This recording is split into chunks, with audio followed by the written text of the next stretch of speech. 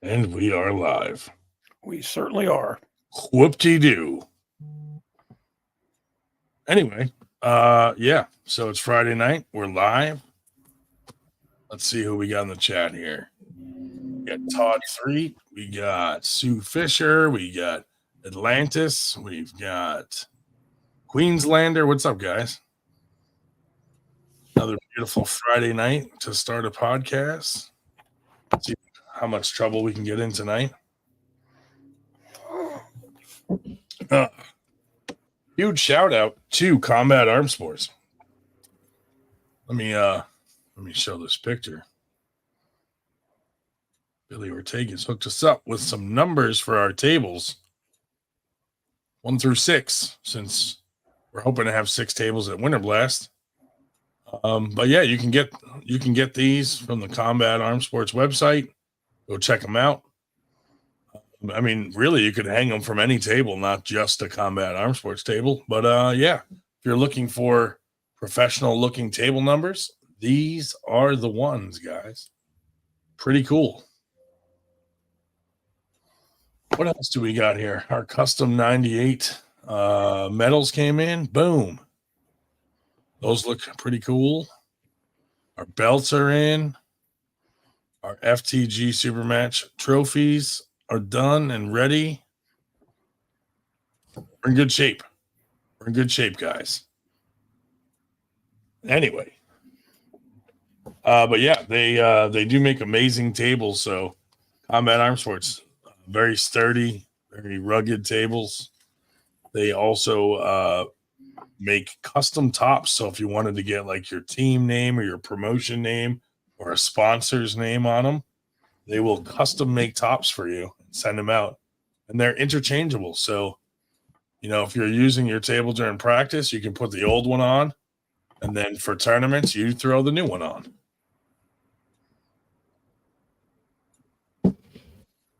We currently have 3 of them. And we're looking to have 6 total. So maybe ordering some more in the near future.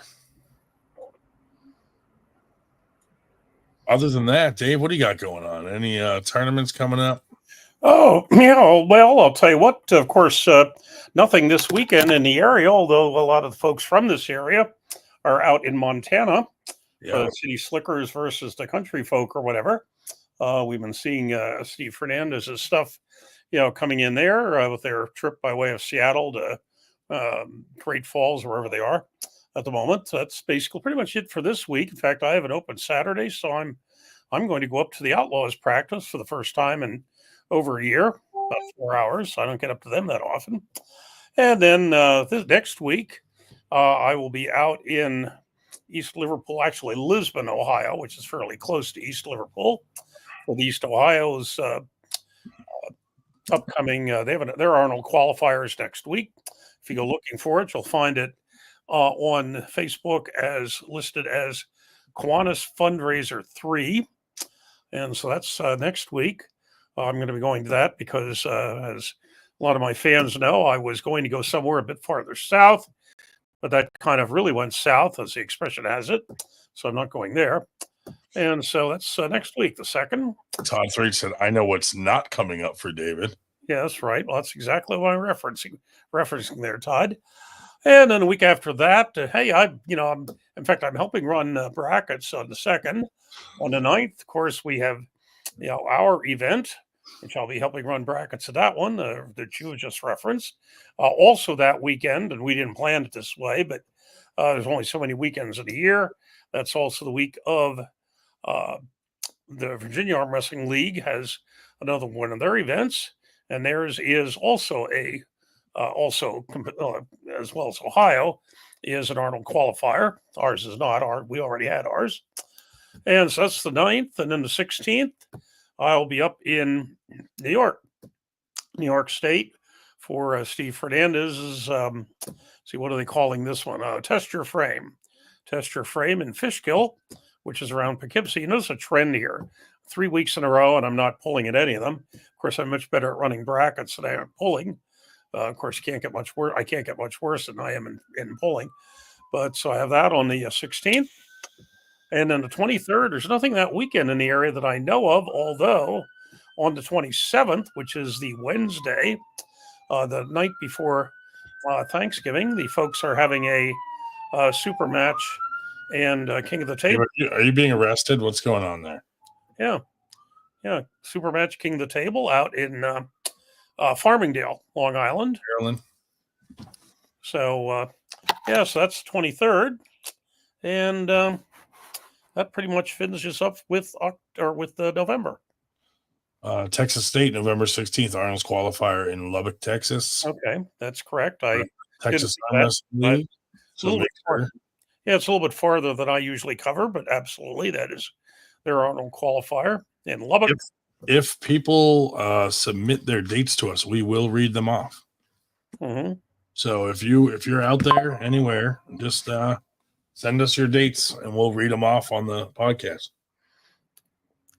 Yeah, probably won't put them on my list because it doesn't quite qualify as Northeast and Mid-Atlantic. We're already stretching that to cover the whole state of Ohio, which I think the Ohio Tourist Promotion Board would not consider themselves Northeast or Middle-Atlantic, but hey, we do. Once we get going with the roundtable, I think more people will be submitting stuff to us. So, we can still read off our local stuff, but I think we should start naming off some stuff from around from 98 friendly promotions, such as Texas Arm Wrestling League, Florida Pro Gear Arm Wrestling, etc. I'm going to send the link out to some folks. Let me put it in the chat if anybody wants to come on. Happy FTG Friday, all from Carolyn Looms. What's up, Carolyn? Up there in Maine. Boom. Anybody wants to come on, please come on. I am going to get it sent out to some folks also. So, but yeah, let's see who we can get on tonight. I will send it to somebody myself who is guaranteeing that he is not coming on intoxicated. Well, he's not coming on drunk. He may be high, but he's not drunk. I guess that's the difference.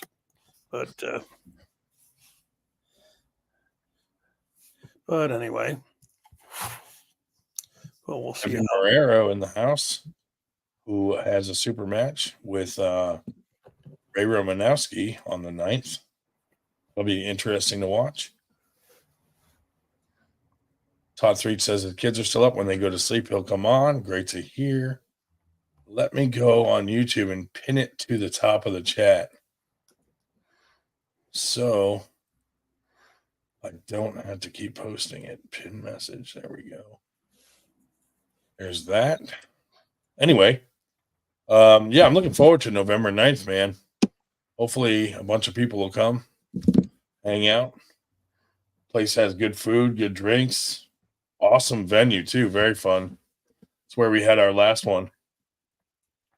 Oh, and I might add to that one of our 10 super matches is in sit-down format, Pedro Rodriguez versus Ben Moreno. So we will have my sit-down table and benches there if you want to try that afterwards for see if you like it or not. Yeah, that's actually pretty cool. I don't think that's been done before.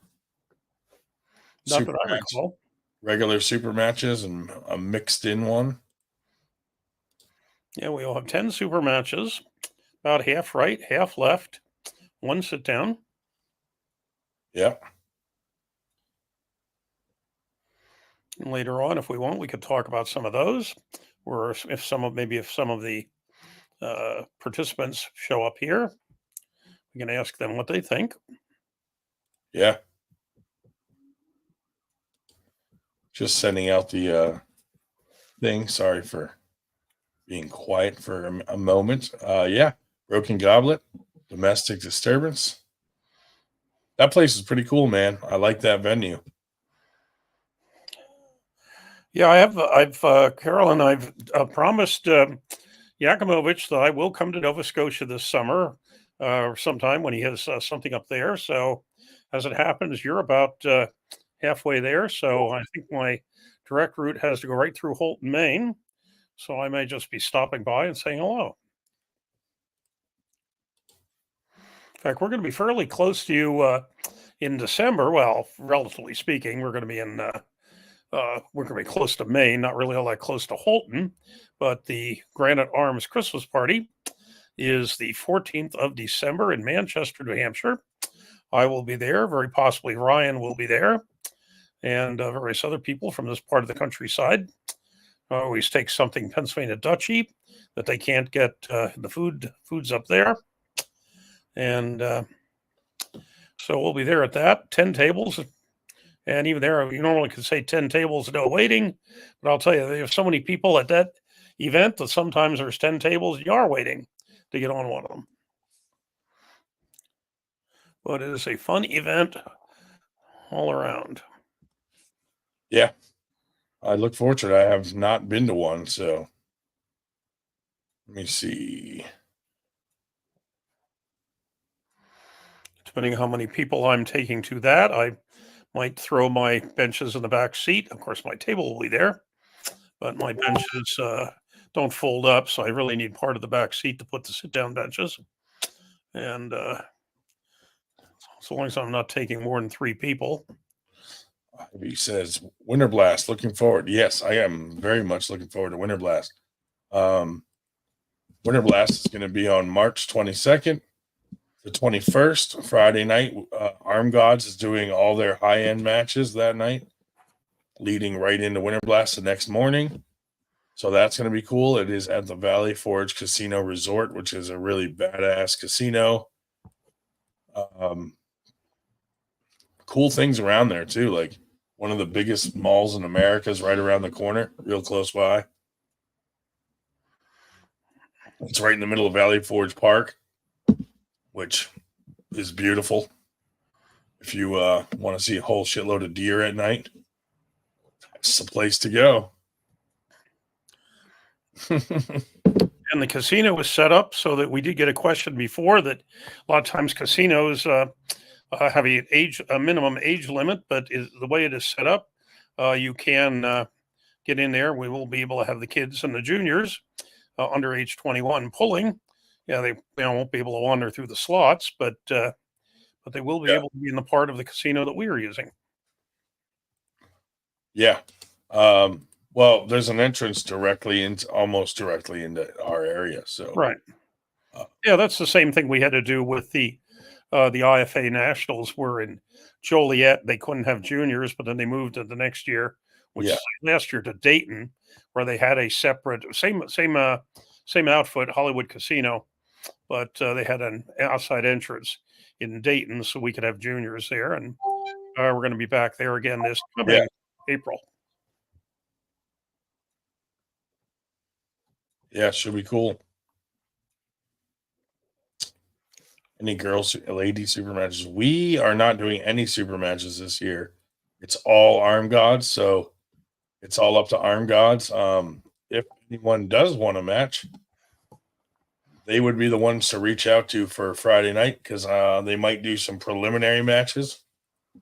But as far as I know, it's all going to be high-end matches. They haven't disclosed their lineup yet, so they may have some women matches. I'm just not sure. We will see. Mm-hmm. I'm just sending the link out to a bunch of random people, see who might come on. You just never know. Did you send it out to Jonathan? Yes, I did. He said, I promise you that he will be 110% different from last time. He's here to listen. Kubitschek, can you squeeze one in for me at 3 p.m.? Yes, in the middle of Winter Blast, but only if you're going against Nanya. Shubich is skipping practice tomorrow, so I don't want to hear any lip from him. Ooh. That's terrible, dude. Can't believe it. Yeah. Yeah. Let's see who joins us. I'll throw it in the FTG one. See if anyone in there joins us.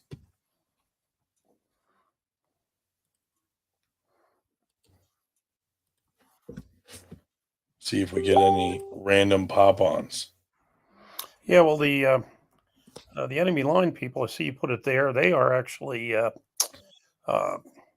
they have something Friday nights too at the at Fort Detrick, at the bar at Fort Detrick.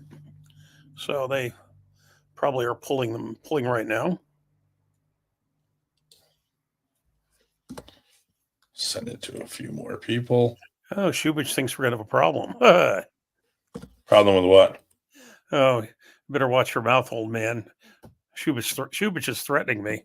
Oh my goodness. Troy Bouncefit in the house. What's up, buddy? Another super match he's got on November 9th.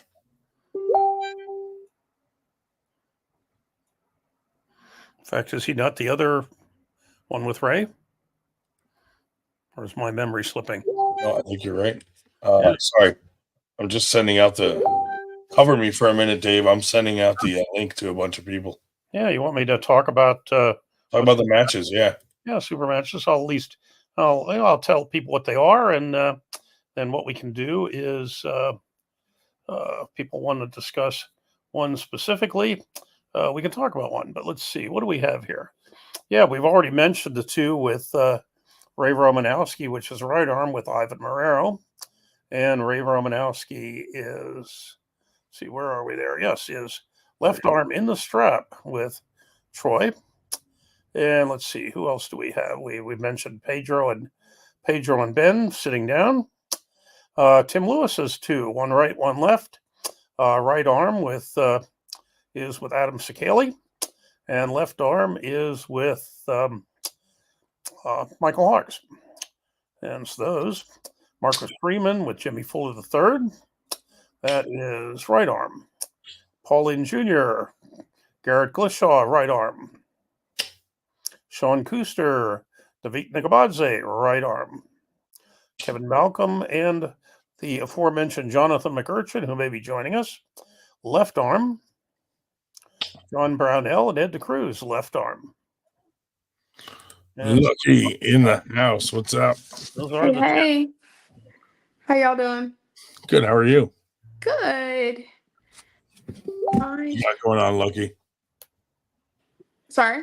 What do you got going on? Next week is San Diego. Really looking forward to that. You have a match, right? So yeah, well, I'm doing the tournament for the WSA. So the World Series of Arm Wrestling. They're doing the finals. So we had Greg Sharp on yesterday. He's talking about it a little bit. So I saw that, yeah.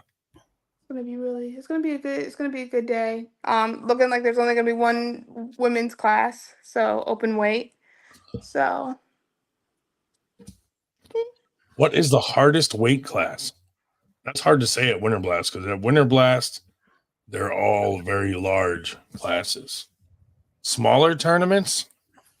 Smaller tournament? I don't know. Usually the classes that are stacked the most for small ones are like 154, 176, 198, 220. It depends. well, and we're going to try with the classes. Speaking of which, with the women's classes, a lot of times we end up with open because we just don't have that many. We're making an attempt at the domestic disturbance in 2 weeks.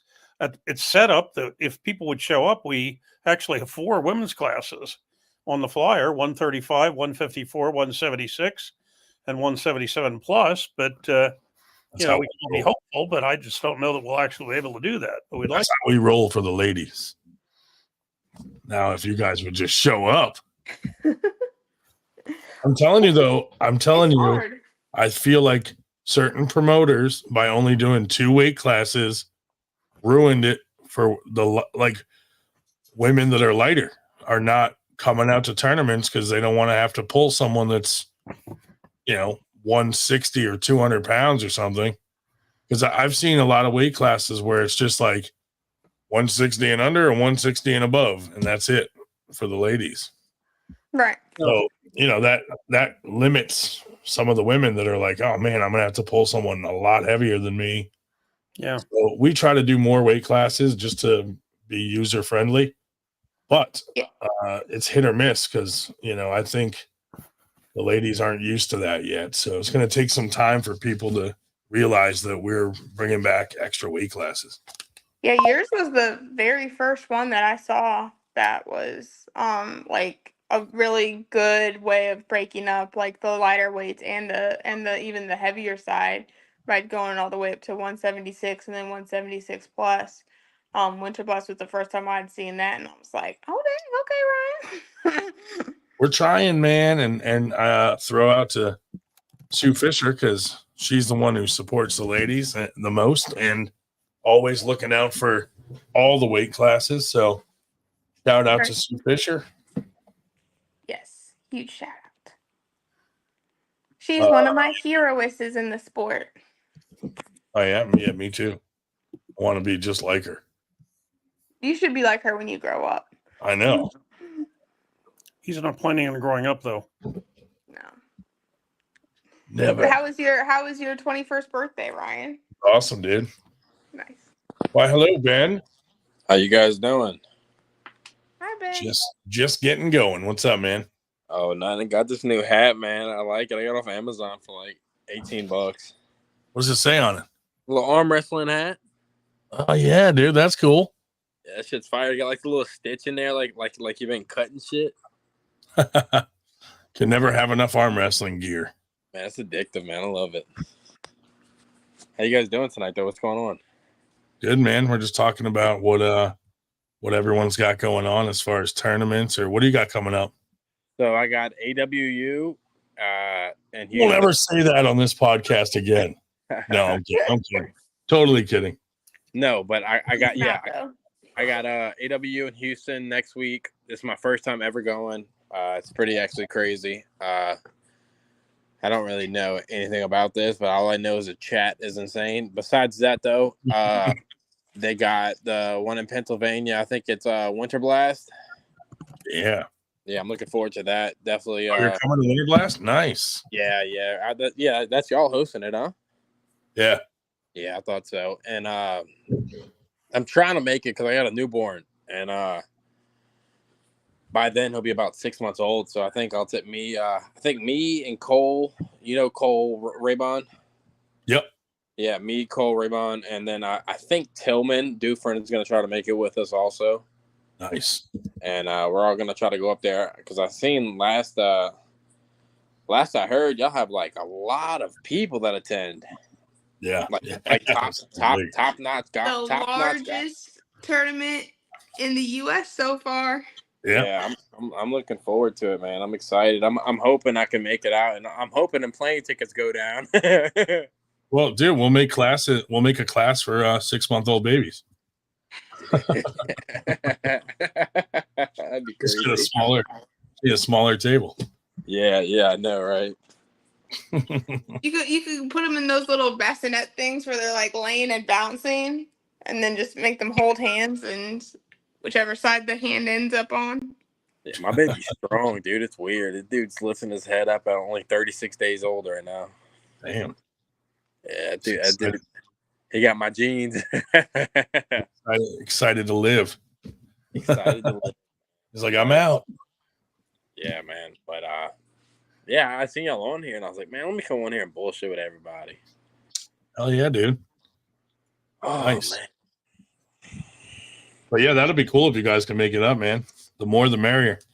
We got to beat last year, you know? Yeah, because I heard Cole talking about it. He messaged me. He was like, hey, man, you come out to Pennsylvania. And at first, I I've been locked in for this Houston thing, you know, because I've never been. And this is actually my first super match in Houston, like basically like a legit one. And I kind of been dialed into this one. I haven't really been looking at anything else. And he was like, man, they got one in Pennsylvania. It's a Winter Blast. Like, dude, it's huge. And I was like, really? And I looked into it. I was like, wait, 98's hosting that. And I was like, man, we need to attend that. Dude, some of our amateur classes had like 30 people in it. I was like, oh my God. That's me right now. I'm an amateur. I need 2 more to become a pro. And nice. I'm running at 198 right now. Ooh, that's a tough class. I know. Got to work hard to be the best, you know. Exactly. So congratulations. Yeah, I appreciate it. It takes time though, man. Like I'm probably actively like 8 months in right now, but I've been doing it total for like a year and 2 months. But I stopped when my fiance got pregnant, and then I just got back into it about 2.5 months ago. So I've been loving it, getting back into it. I need to get back in shape though, like arm wise, because like I feel like my tendons sometimes hurt a little bit every now and then because I haven't done it so long. I just need to stay consistent. I think I'll start feeling better. Make sure you do that recovery too.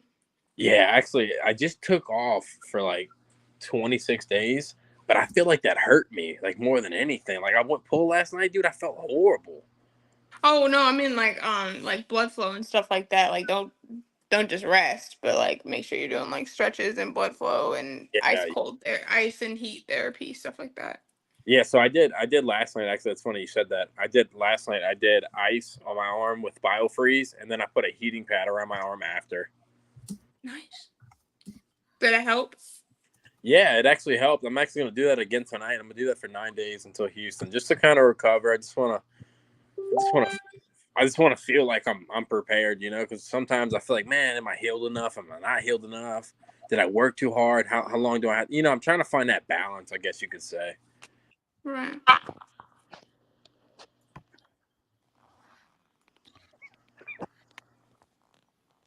Recovery work from table time is so important. I agree there. Especially when you're newer, dude. Those first couple, that first year of newbie pain is real. Hey, Cody. What's up, guys? They all coming from the AW chat. Yak said his dad is coming to Winter Blast. Yak, are you coming to Winter Blast? He said he would think about it. Well, think about it. So do you pull, Ryan, or no? Do you actually pull, or you just do podcast, or? Well, right now I'm injured, so I just had surgery on my shoulder, so I'm kind of out of commission. I've had a couple super matches. One against Paul Italia. Okay. You know, I've competed, but since this injury, I've just kind of been laying low. Yeah. Can't really train the way I would want to train for my, you know. But once it's back, I'll get back into it. Yeah, sweet. Cody said he wants to face me when me and John McCool get done. Yeah. That's cool with me, Cody. Whenever you're ready. That'd be cool. I'll be coming back though. Oh yeah. Oh, look at that. I think I watched Cody's video. I think I'm not sure, but I think he's a top roller. He got a weird hand setup. I've seen Yak having trouble with him. Got to continue the tradition.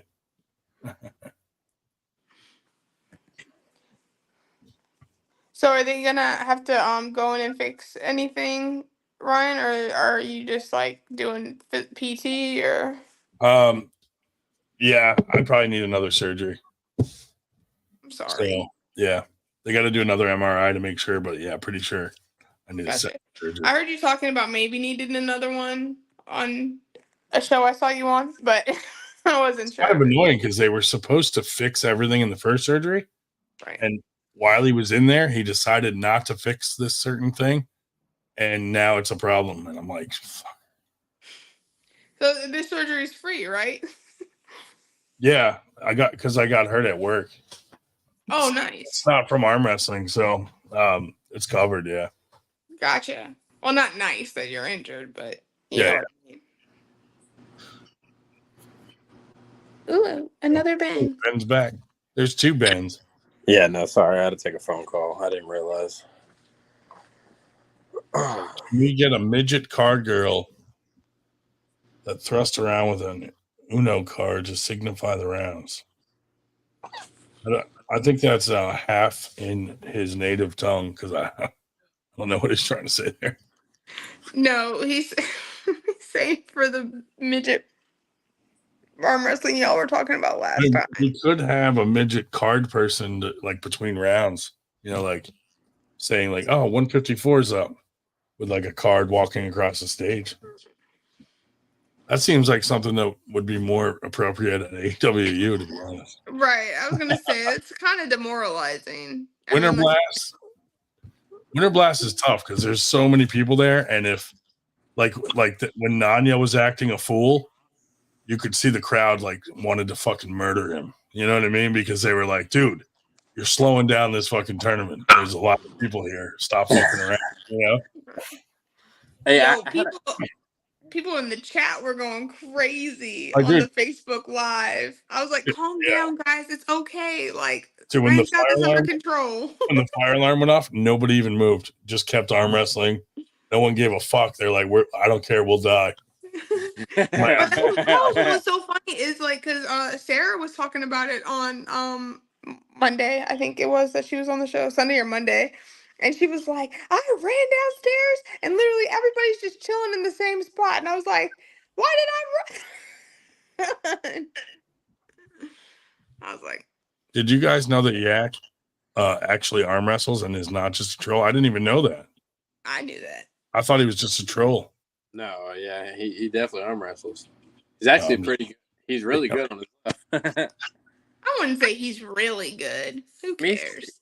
Decent. I mean, he is. Yes, right now. His only downfall is that he's from Canada. Hey, I don't know. There's some decent people from Canada. I was gonna ask, what do you guys think of? And I know kind of probably what y'all gonna say, but of Nanya and Alex Top Roll going at it. Alex is gonna destroy Nanya, dude. Not even. You don't even think Nanya has one round? Nope, it's not even gonna be close. Really? I've arm wrestled both of them. I'll tell you. Alex is a fucking Alex will toy with him, dude. Hey, Alex is a dog, but I'm saying Nanya's been training, man. It's just always that I guess like seeing if somebody could hold that. Yeah, I think Alex will just hold him and just pin him very easily. Yeah. Where's that match happening? AWU. Is it okay? I didn't know Alex Topper was going. Shows how much I pay attention. Yeah, he's gonna crush. He's gonna crush Nanya. No offense to Nanya, but there's different levels, Yeah. Why would he be offended by that, Ryan? You're getting destroyed. Yeah. You don't stand a chance. I mean, but it'd be like me saying, "You guys think I have a chance with Paul Lynn?" You know what I mean? It's kind of, it's kind of along the same lines. Nick Maripodi in the house. What's up, man? What's going on? How you doing? All right. I was a little bit dizzy. I don't know what happened, but I'm good now. Oh, well, that's good. I was playing the Candy Crush saga, and it just gets to your head after a while, Oh, yeah, dude. Of course. That Candy Crush will get you every time. So that's what my Friday nights have been coming down to, Candy Crush. Now, Nick, are you still arm wrestling or not? What's going on here? Yeah, I want to get back into it. I stopped for a while. I want to get back into it. I want to try to make it to the tournament on the 2nd. Probably not going to do too well. Ben wrestling Craig Tullier, dude. Not ready for that at all. So, well, hey, why don't you come to our tournament November 9th and stop being a nudge? I thought it was the 2nd. No. Nice. I was wondering where you were going on the 2nd, because the nearest thing on the 2nd is Ohio. No, the 9th. Pretty sure so. Okay, well, yeah, Ben Salem, right? If you're going there on the 2nd, then Dave Shell will meet you there. Yeah. Dave never misses anything, so I'm sure. What's going on? Nothing. I actually went to a punishment practice on Sunday. I guess how was it? 8 people or so. Yeah, cool. It was 8 people. Spent most of my time fighting with Adam Sekeli. Really? Mm. He's pretty strong. I mean, you're getting stronger then, Dave. Wow. Oh, I'm not saying I was beating. I was fighting with him. Trying to. Oh, I was going to say, I'm not doing a challenge match against you again then. Yeah, he was there, and Ryan and Keith and Chris Hobby and Nitro eventually showed up with his pizza and told me all the stuff I was doing wrong. And let's see who else. Matt Powell. Jonathan McErturn in the house. What's going on, guys? Another guy that has a super match at November 9th. Yep. What's with all these super matches, dude? This is crazy.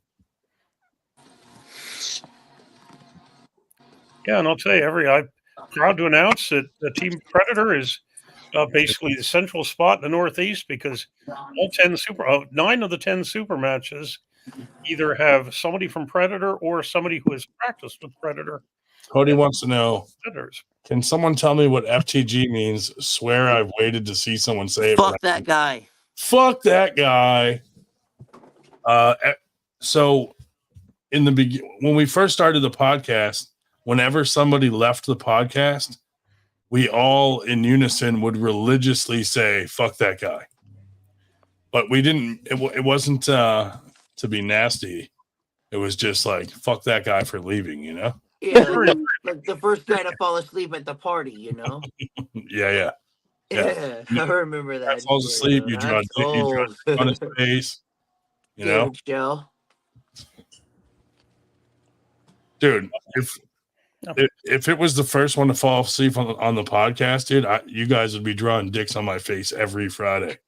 Bro, there's been honestly so many podcasts where we could have. Yeah, for real. Ryan, are you gonna? You just see me like this, fucking hunched over, like fucking. So I'm going right past you tomorrow to go up to the Outlaws practice tomorrow afternoon. You want me to stop by and drag you along? No, I've got to help. I got to help somebody move. Yeah, right. That's the old classic excuse. But at least I'll be working out too. So there you go. You don't know anyone. Come on. Let's be honest. I'll be sailing right up 81 past you, and I'd probably be going past you about a little bit after noon, and coming back maybe about 10 o'clock at night. Nick, you should go to practice with Dave Sunday, knock the rust off, take a week off, show up November 9th. Wait, when are you going to the practice, Dave? Tomorrow. Tomorrow's Saturday. Yeah. Yeah, I'm saying. No, Ryan said Sunday. No, Sunday practices every Sunday. Sunday is. Oh yeah, okay. Now I'm going to Mike Jr. got. So you practiced yesterday, and you're practicing Saturday and Sunday. Dude, Dave practices every fucking day of the week. Yeah. It's ridiculous. Yeah, Dave's ridiculous. Yeah. Yeah, I mean, I'll have Outlaws will be tomorrow, and then ours is Sunday morning. And if I'm feeling energetic, I might go to High Five Sunday evening. Wow. I want to go to a High Five practice. I would love to. Imagine Dave takes 2 weeks off from arm wrestling, and he's like, they are very good. They are very good. They usually run 6 tables and 25 to 30 people is their usual practice. How many ladies? None. Okay, got it. It depends. Very few. Occasionally Nadia is there. And then of course Chris Ferrendo's girlfriend or wife or fiance or whatever is there, but she's usually just taking pictures. And beyond that, to be perfectly honest with you, they really don't. Gotcha. That'd be worth it to practice with Nadia. Dave has 70 years of arm wrestling experience in just under 10 years. David Chubich needs to just join. Yeah, Chubich, come on. Because he'd rather hide in the shadows and snipe from there. He's funnier in the comments than he is on camera. Yeah, he's very fucking just listen to. Yeah. And it's not under 10 years. It's about 7.5.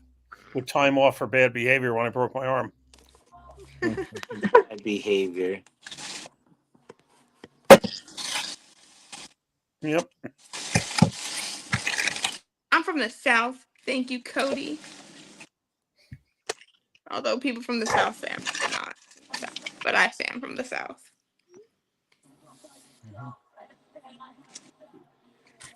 Well, you're one of Cody. You're one of the few Southerners that we let on. Well, the TAL people we let on, but a number of others have been given the bums rush for obvious reasons.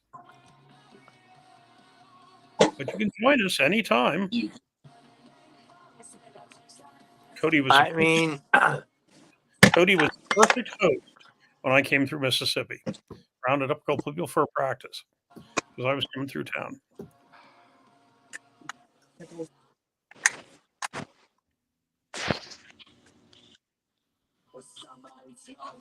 Yeah, it's okay. Zuppa Toscana, yeah, that's perfectly all right. You show up and slurp whatever you want there. Well, not everything you want, Shubich. I don't want to go that far, but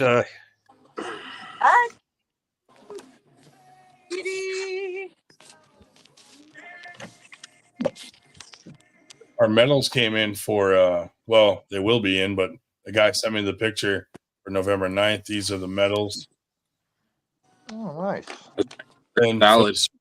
for the super matches, these are the trophies, little middle finger hands for the FTG that guy super matches, and then we're releasing 2 belts into the community for future super matches. So whoever wins these 2 belts, anybody that wins first, second, or third in the future in that class can challenge for the belt. And That's cool. we got That's some really cool. we have some rules, like you have to accept a challenge within so much time and all that. That way it'll kind of create some organic super matches for us. Cody wants to see the trophy's butt again. I think you showed that last week. Oh, the backside? Yeah. Oh shit. I think I deleted it. Let me see. Let me see if I can find it. What are you doing at Winter Blast? Are you still doing the Dragons for first place pro. just first place? Just first place. Then I don't know yet what we're doing for medals, but probably some kind of custom medal. I still need a purple crown when I show up in March. Oh Right. yeah, we can easily accommodate that. Where did I put that picture? I need it big though, so everybody knows that I'm the Queen of Dragons, even if I don't win one. I'll tell John. You know what? Take a measurement of your head. We'll send it to Josh and see if he can customize it to your head size. Nice. That'll work. Oh, I gotta look. I'm gonna get a little plaque that says Queen Lucky and put it on the side of it. Shubich says it's Olive Garden soup. Shubich, I hope you're not bulking up with those unlimited breadsticks at the Olive Garden. You're gonna look like Ryan or me. Those sound so good right You now. mean he'll be handsome? Yeah, that's what I meant, of course. Well, I got to look up this those 3D printed middle fingers so I can find the backside. Yeah, that needs to be. Let me see. So how far are you from Mechanicsville, Virginia? Because that's where they're holding all theirs. Yep. So that is only a 1 hour and 50-minute drive for me. Yeah, it's not that bad. What? They have theirs already. Their dates already announced. 2025. Yeah. Yeah, actually, Winter Blast is actually pretty far for me. That shit is 23 hours. Mm-hmm. 23 hours. If you start walking now, you'll be here. That's why I got to take a plane. I'm from Louisiana. Yeah. Make Cole pay for Yeah. I'm surprised it's a little bit There's the backside of the trophy. It's like a little tiny ass. Maybe I'll drill a hole in it. I'm telling you, it reminds me of a really sick envision of Spy Kids, of those thumbs that they had. That was reserved. Maybe on like the front end, you put like a 98%. Yeah, I say you do it on the back like a back tattoo. Like right on the paint, it says 98%. That'd be fun. Luch has asked a question about the City Slickers. Chat. Are you guys all about this City Slickers event or what? I mean, I'm interested to see the turnout in some of the matches. I've watched some of the lives and it's pretty fun. I like when Jen is narrating them because she's fun. She messes with everybody. It's fun to watch. Seems like a great event and concept. Steve's doing good things. Yeah, we'll see. I mean, it just seems like there's a lot of people trying to do the whole like house video type thing. Like Greg Sharp's doing it.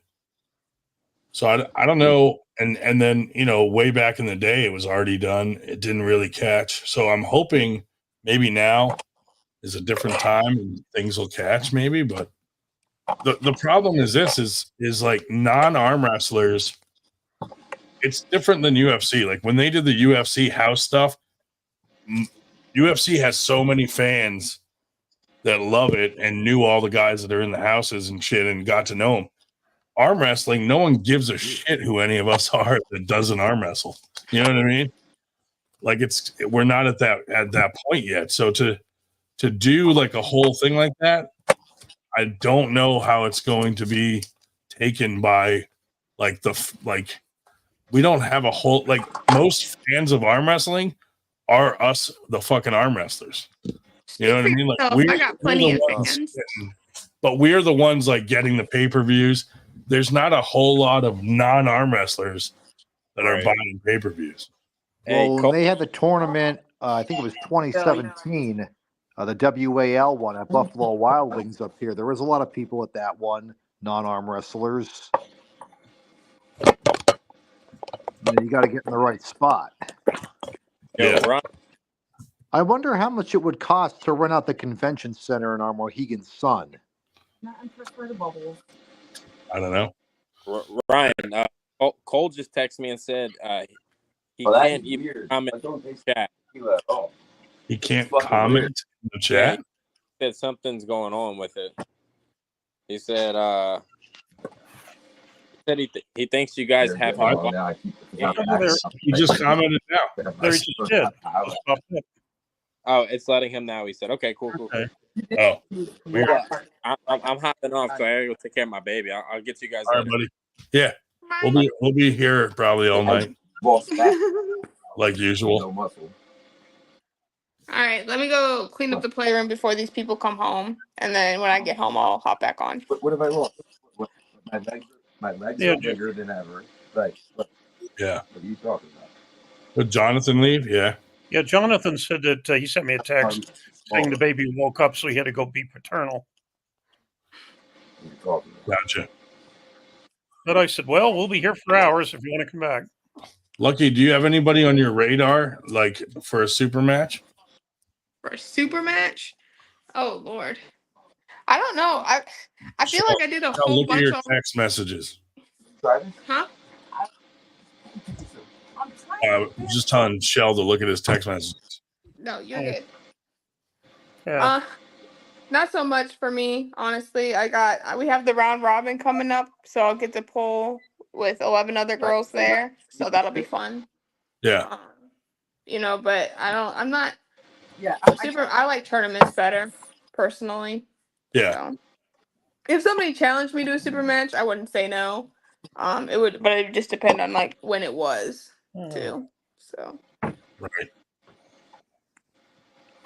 No, I get that. But I ain't calling anybody out. I ain't dumb. It might cause controversy in the female arm wrestling world. Lord, and we have way enough of that, so we good. What's up with that, dude? I mean, don't know. guys can't say anything because there's tons in the guys' side too. But there's, I see some on the girl side, and it's like, I don't know why, but it seems different. Like it's like meaner. It is different. It's You just guys are- because like I feel girls are like it's meaner. more of the like we don't want to start drama, and yet then they start drama, and then they bring in people to post on their behalf or talk about others about on their behalf, and it's just like y'all just post your stuff, post your workouts and poll. Like that's all you got to do. It doesn't have to be this craziness. Oh, But you know how the guy side is, so. But I mean, but at the same time, like some of this stuff gets them matches, and some of this stuff gets them, noticed in the community, and Yeah. it's one of those catch-22s. Like, yeah, we don't want drama, but at the same time, when your name gets thrown in drama, then your popularity goes up too, whether you're in the right or the wrong. So I get that there's a level of characterization that happens when drama goes down. And Yeah, it keeps people entertained as well too. So, but it's true. I think I'm just here with my little podcast, letting girls talk about how they got into the sport. 10 o'clock Sunday, Dave. How'd you get into the sport, Lucky? I'm sorry. Go ahead. Hi, Lucky. I got into the sport because I followed Mike Nance on TikTok, and we used to battle each other. And he said he was a professional arm wrestler, and I was like, "Oh, that's cool." And then I That's how you said, started? "Yeah." From watching his battles on there? Yeah, and so he invited me to That's sit hilarious. downs in 2023 in Yorktown, which was like 2.5 hours away. So I drove up. I met him and Glenn Brooks there, and I was just like, "This is so cool!" And all the girls were trying to get me to pull, and I was like one of those girls that I hate that sit in the audience and be like, "I can't do that." And so then I asked him about it. I asked if we could start training, if he would train me and coach me. And we started that summer. And then last November, I I pulled him in my first tournament. So VAL Chaos will officially be my year mark in the sport for tournaments. Dude, that's crazy. Because I always saw his lives too, like recently. And, I always try to help him out and comment and send him money. But I didn't even know what that was all about because I'm like, what are these fucking live things? Right. What is the purpose of them? Do you know? So I mean, people do them for all sorts of reasons. Either to gain followers. I used to do lives all the time, so I could like get gifts and then re-gift to other people. Like we just kind of like it was like me and like 20 people that kind of just kept like the same flow going. And then I realized that was completely pointless because TikTok takes 50%. And I was like, y'all realize how much money we losing? Even just re-gifting what we're getting. And so, but other than that, like I know people sometimes do it, for financial gain. Sometimes people do it just because they're lonely and they like that internet friends rather than like in-person friends. So Yeah. No, that's cool though. yeah, it was fun. Like I just don't I don't TikTok anymore. Like I post my matches on TikTok, but it's Yeah. not it's not a part of my life anymore. Mostly because my students found it, so I had to stop posting on it. So 10 There. o'clock Sunday, right, Dave? I'm sorry. 10 o'clock? Yeah. Ours. If you want to come down to ours, absolutely. Okay. Nick, it's That's been a the lot. same time for 20 years. Well, I want to make sure. Well, It's a far drive, and it's not nearly as far as hauling up to Utica, New York. So no, but I want to work. I got to put my my move on that write that thing down. I'm working on my hook today. mhm. You're working on your hook? Got to work on my hook, high hook. I'm gonna do high hooking for a while. Really? Yeah, top roll doesn't seem to be getting me anywhere. So Go for it. I'm gonna start off with a high hook, train on that for a while. Because when if I go to pull a tournament, I got to be fast, and I don't got it, and I don't have it in the top roll. It just. I hear you, buddy. I mean, you start the match, you're like this, and if they got a stronger hand and wrist, you're just playing tug of war, and you're going to lose. You don't even have a hit. This way, I just go in there and just, I haven't been working out. I have to start, but I do want to compete in a tournament, get my blood going, Come November 9th. Huh? Come on November 9th. Yeah. That's a Ben good Salem, right? Yeah, it's not going to be like a Winter Blast size. It'll be a decent small tournament to come to. And yeah, I was looking amateur too, right? Oh yeah. Yeah, we have an amateur class. We have novice, amateur. Yeah, that's what I saw. We have pro. We have women's. We have What's kids. your women's weight classes in for that one, so I can push it up? I might have to go look. You asked about the women's? Yeah. Yes, what we have it posted as 0 to 135, 154, 176, and above 176. Okay. I'll share it out. I got you. I had a 138 class at my tournament and nobody came. It was sad. Nobody came, but no women came. From the women class, we always have so many trophies left over. Like I have stacks of medals. That's why I decided to make these 98 ones, because I'm like, if nobody comes and wins it, I can use them. I can use them again. I love the 98 ones. It's giving the high five vibe. Yakto said, "What are my chances of getting lucky with Lucky? Probably slim to none." Yeah, especially after we tell her about you. Mm-hmm. I would say no. You're. Yeah, he's spoken for. Sorry. She doesn't like people from Canada. Don't say that. Just kidding. I don't want to start a rumor. I try to make nice with all the Canadian pullers. Yeah, especially the women, because they got some beasts up there. I was gonna say Heidi, Jocelyn, and Sarah are all up there. Like, don't.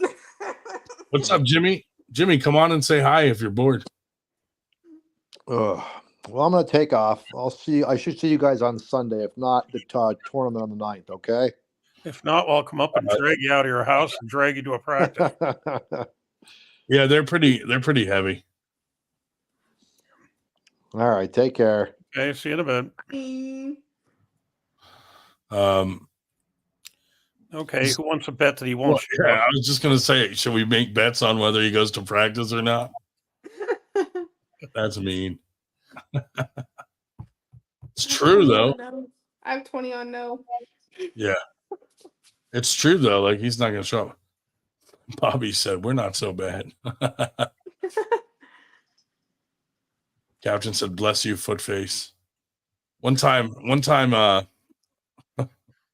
Nick came on when Evan Burgoyne was on here, and he was like, "Why does your face look like a foot? I'm going to call you Footface." And then everybody just started calling him Footface. I was like, "Oh no." We won't. We won't have to describe what condition Evan was in at the time. Yeah. Ryan, are they just for first, or are they first, second, and third? First, second, and third. And colors. Or they're the same colors. So if you look real close, you can see that the outer rim is gold, silver, and bronze. If you turn them around, the whole back is gold, silver, bronze.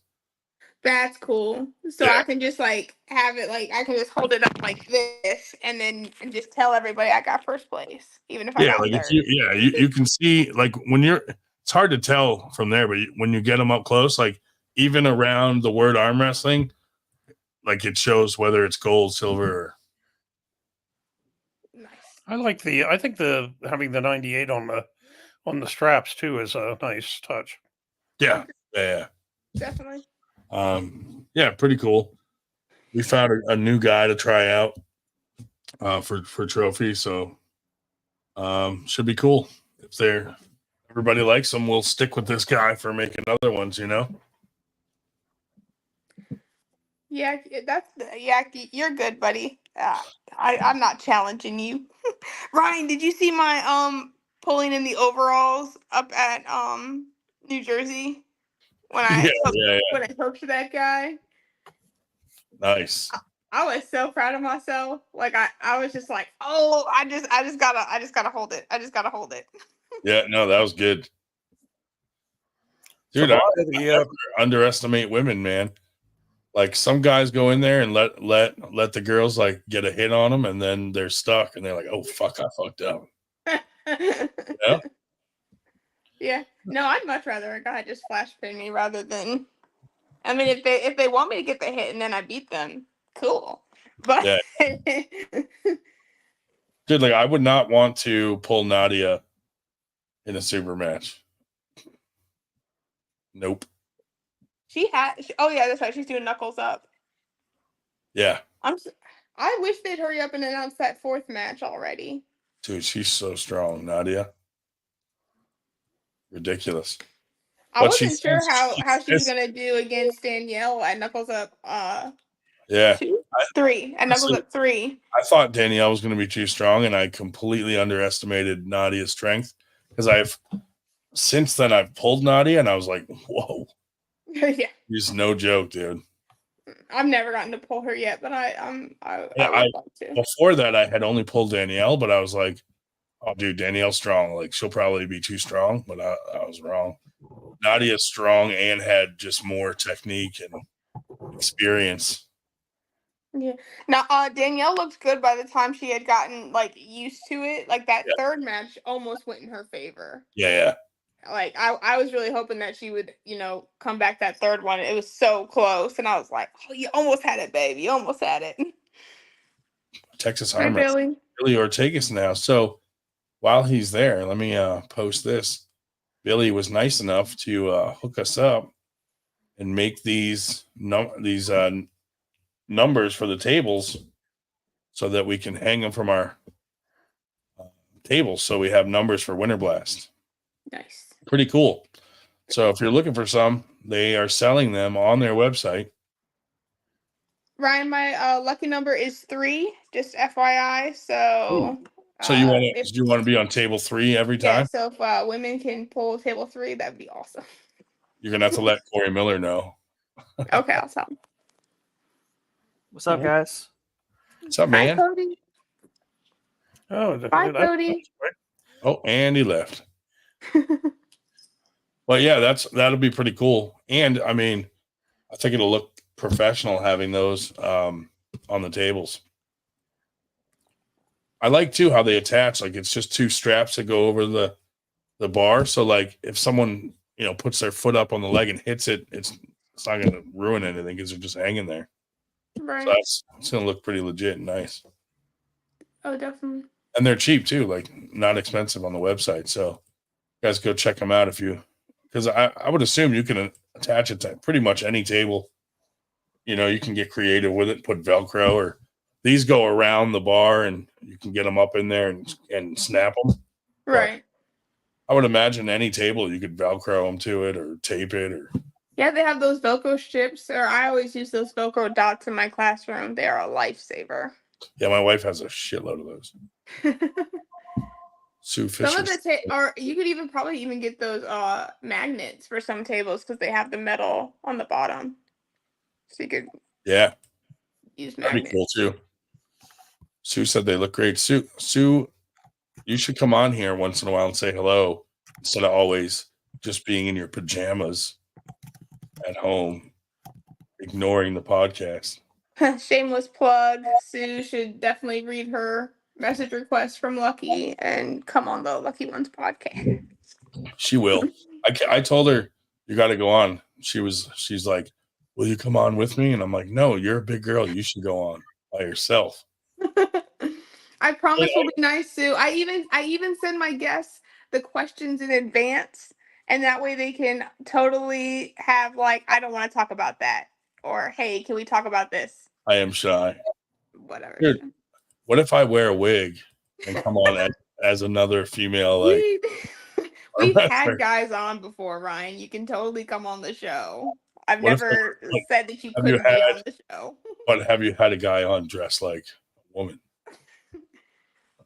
Fair. No, I have not. So Exactly. Maybe my shit will work this time. that's what gets me canceled. You're like, Thanks. Thanks, hello, Ryan. Cody. Goodbye, Cody. Yeah. My devices tend to just disconnect, which it mutes and kicks you out if everything quits. Lucky, when is Angie coming on? Oh, and we lost Lucky. What is going on tonight, dude? Is it fucking? My bad. It's like EMPs hitting the United States. Something. Oh, yeah, you're. Everybody else sees me tripping out too, right? Yeah, looks like you're about to lose it again too.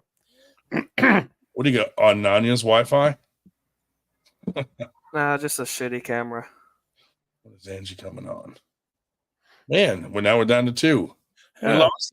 We lost everybody. Somebody come on. This is lonely, dude. God damn. Yeah, I just sent a note to Tobiah here. So I sent it to Tobiah Garcia on Outlaws. Said, if you're the Tobiah, feel free to come join us and talk about tomorrow's practice. Yeah, 6 tables at Winter Blast. That's the goal. Yep. Not that we're going to necessarily be able to run all 6 of them all day, but they will be there. And if needed, usable. Yeah. You know, we could be running simultaneous, like some classes where it doesn't matter. Like, you know, we could pull women at the same time as men's because we don't have to worry about the women pulling up in the men's classes. Stuff like that. We could do the kids. You can't really skip ahead in classes though. Like if you're starting from, you know, novice, amateur up, you know, usually the amateurs want to pull up. The next level wants to pull up. Then weight classes want to pull up. So if you start doing stuff wonky and backwards, it kind of pisses people off. Yeah, it worked out nicely with only the 2 tables where we, you know, our last tournament, we had 1 table amateur, 1 table pro. We really only had 1 person at that one that wanted to do both. And so he was running back and forth. Yeah. But, and actually with, we had the only way it worked that way at Steve Fernandez's tournament where we did the same thing. We had the amateur table and the pro table, but in that one, the amateur classes were smaller than the pro classes. And so really amateur kind of tended to run ahead of pro. So really the only time we had people that were pretty much due up at the table at the same time were masters. Yeah. Even there were so few of those that really wouldn't have mattered anyway. Didn't have that many masters at that. Will Sean be doing next one? Yes. Sean will be our head ref, and he has 4 of his best refs coming out with him. And we'll have a bunch of our certified local down refs. So everybody at Winter Blast will be certified and should be good. But yeah, Sean's bringing in an all-star cast of refs.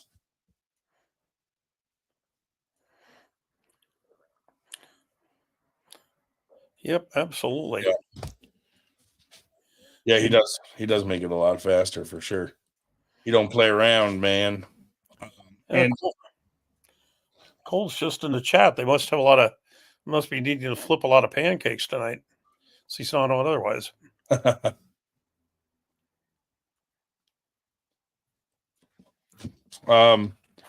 Similar, but not as strict.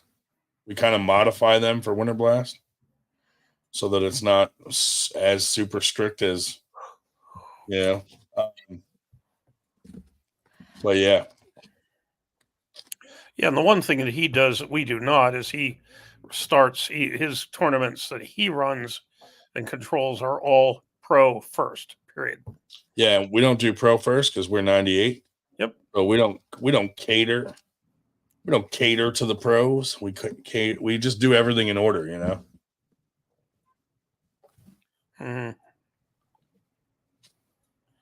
Yeah, well, Cole tries to give other people a chance to get on the show. Well, tell you what, if we get to the point where we got 10 of us here, we'll throw you out. But at the moment, we don't.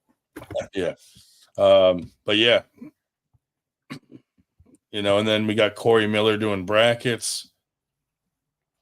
Dave Shell, probably Josh Harding again, maybe. Stuff like that. Oh, there's Cole. Yeah, I'll get on any time, guys. Y'all know that. What's up, buddy? What's up, guys? Hanging out, man. Friday Camera night. looks terrible, don't it? This guy looks like It looks like you have to wipe the screen. Yeah. Hold on, guys. it has semen on it, buddy. Oh, look at that. MG in the house saying happy belated birthday, Ryan. Thank you, MG.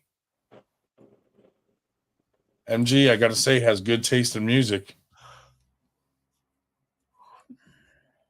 Haven't seen her around in a while.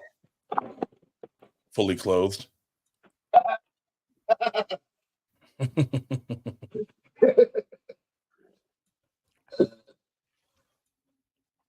I pay attention.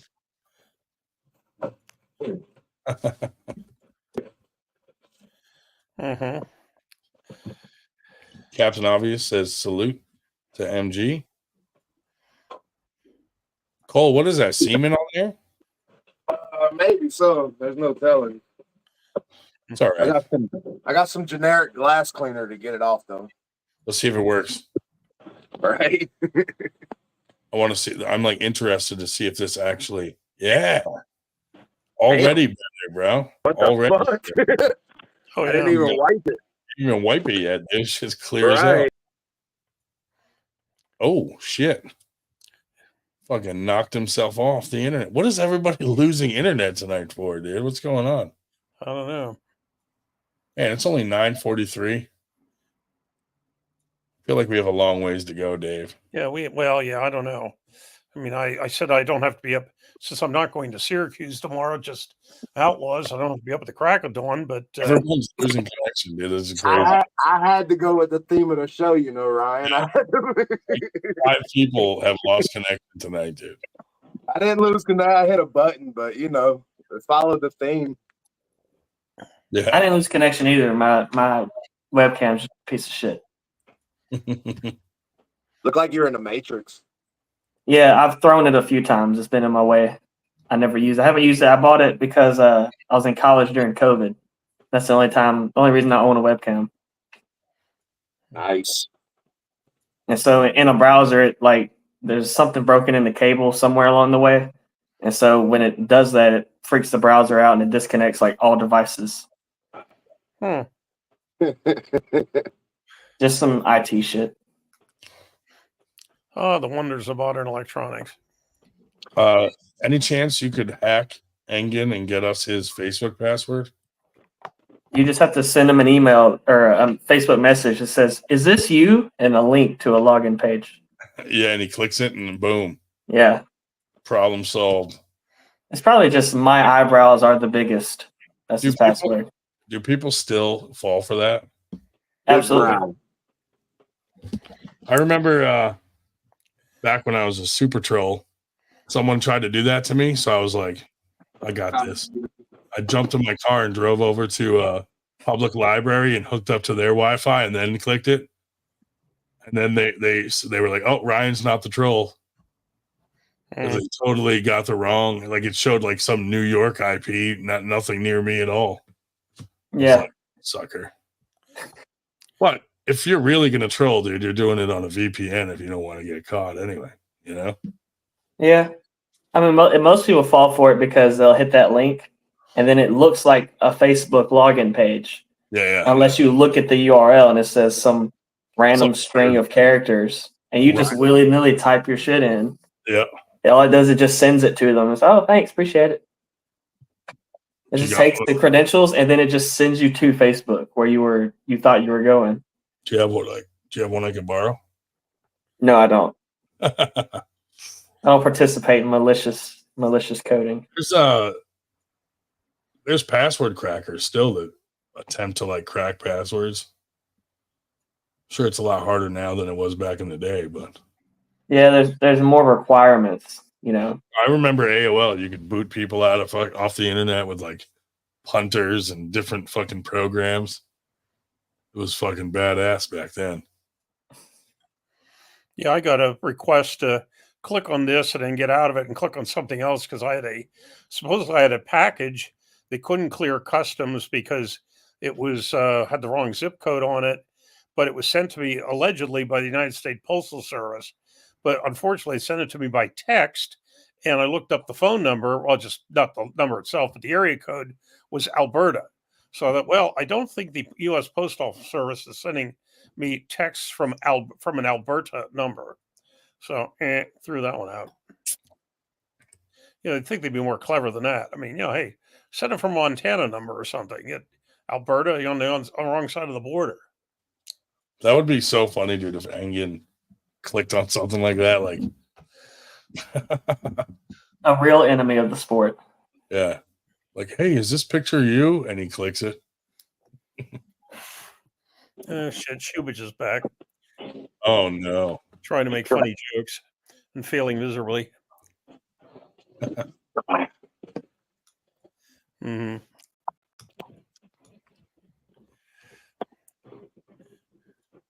I get a few people that have said they'll come on later, but well, if they don't make it on, we might not be on later. How's that arm feeling, Ryan? And how was your birthday, bro? Birthday was good, dude. Very quiet. Just hung out with the fam. Shoulder, I don't know. I might need another surgery, so we'll see. Have you went even to the doctor and they looked at it? Yeah, I'm in PT, but they ordered an MRI, but there's kind of a wait on it. So once I get another MRI, basically, the doctor was supposed to fix something in there that he didn't, and now it's a problem. And I'm like, what the hell? Dude? You were supposed to fix it in the first surgery. Now I need a second surgery. Kind of annoying, Now they got to cut you open. That's the annoying part for me. Yeah. I don't like being cut open, so if you can get it all done with one cut, that would be nice. You can't even see my incision, dude. It's like 3 little dots. Oh, that ain't so bad then. Yeah. As long as they don't leave big marks and stuff, that ain't so bad. That's because all he did was he opened it and peeked in. It was like, yeah, it's a little fucked, and he just sewed it back up. Yeah. He'll be back in 3 months. I had a full rotator cuff tear. He fixed that. I had 2 partial tears. And then so at the top of your bicep, there's a tendon that sits in a groove over your shoulder. That fell out of the groove. So he's like, I'm going to cut it and attach it to your bone so that can't happen anymore. Because once it falls out once, he said it can happen a lot. Well, when he went in there to fix a rotator cuff, he said it had fallen back into place. So he was like, oh, I'll just leave it. But I'm like, well, what the fuck, dude? Now it fell out of place again and you haven't fixed it. You know what I mean? So it's kind of annoying. Man. He didn't fix it. I was cut open once when I was laying in the hospital bed fully awake. Oh, Lord. No, thank you. Did any of you guys see the video of crazy Uncle Jim's fucking surgery? Oh, my God, dude. He videoed it? His whole arm was cut from like the center of his hand down to his elbow. And they have videoed that? Dude, they have the skin wide open and everything's out of there. Like they took the packing out, all this cotton and shit, and then his arm's just empty and you see the bone and he's wide awake for this, watching it on a screen while they're doing it. And he sent me the video and I'm like, oh my God, dude, that's fucking disgusting. Yeah, I'm getting nauseous thinking about it. Oh, dude, it was what happened to his hand? I didn't know that. What part of his hand? He got a surgery. Right in the middle? He got something done, like right from the middle of his hand, cut all the way down to his elbow. Wide open, dude. Just like the skin flapped open and just bones. No muscle. Like a bionic arm they put in there. No wonder he come back so strong. They did a surgery on him and he had complications. Probably some sort of infection or something because they had it all packed with like cotton and I don't know. That's crazy. But yeah, gross. Yeah, I didn't find out what happened to him. Yeah, dude, it was crazy. I don't even know if I could play the video on here. Probably not, huh? I don't know. See if I can find it. No, in my case, well, they had to put one of those, they call a loop recorder, real small thing to basically nearby heart that it checks for, it just looks for fibrillation. And, they had done something else, but they didn't put it in. I thought, why the hell did you put it in? Oh, we can if we want. So they came up with my hospital room and they did something, something to kill the, pain, cut me open right there, but I was fully awake laying in the hospital bed. It took like 15 minutes. That's crazy, dude. I'd pass out for them. They wouldn't even have to put me to sleep. Yeah, those type of like surgeries that they do when you're awake are like crazy to me. Like brain surgery where they have to make sure they're not like fucking you up as they're in there. And they've just got you just open like a can of ravioli and they're making you like fucking read the alphabet or listen to music and shit. Like that's insane to me. A can of ravioli. Just Chef Boyardee, just wide open. I think this video might be too big. Well, the thing that really, I They're tell gonna be people under like 2 minutes, Ryan, or that something like kills that. people when A I talk minute and about a it half. is when I broke my arm and went to the hospital in Harrisburg. They didn't want to, take care of it there. They wanted me to take care of it with a surgeon back home that would do the follow up. So I was like an hour and a half away. So they just wanted to push it in position and splint it. So they had, this kind of like it's kind of like a low power X-ray. I don't know what it was, but I could watch them on the screen. I was sitting there in the, I could watch them pushing the bones together, on the screen and, basically line them up. And then basically, it was really kind of interesting.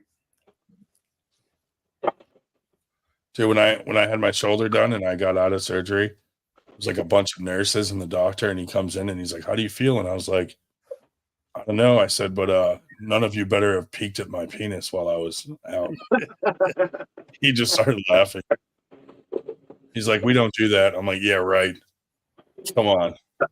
Time for some frankincense, guys. I'm sore. Some good shit. What are you doing with it? I just rub it on wherever I'm a little sore. Does it work? The lady that gave it to me said, if it worked on Jesus, it'll work on you, son. So, I don't know yet. My ass, how'd you break your arm? Actually, I was doing a flat press. I They know. said, watch your hand, watch your hand. I was staring right at my hand. It was in front of me. I was pressing down, and the other person was resisting. And I don't know how the hell I did it because I was just doing a flat press, but it was right smack in front of me. Coben knows. And Always look. why was I doing a flat press? Well, because the two of us didn't know what the hell we were doing. We were both new. Dave, I wouldn't even have thought you had enough power to break your own arm. I was about to ask Ryan. Ryan, where did you start arm wrestling? How'd you get so tore up, bro? Dude, I didn't hurt. I hurt my shoulder at work. Oh. Yeah, he's not that cool. He heard it at work. It's not even a cool injury. Usually when someone's like, "What happened to your shoulder?" I'm like, dude, my parachute didn't open. Yeah, something cool. I just tucked and rolled. I made it. Well, like I tell I'm people, about to run into a building. if you notice the finger goes around the corner, I say I like to tell people it was an arm wrestling injury, but it's probably just arthritis. Oh, yeah. Weird. Got a crooked finger from arthritis for sure. Dude, I have a weird pinky and I think it's from always holding my phone like this. Holding your phone on your pinky. Yep. And now my Yep. pinky it is weird, definitely. dude. It doesn't Bent over time. It doesn't want to affected it for sure. Well, we did prove one thing. Ryan's That's always good. Hold on, do we all have that? Ryan's always made the point that I don't think so. Kinda. I don't know. Dude, look at Dave's wrist. It's fucking thicker than his hand. I'm like, dude, if you ever get handcuffed, you're out of those handcuffs in 2 seconds, dude. Oh yeah. Is that fluid or it's just like that? It's been like that a long time, or when they went the other one, which isn't even as big. When we went to high five for the knuckles up, they put a wristband on you. They know you paid. And at the end of the day, I just slid it right off. I didn't have to cut it or tear it or anything. That's crazy, dude. Yeah, Dave has a oddly shaped here to here, whatever you want to call this. It's weird, man. Yeah. And the one arm that fucking clinks and clanks. Oh my! Even my weak wrist. If my wrist goes back, and people have a hell of a time figure out, okay, what do we do now? And they think I'm being clever, putting my wrist back. I said, no, I just got a weak wrist. Dude, some people that flop, it's a problem. Like it's Oh, yeah. not fun to deal with some fucking asshole flopping like that. Mm-hmm. Flop isn't hard to beat. Especially gets so when I flop it back, I can still Yeah. hold with the arm. It's like, what the hell? You're still strong there. Yeah, well, whatever. Weird. Strange but true. It's like you just got to grab onto the fingers and pray and just fucking drag them down. Mm-hmm. School lady boy in the house. School lady boy. Someone asked earlier if what about schoolboy versus Nanya. I'm like, dude, schoolboy's gonna kill him. No, Close match. Alex, His brother, but he's still Alex, gonna kill him. Dude, Alex is strong. Like Nanya's not at that level. But there's no like lose situation here for Nanya at all. It's No, you get to pull Alex top roll, and yeah, no matter how it goes. Yeah, it's a fun match. Yeah, a to lot watch. of people's about to see that. I guarantee you, Alex will just hold him center, dude, and then just fucking. well, did you get to pull schoolboy when they were at the practice, Ryan? Yeah, I pulled him and Alex. Yeah, both of them. Yeah, me too. But I mean, Alex. I think I could take Alex. I don't know about schoolboy. Alex and Nanya. Look at Cody. There's a big difference. Cody's something else, bro. Hey, Cole got faith in himself. I can respect it. What you talking? You about to find out? Wait, who do you think About you'd to beat? see. Cole? No, did you say you'd beat Colt Schoolboy? No. I think I could beat his brother. I don't think I could beat schoolboy. Righty or lefty? Either one. That's. Well, I would like to see that match. Either one. I'm a lot bigger than that guy, bro. Would you bully him? Would you bully I'm him? coming up on 2 years, so I'm getting pretty solid. Would you bully him like you did to Palmer? No, hell no. I'd have to work. You see, Tobias. Anyone see Khaled got doing slap fighting and got knocked out his first match? I don't watch it. I don't keep it. up with it at all. Wait, I try not to watch it because it fucking annoys me when people are like, "Oh, you arm wrestle? Do you do slap boxing?" Oh, It's always why are those related? it should have been Khaled versus Grizzly. What up, Chris? Hop on if you want, Chris. I would only watch slap boxing if it literally was two arm wrestlers going against each other for the fuck of it, just to see. But I have no ambition to ever be slapped that hard. Like some of those dudes' eardrums blow out. They're fucking. I might would do it. Depends on how much money they're paying. See that one dude's eye popped out, dude? I'm like, oh my god.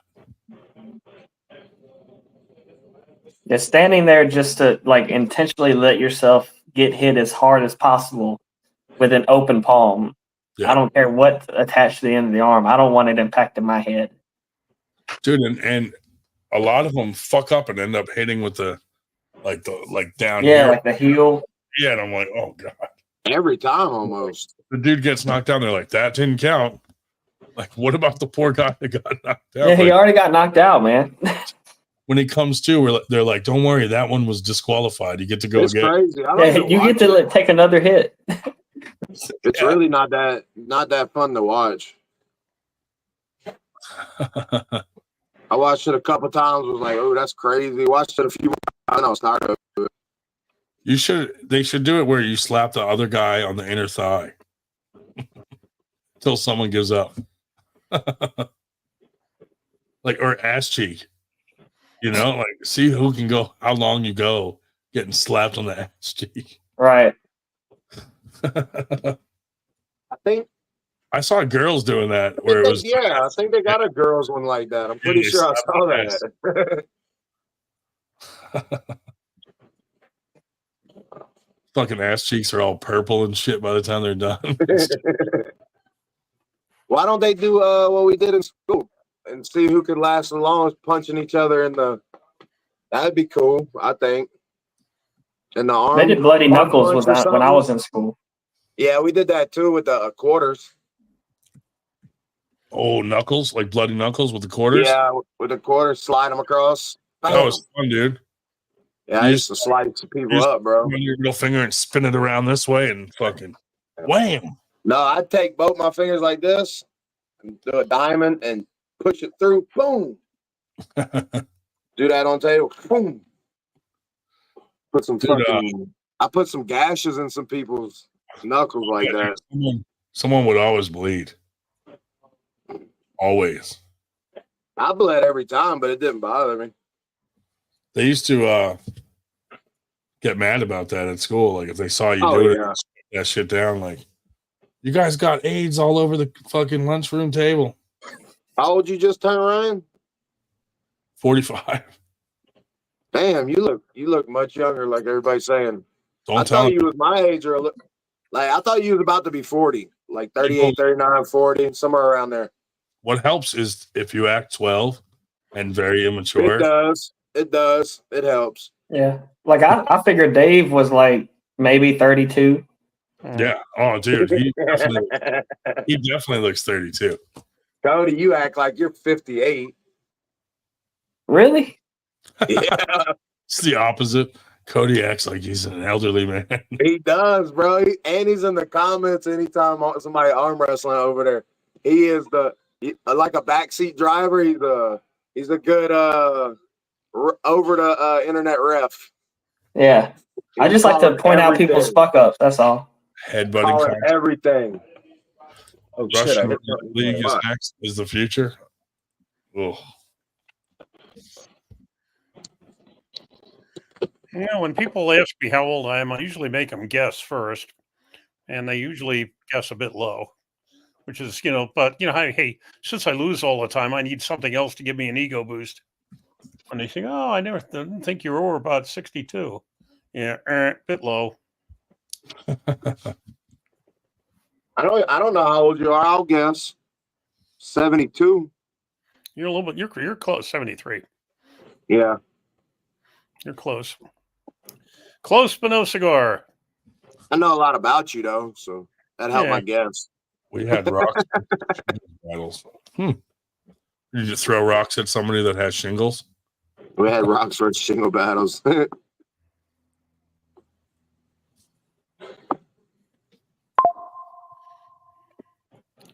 Yeah, well, tomorrow when I go to Outlaws practice, I have to, tell Hawks I'm about to get my annual flu shot. He'll probably slap me. Yes, I'm leaving these things. Fucking Hawks has a super match too. Yep. For 500 smackers. Speaking of smacking. $500, dude. Fuck. I wish I had $500 to waste on arm wrestling. Well, just like in general. Just to have. Yeah, I mean, who wouldn't? Yeah, why not? It can't hurt. Well, I had to raid the bank account this week because I need a new roof on the house. Yeah, $4,350. If I had $500, I'd go to IHOP and eat all of Cole's food. It wouldn't cost you that much. It would for Ryan. Like one of each, please. I'd start sending plates out. You just pancakes or you have waffles too? Yeah, we got waffles too. I was telling about the guy that the old stick waffles. Yeah, the Norwegian guy that basically copied Ryan's little ploy and smacked a German tourist over the head with a waffle and yelled "Luftwaffe." A what waffle? Wolf waffle? Luftwaffe is in the German Air Force Luftwaffe. Hit him with Luftwaffe. But let's go, Bird. Is that both of Bird's hands versus Cole's left hand? Say, I'll give you both hands. I really will. I need both hands and a leg. I'll give you both. You definitely need a leg. I'm tiny, man. I don't pull supers. I pulled supers like one time, and I was like, I won't do this again. It's crazy. I think y'all think I'm gonna lose both my matches, pretty much. I know you're pulling wiggles on left hand, right? Yeah. Who are you pulling right-handed? Hold on. I always mess his name up. Hernandez is his last name. Jacob. Oh, I don't know who that is. I keep calling him Jason though, but Jacob Hernandez. He's all right. He's been in about as long as I have. I think he says 6 months, but I think I've seen he's been in. That's one of the people love saying that. Oh, I've only been arm wrestling like 8 months. But Well, before that, I took a break and I had been doing it for 10 years. Right. Yeah, Right. yeah. But I've only really been back 6 I'm months. pretty good at gauging people. I think he's a tiny little bit shorter than me, and anybody who's shorter than me usually gets it's usually a bad day. Because I'm used to having to pull these freaking 6'4", 6'5", 6'3" guys now. I've been pulling pro ever since. You pulled after my first tournament. I started pulling pro, so I started feeling that power right away. You pulled School Ladyboy in a tournament? I may have. I've been to a lot of tournaments, but I don't know who School Ladyboy is. But I've been to a lot of tournaments, so I mean, it's You not pulled impossible. 154? No, I wish. Once I'm 198. I pull 198. 198? Oh, yeah, you got a long ways to go, huh? That's a tough class, dude. Yeah, but it's the one I fit in. 220, the guys are too big, and I'm too fat and lazy to make 176. 220 is crazy. Anytime you got to meet Dan Moser or Craig in a match, yeah, it's a rough day at 220 down here. Yeah. And you got I will say most of my tournaments I'm out of state though. And Dustin Hyatt, all three of them down here. You gonna run into at almost any tournament at 176. Yeah, I did. I will boast a little bit. I do have one win over Nick Amorosa, left-handed. That's pretty good. But it was immediately. I don't know if you were at the Mississippi State last year, but No, it was immediately after the finals match he had with Kyle, and he had to walk over to the 190 table. Yeah, and I'm taking it, man. Yeah, take it. But yeah, That's what they told me. Dusty's in our club. I know all those guys. Somebody just told me that not too long ago. I'm like, well, I beat this person, but I think their hand was hurt a little bit or something. They're like, it don't matter. Just take it. You got to win on them. Yeah. I mean, with context. I mean, I don't go around and act like I beat anybody out of context. Yeah. I'm pretty average. I'm pretty below average, I'd say. Well, I took second place in Mississippi, so. It's a small tournament this year. Don't matter. You had no Wayne Withers, sick BJ Fakakis. BJ was there. He was sick. I was hurt right-handed, though. I tried my first hit. I pinned the guy with an elbow foul, so I had to restart, and after that, it was hurt. I don't know what. I couldn't do it. I had that guy for sure, that first guy. 230 amateurs in Nashville. Oh, yeah, that would have been if Nashville, that would have been a year ago. That would have been last year. And at Rance's house, he said, a time or two for practice, whoever that is. Yeah. Yeah, that's up north Mississippi. Yeah, actually, Nashville was so what I did, I think it was last year. It was my first year reffing. I was reffing for Sean. And I told him I wanted to ref at every event I could get to within 8 hours. And so, but I was like, I'll just pull all the amateur classes that I can make, and I'll ref the entire open, instead of swapping out with people. That way, when it got to amateurs, they had already basically had a built-in break. And so like in Nashville, Georgia State, and one other, I pulled every amateur class. So I pulled 210, 230, 260 if they had it in supers. And Nashville was actually the first time and only time I've gotten a gold medal. But I got it in 210 left-handed, and then I quit pulling the amateur class. Nice. But yeah, I've pulled many of people, and I couldn't tell you most of their name. And I've only been doing it 4 years. It's not very long. Not very long. Not 4 years, not really. What do you guys think about Shell versus Damon Ransom? Who would have won? I mean, I don't know. Damon's a strong guy. Just look at his videos. Look, Damon's biggest obstacle would have been the airport. Well, that's it. He has to connect. He's connected in Atlanta. We're still not sure he's going to make it. Right. But Oh, that's a bad draw for your first fucking tournament. My first open tournament left-handed was a Jonathan Brita in the 210 or 230 class. Yeah, Damn. that was fun. Guess what? My first pro tournament, I had to pull Jonathan Brita. well, we're going to make I came in third there. we're going to make Damon an offer. You know, Or no, second. if he wants to pull me, he can pull at one of our tournaments. Come up to one of ours, not Winter Blast, because we want a super matches there. But you know, I'll invite him to one of the 98 tournaments. Be a lot closer. He doesn't even have to change planes. He won't have to fly at all. As long as he gets on the right train, we'll pick him up at the station. That's optimistic, Dave. Mm-hmm. Or that, or you know, if he could take a couple weeks off, which he can't, I said, hell, I'd pick him up. I'd bring him up to Yakimovich's event in. We do it up there in Nova Scotia. But when I go up there, I'm going to probably take at least 2 weeks, because close to it, because it's like 15-hour drive, so it's going to be at least 2 days, probably 3, in each direction. And then if I go that far, I'm not going to just leave after a day or two. Yeah. That's as far away from you as you guys are away from me. That's how that is. It's quite a drive to get up to y'all's area. And I don't fly. I don't leave the ground. I'm born on the earth, and I'm not leaving it. I think I was getting carpool. 21 hours to Houston, I think is what I was getting. 23 hours from my house to Winter Blast. Damn. Well, the one fraternity convention, rather than I think you looked it up on here one time, right? Went down on Amtrak. Oh God, that took forever. It was in Savannah, and we flew until you get to Washington, because on the Northeast Corridor they have dedicated lines just for the passenger rail. Once you get to Alexandria, Virginia, you crawl on the damn freight lines from there on.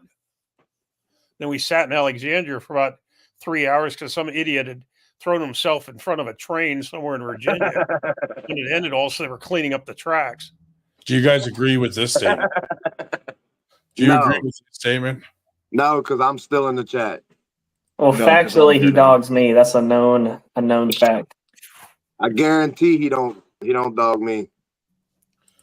And now Shubich is here, so definitely not. Definitely not. Shubich will kill him. I can still pin Dave righty despite my shoulder. Mm-hmm. But then everybody's talking about me. But Shubich. But my right arm is the one that's rated 1,000. 1,047 at the absolute bottom of the errors list. My left is better, according to that.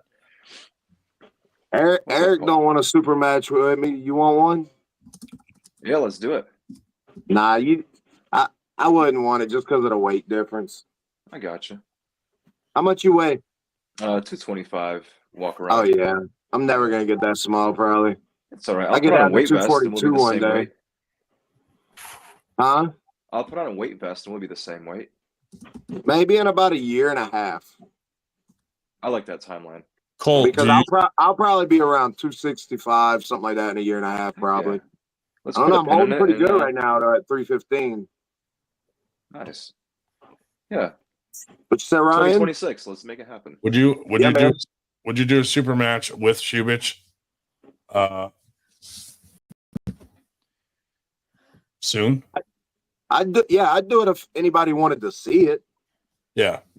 If people wanted to see it and they wanted it to happen, yeah. But as far as like seats, as far as just pursuing it for any type of reason besides anybody wants to see it, no. I want to see Cole and Big Rig. Yeah, I wanted that too, but for no reason other than they're both big. Right.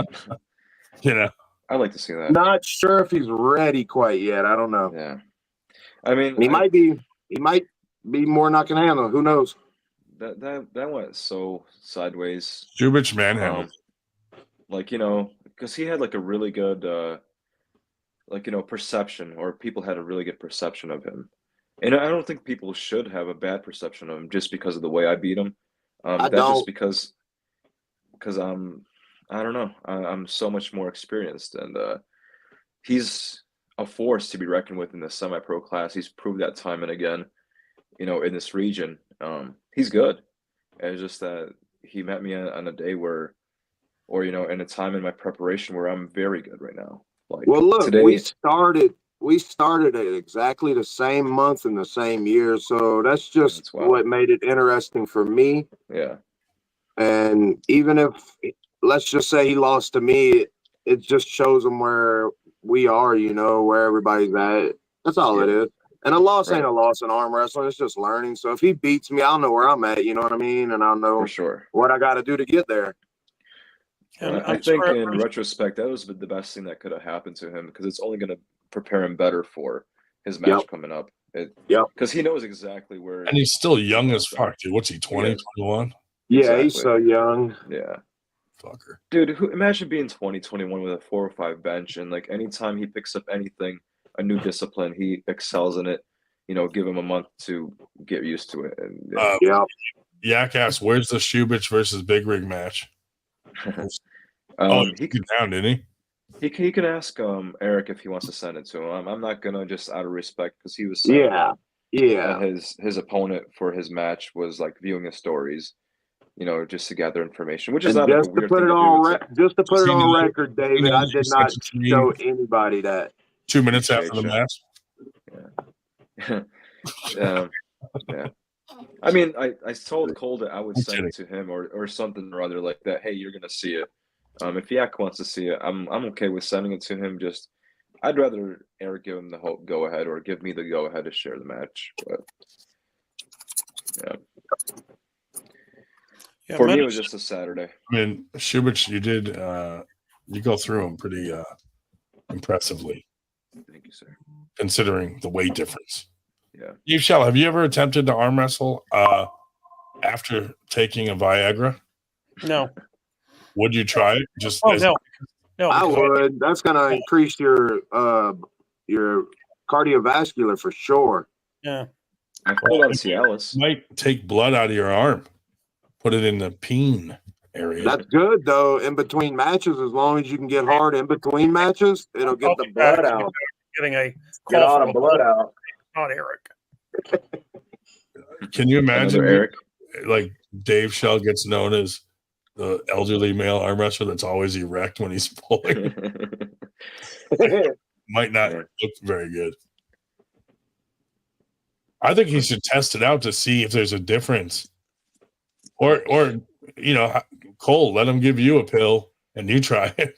I mean, See what's like. This is for science, I not. think I'm theoretically kinda- it would be a bad idea because you don't want any kind of down. I'm kind of. blood You wouldn't even clotting know or I'm blood hard pooling. anyway. I mean, I've heard too. Like even taking Advil before a match is bad because it thins your blood, and you don't want your blood thin during a match. Or Why not though? No, I would think that might not be the worst thing because That's then you the don't only pump as time I much. take one. Is before I go to practice or something like that. I'll take some ibuprofen. I heard, from what I've been told, you gas out more when your blood is thin. I could see that happening. Yeah. Yeah, I could see a argument for both. Medicine. I do not know who this Damon Ransom is. Get him on this live. Right. It's in his back. Michelle. It's nighttime. I don't know. Come on. Damn it. I don't know. I never seen him on anything. Here, let me send him a link. It'll probably come on if you send him a link, though. If he's up. Damon Cole, Ransom. if you have money, one of the best things I've done was hiring a strength coach for arm wrestling specifically. That's taken me fire. so much further, bro. I mean, I could have done this by myself years ago because the only thing I had wrong was like kind of putting the cart before the horse, where I did my arm wrestling work after my bodybuilding or powerlifting work as like a cherry on top, but in the back end, which is really putting it on the back burner. And all this is like I'm putting like the stapled movements at the beginning of the workouts, and no duh, that's gonna increase it. But he's also got it like whittled down to like the bare necessities. Like you don't need to be a great, well-rounded athlete all in 1 month by doing all the exercises. Like, no, it's like we're gonna segment them, and over the span of the year, you're gonna be filling in those gaps. Like, you know, in retrospect, it's just like duh, and it's things I've already known, but because it's prescribed to me, like, and I'm paying for it, I'm a lot more like apt to actually put into action, rather than mentally masturbate about the idea of doing it, but never putting into action. That makes sense. Oh, Paul Cruz in the house. Minna said that I should stop wasting money on upgrading the house because I'm cutting into Ryan's inheritance. You know, I really what I should do is probably announce all the arm wrestlers that I own money to that have never paid me back. Who was that? Did you... Crew in '98. Who was that called? Steve Carbone. Just wanted to make sure we were doing practice on Sunday, and I said yes. Dude, happy What's up, guys? Say Steve What's Carbone. up, Paul? Thank you. Appreciate it. Heck yeah. You also Steve wants just going to confirm that we were practicing Sunday. Gotcha. He said he will be there. What was that, Dave? Are you also 45? We'll be at our practice for Predator on Sunday. I'm sorry, other Dave. What'd you say? Oh. How old did you turn? 47. 47. Okay. I didn't know your birthday's the day after mine, Paul. Yeah, man. I guess we're getting old, dude. No, we are old. I know. Sucks. Sucks. But you know what? Since I act 12, people thought I was younger. Yeah. Well, I don't act 12, and people still thought I was younger, so I'm good with it. Yeah, Paul Cruz's age plus Shubich's age plus a couple extra years are my age. So shut up. Okay. If you add everybody else on the podcast, you're Dave's age. Lay us all together with Dave did. Uh-oh. Right? That's funny. That average age on here is definitely above 45 then. How old are you, Cole? Well, I'd put Dave in there. If you take Dave off, it goes back way down, but if you take out both Daves. Just answer the question. How old are you? 38. No, and so actually you're older than I thought you were. I thought you were younger than that. Right. Nice. So the median age is Ryan. How old were you, Paul? 47. Yesterday, huh? Wednesday. Wednesday? Happy late birthday, man. I appreciate it. Thank you. You definitely look younger than you are, too. Definitely. I'm going to respect my age. Yeah, you look like 42 maybe at the most. I'll take it all average day. age is 46. Yeah, Predator, we were celebrating surgery day on Wednesday because it was the 7th anniversary. I saw that. Exact same day that you and I got put together. Yep. Yeah, I saw that. So what's going on? What do you got going on new? Anything? I don't know. We talked about some events coming up, things like that. You got some stuff coming up. What do you got? Yeah, I got San Diego next weekend. Yep. How's the San cut Diego, going? I'm planning on fucking crushing the right. Yeah, I'll see how I do. Hold up left. My wrist is still a little fucked up. Bigfoot fucking clicked my wrist, and I don't know how it's gonna hold up. I'll do my best. I'll see how it goes. Shubich knows that. He's told me like the week after, but it's not what it should be. But I found another lane with it. I'm gonna fucking come in low and fucking pop my wrist real high and just kind of try and roll with it and see how it goes. I can't post my left at all, but my right will take any fucking lane I want with, and just hopefully fucking run everybody over. Nice. Anybody that do you know who's still don't know who's all gonna be there yet? Yeah. Nope. That sucks. No, don't know, don't care. Just gonna fucking show up and fucking smash. Fucking right. Take an extra take an extra Adderall and hope I'm fucking on. Oh yeah. There you go. That's it. I'm at 245 right now, and I'm fucking without doing my 101. I'm at 245, and I'm fucking ecstatic. You walking around ready? Yeah. Well, I got to be under 242 because this one's a 239 class, not a 242 class with 3 pounds. It's a 239 with 2 pounds weight class. So I got to weigh in at under 242. So I'm at 245. I'm fucking ecstatic with that right now. That's still so easy. Yeah, Cover I'm me. not even worried about it. And I'm not Cover me. I'm going to coming from refill. someone who's never cut weights. I never cut weight until like I Good night, Ryan. decided to do it last March for Winter Blast, and I've been able to make weight every tournament I've pulled since. So I'm very happy with myself right now. And I just drove like a fucking. I just was watching the Yankee game at a bar, waiting to come to work with my friends. So I was like, all right, I'm good. Hey, y'all got any advice for some good healing? Like, I'm sore. I got like 7 days. BPC 157. Yeah, TV besides 500. all that, I ain't got time for all that. I got 8 days. The only Or thing if you I had do, it in your hand, ice. it would heat nice. You got an ice bath? No. Will it work? It'll work if I just put my arms in it, though, huh? Yeah. I mean, some people like that contrast, like where they fill up a whole sink with ice and a little ice water, dip it in, warm it up. No, use your bathtub, bro. Use your bathtub. Yeah. Like, let's I got a big old bathtub. Shit. Fill up solo cups with ice and freeze them, bro. Hell and yeah. even if you're sitting on the outside of the bathtub, and it's your right arm, sit on the right side, facing facing that way, just fucking dunk it, bro. And to the point where you feel like your arm's numb and gonna fall off, just do it. Yeah. Anybody ever wrap their arms in like muscle rub, and then put muscle rub on their arms and then wrap it? I've never done that Keep before, it personally. What I have done before was I've wrapped around like it's called a voodoo floss band. It's the same thing as like a band that you would put like regular bands, like thicker ones, put it around. And it's the same thing as like having a massage done on your arm, because you're gonna put it on for that compression and put the arm through its range of motion. Yeah. I don't care for that, to be honest. What has helped is foam rolling. Dave, are you talking about like using like a knee wrap around your arm? It's very similar to that. The only thing is that it's the voodoo floss band. You may as well just do the knee wrap because it's gonna be a lot more comfortable. Because it's just gonna rub on your hair and your skin if you're gonna do that band surface thing or whatever it's made of, the rubber. Otherwise, I would just recommend taking a foam roller, put it up against the wall, and rub your arm against it if it's like that side, the brachialis. Oh yeah. Whatever. But that I would do. What part of the arm is hurting you? Let's start with that before we go into details. It's just all over right now, all the way to the back of my neck, all the way up to my neck, bro. Just everything. Can you pull my heart out at practice? Can you pinpoint a spot that hurts the worst? That's Well, of the course, best that question spot's always been up. That spot, always. Okay. What else? Right here, the pronation, the top pronation, like showing a teddy bear where it hurts. Yeah.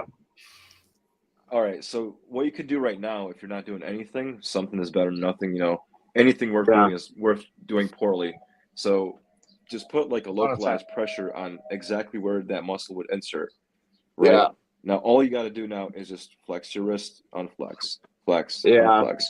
Just that localized self massage is the best thing you can do if you're doing nothing at all. Same thing on the opposite side. That's where I had hurt myself, so I got pretty good at recovery there, you know. Yeah. Now this might be hard because you're a bigger guy, but on the top side, you could put that right on the table, then put your elbow right on there, and then just You're right. It's kind of hard. I'm a big guy. Yeah. If you could get your actual elbow bone. No, Dave. I can do that. Hold on. I can't do that. I can't fucking do that at all. No, take your top of your forearm, put it under your desk right now. And push up and drag it across it. Yeah, you sit at your desk, buddy. Yeah, and just fucking drag it. I do that. I do back on Wednesday to the point that's where like that's kind of like that scrape there where they scrape kind of hard on your skin. And scraping, Yeah. All right, you're a big guy. Do you use a loofah on a stick in the shower? Oh, no. Do you have one in the shower that's maybe your girl's? I just threw it away. I lost like 80 pounds, bro. I don't need that shit. Fuck. Dude, I'm 250 pounds, under 250. I still use it. I take that plastic part. I lather up my arm. Okay. And I fucking use that plastic part and I break that down in the shower Nice. with Or the even if hot you have- water on it. I and mean, I just can use fucking- like a shampoo bottle then, can I? Something like that, maybe? You can It's too soft. use the handle Too of a soft? butter knife. No, the handle of a Yeah. butter knife. Yeah, okay. Yeah. Okay. Or if you got a Or like- screwdriver, usually So the then the rounded edge is perfect for it. The back of a knife or something like that would work too then. The Yeah. handle of a butter knife. You could just Yeah. break that top part of your forearm Yeah. and just keep blading it and blading it. And Yeah. you just do it to both arms. That helps. As far as inside tendon, that pronator that you're getting that pain in there. Uh-huh. If you have like a solid lacrosse ball, lay your arm down on it and roll. Yeah. That's what I do. I got a tennis ball. I did that with a It's not tennis hard ball enough. for a while. It's too not hard soft. enough. Too soft. Yeah. The tennis ball's too That's not soft? That bitch Yeah. hurts. Uh-huh. Yeah, You stop got being a pain, pussy. brother. Stop being a pussy. You need a Once you lacrosse break ball off that or initial like a pain, con then you need ball, a like a harder con ball, ball like for the your lacrosse dog. ball. Okay. Okay, I'm gonna get one. Lacrosse ball. Also, if you got the brachialis pain in here, we call Okay. it toothache. That penetrates down here. Put that I'm against your starting to wall. get that. I actually had to fucking spackle a couple of holes. I pushed so hard in my wall. Yeah. Like I put it on the fucking wall, and I would roll my shoulder up and down on that to get that pain down. I do that You with get my that shooting pain. just my scrotum. I bet that Yeah, does listen. feel good. If I can't hear you see your face, I don't want to hear you talking. That just started happening to me, man. Right here, starting to hurt just after the last. I'm starting to put a lot more shoulder in my arm wrestling, and getting everything involved. Are you doing a lot of holding in practice as well? Oh yeah, man. Because you will build a lot of that. I'm a lot adhesion up in stronger your than side that. I'm a delt lot stronger from than just holding. 90% of people at practice. So Yeah. I do a Cole, lot of holding. I've been watching a lot of your videos, Cole. You do a lot of holding. Yeah, And- yeah. Thank you. And, Yeah. and what you need to do, which I've learned a lot of with the stronger guys, you need to let them put a band on you and just keep hitting you. Not Okay. just static holding, and you're just here and you're just letting them try and do what they do, because that blows your shoulder out, it blows your forearm out, it gives you all inflammation. You need that bang, bang, bang. But they're not strong enough to give you that.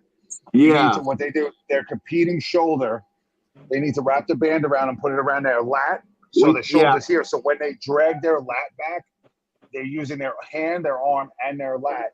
So when they go to compete, they use their lat and they drag it backwards, and the rubber band stretches, and it's against and it's in your hand, not your wrist. It's your that hand, gives so them a lot. it feels your hand too. So I'm doing it with the biggest band they have, like the 300-pound band. Yeah. And I'll do that, and then I'll do that, and I'll have them put a band around my wrist, and then have another guy pull that band as well the other way, so I can still. That's the only way I can get a workout, because most of even the supers I have in my club can't fucking stop me. So I need more. Yeah. Well, I get good work on my right. I don't get good work on my left like that. You know what I mean? So I need to do that with my left. I have one guy that I taught how to beat. I have two guys that I taught how to beat my left, because I have a weak spot, because I have my left wrist is hurt. Yeah. So I have one guy that can just hit me in a one spot and peel me open, but that doesn't help me get better. You know what I'm saying? Because I taught him I have a bad spot on my wrist, so I teach him how to hit that spot so I could try and build it. And then we went to a tournament, he hit that spot and he beat me, but it doesn't help me get better everywhere else. They taught him how to hit my weak spot, and he beat me in the tournament. He's like, "Oh, you were tired because I pulled 6 classes." I'm like, "No, dude, you beat me fair and square. I taught you how to beat me," and I fucking hugged him, and I was proud of him. And he's like, "No, you were tired." I'm like, "Dude, you fucking beat me. Like, take it. Like, stop being so humble. Like, I'm like, you showed up, you did what I taught you to do." I'm like, the student beats the teacher. Take it. That was nice of you to like, teach. "Yeah, but if you-" Who?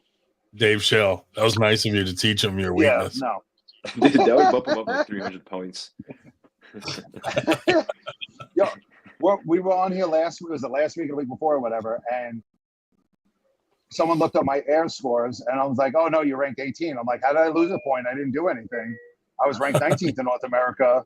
And all of a sudden now I'm like 18. I'm like, I didn't do anything. How did I lose a ranking? But somebody below me did beat somebody above me, and it shifted me down. Because since Winter Blast, I started pulling the 242 class. Right. And I've been undefeated right hands. I'm like, so how am I losing? I'm like, how am I losing rankings? I haven't fucking lost my right arm. You came from the supers? Yeah, I've always been a super since I started until I didn't know March. that. I didn't know that. No, yeah, my right's stupid, bro. Yeah. Dave, Yeah, how's my I'm gonna right come feel? down. I'm coming down from the supers like that. I think it's gonna do me good when I get there. Dave knows my right's legit. Yeah, For sure. I've seen some of your matches. You just blew the people away. I seen just bam every time. It's different. It's different. I can't wait to meet you in person, bro. I see you on all the shit all the time, Yeah, but in person, you see me here, like I'm on a train a lot, whatever, talking, whatever, we're good. But it's different. I'm a people person. Dave will tell you, fucking Brian will tell you. I'm just like the easiest person. I'm just a people person. That's it. Well, yeah, My you wife get hates along with it. everybody on here. I ain't Yeah. never seen you have a problem with anybody. So No, I told Yak last week. I'm like, oh, bro, you made me leave that fucking Arm Wrestling Yeah. Uncensored with your video, and he's like, I didn't even post that video. I'm like, bro, I don't need to see your dick. Like, it was in a group chat, and I see you fucking. bro, I don't even dick. get I don't on need to there see no that more shit. because of that shit. I don't even get in that chat. I ignore it all. And you had the one guy, what was his name, Austin or whatever. He was trying to. He's like, oh, stop in, make an appearance. I said, yeah, no problem, whatever. And all of a sudden, the group chat turned to shit. I'm like, why am I going to drop on a podcast when a group chat can't even hold up? I'm like, I'm good, bro. Like, Yeah. Well, I once I appreciate remove all the myself from the advice group chat, y'all gave me, though. I'm gonna use that. Of course. You The know what? Listen, lacrosse ball is the best. Yeah, because it's very solid good. rubber ball. Yeah. There's actually a ball. I don't know what it's called, but it's like two lacrosse balls stuck together. Yeah. It's like that. I don't know what it is. I don't know if it's but that is the best one if you can find it. I don't know what it's called. You One of can my tape friends them had together. it. They do have No, one but on there's rogue.com, one but that's it's way like two balls. overpriced. Yeah, it's stupid, but that actually works the best. My kids play lacrosse, so Isn't I it have them all over isn't the it called backyard. like a biscuit or a peanut ball or something? It might. Yeah, The something peanut, like it that. might be. Yeah, Peanut ball sounds like that would be. for sure. Yeah, it's a solid rubber ball, but But to get if you're gonna into take the deep anything away tissue, from you what need that. Paul said, take the advice with the bands and actually being offensive at practice. The whole holding thing, it's gonna set you back over time. Okay. Yeah, I'm tired of doing that. I am. I need to hit on people, and I usually don't hit. Not even a point of hitting. Let them hit on you, and you catch them, and then just kind of like even if it's just like a little wrist reaction, like bang bang, but you're getting it because you're a bigger guy. A lot of the times, if you're like 280 and you got a guy that's 245, right? He's just in his supers, and he's going to be quicker than you, so you're going to be catching a lot. So you got to be like catching and banging and retaliating. So if you got the little guys hitting you because you know they're faster than you regardless, and they got the band, so you got to be able to catch it with the band on him.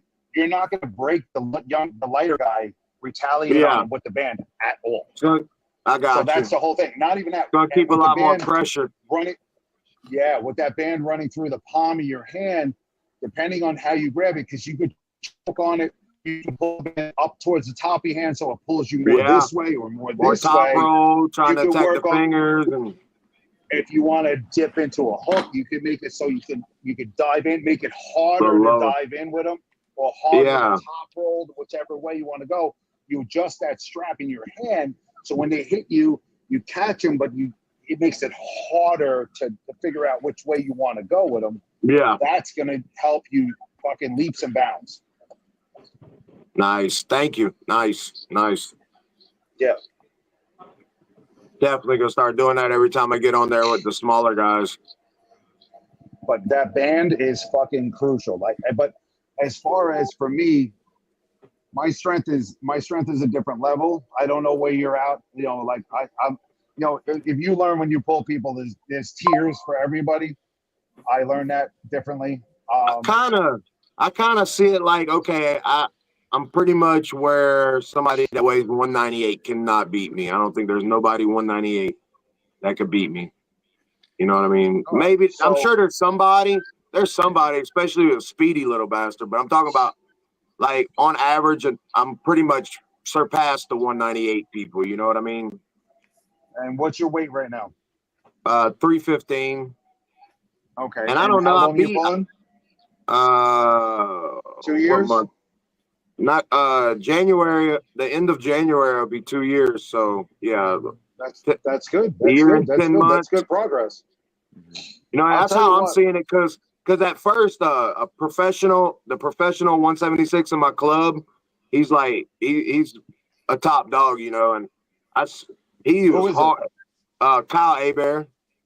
Okay, I know the name. Yeah, he's just ridiculous, you know. He can still get pins on me, you know, but It's because he's fucking lightning fast and he has the skills. He's good. And then I got Grant. He's left-handed. Grant's Grant left is Bundy. solid. I've watched him. His left. He's the reason my left is so good because I've been arm wrestling with him for the whole time, left-handed. And there's nobody at people at Pratt. You know, you got to pull them to come left-handed. Like, come hit my left a little bit. Come hit my left a little more. My left ain't getting enough. You know, that's how I am in practice. So. I'm at that. I'm at that level or a little past, you know, with my left, with him, you know, so I could tell with him. And then Dan Moser, Dan Moser still could pretty much just drop me, but I'm getting where I'm getting a little sticky, you know. Good. Now, what is Dan weighing nowadays? I think he pulled at 210 that last time, or 220. One of them two. Is he looking getting back? He's getting back strong. No, he did good. At that last tournament. I've always watched him. He's very fucking explosive. Yeah. Yeah, Super you know what's funny? explosive. Like when I first started, my brother would send me Mosier fucking videos all the time. I'm like, yo, that guy is fucking fast, bro. Crazy fast, dude. Yo, when I first started, I didn't even really like start. So I met somebody in 2017. He's like, you got to arm wrestle. Like, he shook my hand. He's like, you can't teach us, whatever. I did a couple practices. I went and did a couple tournaments. I felt a tendon pop. I'm like, I'm done. That was it. I did like 3 little local bullshits. And I'm like, I'm done. I stopped for like a year and a half. I'm like, I'm not doing this. It's like, I'm fucking 39 years old, 40 years old. I'm like, I'm done. And then in December of 2019, my friend called me. He's like, listen, you can't teach what you have. Your hand in your wrist is stupid. Just come do this local tournament. It's 20 minutes from your house. I want you to meet my friend Steve. I said, all right, cool. So that was my friend Eric, Brian, and Schubert and Sheldon. They both know Eric, who I practiced at his house. That's where I met Steve Black. So I went there. I pulled. I beat everybody that was single person that was there, righty and lefty, and I met Steve Black. Steve Black is like, you can fucking become somebody. You cannot quit. When I can show up, you can be somebody. You can do what you can't teach this, but I can train you. You're strong. You have the tools, blah, blah, blah. So that was December of 2019. So I said, all right, I'm going to start coming back.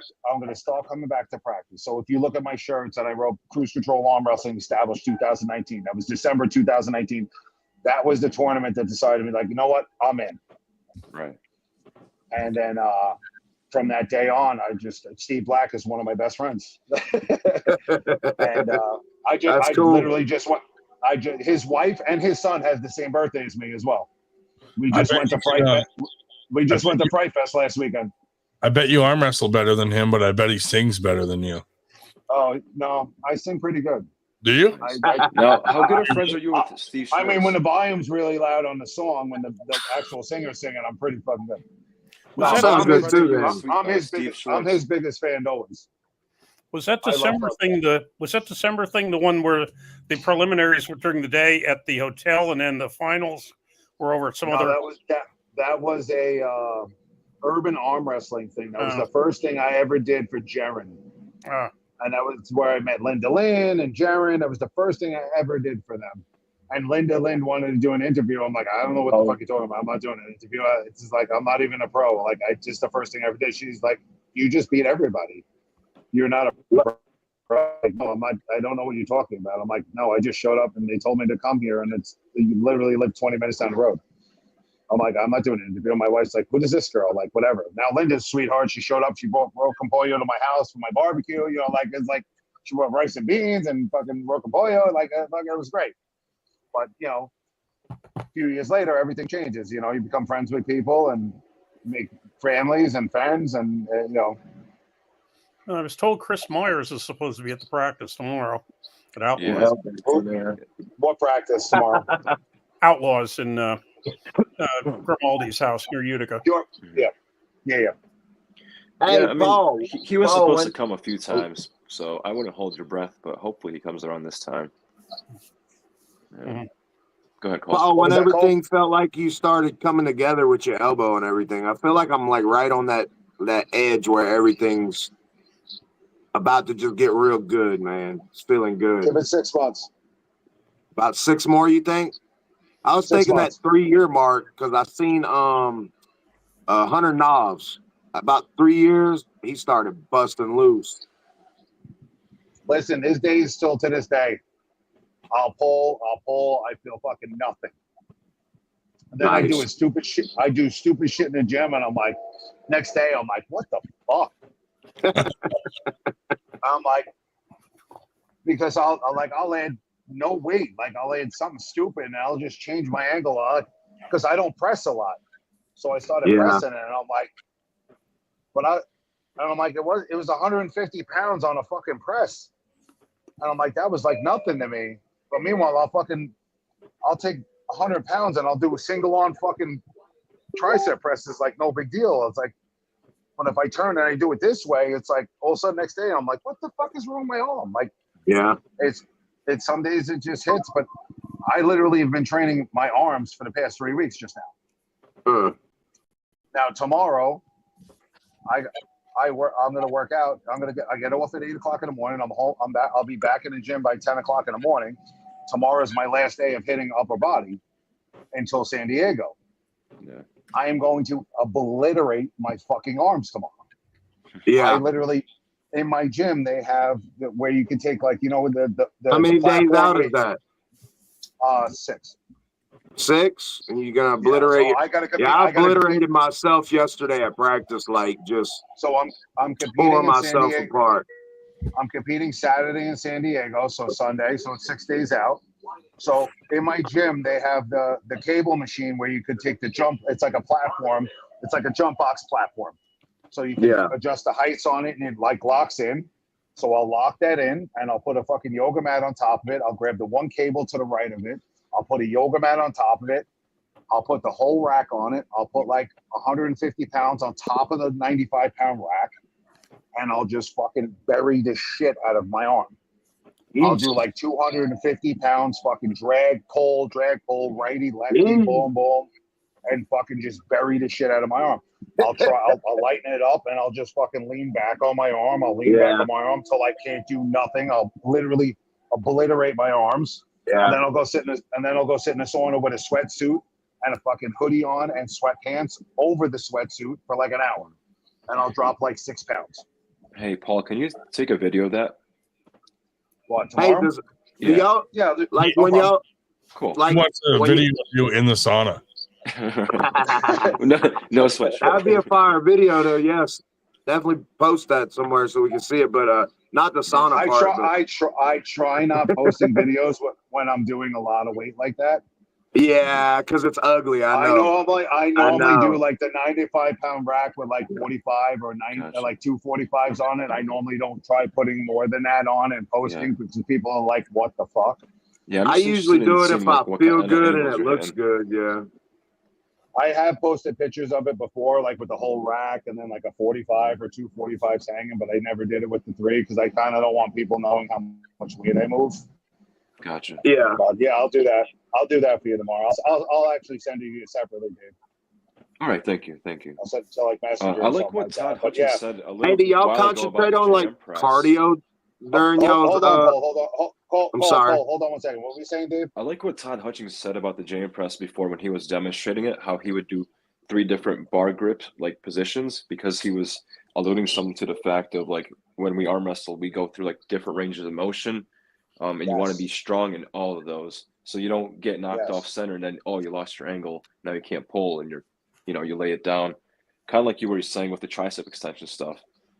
Yes. The other thing I've also found out with pull-ups, similar to that. So in my gym, you have the pull-up machine where it's got the handles are way out this way, and then they come this way. Then you have the ones that are this way and then this way, and then you have the little ones this way. Yeah. I tend to start on a wide grip. I'll do 10 wide, then I'll bounce off this way, I'll do 10 this way, then I'll come in here, I'll do 10 this way, and then I'll do 10 this way, and then I'll jump out and try and do 10 this way without coming off. So I'll do 40 pull-ups without jumping off the bar. Right. You know what I'm saying? So it's kind of like it's every angle. It's the same, you know what I'm saying? It's kind of like the same concept. So it's like if you're getting taken out of direction, your arm in a pull-up, it's the same fucking thing. Dude, one thing that Giannis literally like Giannis Amelin's talked about when I was like messaging him for a while, he would do the pull-up sidewalks, he would call them, like having like a long ass bar, and he would just move side to side. And that hurts so much, like if you have any kind of adhesion built up in your arms, because for a millisecond you're doing a one arm hold as you're transitioning over. It's the maybe same that's thing something as, you'd be into. Exactly. It's the same. It's the same thing as just switching your reps. Yes. Yes, you know, but I'll literally pull up and jump up and grab, jump up and grab. Mm-hmm. But I was watching Sarah Bachman doing these fucking things, sitting on her ass and fucking the pull rope. herself up on a rope. Oh my god, bro! No, I like the video where they do the 2 ropes and they grab each side. She's so impressive. That's nice. She is so impressive. That's so nice. Yeah.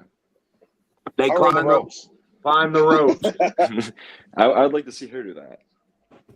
I've never done the 2 ropes. I could do the 1 rope. I've never tried 2 ropes. I would love to try it. My gym doesn't have ropes. I like when they come. Have to say about ropes.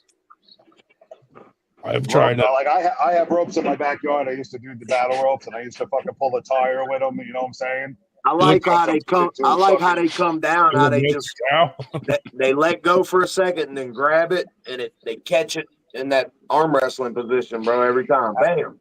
That's all crazy. Crazy. All Very kind. Very kind-hearted too. She yelled at Ryan every time he got on a table at Knuckles Up and said, "Get off the table!" Oh yeah. She wasn't the only one yelling at that fucking idiot. Just saying. Yeah. And it was normally he was trying to grab my hand. I'm like, "You're fucking stupid, Ryan." Just wanted to see what we're dealing with here. We talked about it on the podcast all the time. I wanted to check it out. And what did I tell you? Use both hands. Use both hands, Ryan. Yeah. I mean, I definitely didn't think that I had anything for you. I just wanted to see like where No, I actually Shubich's left felt fucking great. Shubich, yeah, thank you. He's strong. Yeah, his left felt fucking amazing. Appreciate you. Dude, you fucking definitely in the past few years since I've known you, you definitely leveled up quite a bit. Yeah, heck yeah, thank you. You know the lane to since then take to hurt me, though. You definitely know the lane to take. You definitely know my lane. I let you know the lane to hurt me. Exactly. Yeah. Yeah. No, I would just slip and go to a strap, and then it's a different world. But for sure, you know where I'm hurting. I told you where I was hurting. Yeah. But the thing is, I'm hurting the same exact area. So yeah. If we but ever the funny part is, I can put you in that spot without being hurt. It's weird, but if you put me in that spot, I'm fucking dead. Gotcha. It's so weird. But so for me, if you're hurt in the same spot, I find if I grip high and I post my wrist as high as possible, yeah, I can fucking go anywhere the fuck I want. And I know exactly what you mean. You know what I mean? So if I'm here right now, with a buddy of mine, you see how my wrist is? Yeah, it's fucking like a rock. Mm-hmm. So all I have to do is if I get ref script, I'm gonna be like, put me high, but I'm dumping my wrist, and then like, I'm just gonna let them go here. And if they don't let it, I'm like, no, put my wrist, put me down, put me down. It up, you know? Yeah. No, so it has to be. I can show you better with the camera here. So if I set up here, I don't want a cap. I want my wrist. This part of my wrist as high as possible. My hand size. I want to be able to pull through my wrist, so I want to be here. You dump. Yeah. But dump. Yeah, but whenever you go, you post your wrist real high where your wrist is higher than your hand. I want to be pulling from my wrist up. Yeah. I want to be pulling back. And I could do whatever the fuck I want. I can't, like my right, Dave Shubich could tell you, my post on my right it's fucking stupid. I could literally put a strap over my right hand and lift a 200-pound. I could literally just do this with 200 pounds. Yeah. Which is fucking retardedly elite. Yeah, and I can just fucking climb right. I could literally just bang. Yeah. My left, I used to be able to do that, but if someone puts a little bit of pressure too much this way, and it's just like, nope, I'm good. Yeah. But I could do it. I could do it straight. It's fine. But if someone goes to me that way, just in the right angle, I'm over. I got So you. it's like, do I ever take that risk? Because the second I put that risk in, that pain neutralizes my entire arm, and I lost. Especially now in San Diego, I'm going there, and I have the top 8 pay out. It's a lot of money I could lose. So now I found a lane where I can pull every single time, and I can possibly take top 3 again. I took 4th place last year in the heavyweights, and now I have Jody Williams is a severe top roller, left-handed dominant top roller.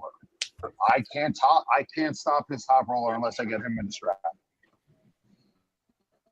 I know exactly what you mean. His videos. He's the only person I know I'm going to pull left-handed. I'm going to have a problem with because his left-hand top roll is amazing.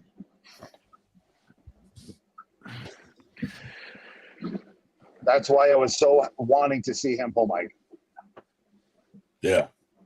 And now Mike's not pulling. I don't think Mike's going to be there at all. I don't think he is. Yeah, that sucks. Yeah, I know exactly what you mean with the whole left hand thing. I just had a friendly super match with somebody, and for the first one, I was like, let me put it out there and kind of use it as a tracer round to see how it feels. First round, it was like a millisecond, and he pinned me. And the next one, I set up exactly the same what you're talking about, with just a slight kink, downwards. Yep. And, it was happy days from there. Controlled the match, didn't feel anything at all. As long as I don't have pain and I'm not fucking catching, I'm good. Yeah. That's it. Your match to lose, if you buddy. give me a high hand top roller and I don't dump my hand like that and pull from my wrist, I'm gonna have a lot of trouble. You want to pull me inside and hook me left-handed? Cool, I'm game. You want to low hand me? Cool, I'm game. My finger pressure, my left pinky is fucking retarded. My left pinky is stronger than my right pinky. I'm good with that. Let's do it. Let's roll. Let's go. But are you still training pronation on your left arm? Fuck yeah. Every day. Do you do it through the hand, or do you do like a wrap through the wrist first?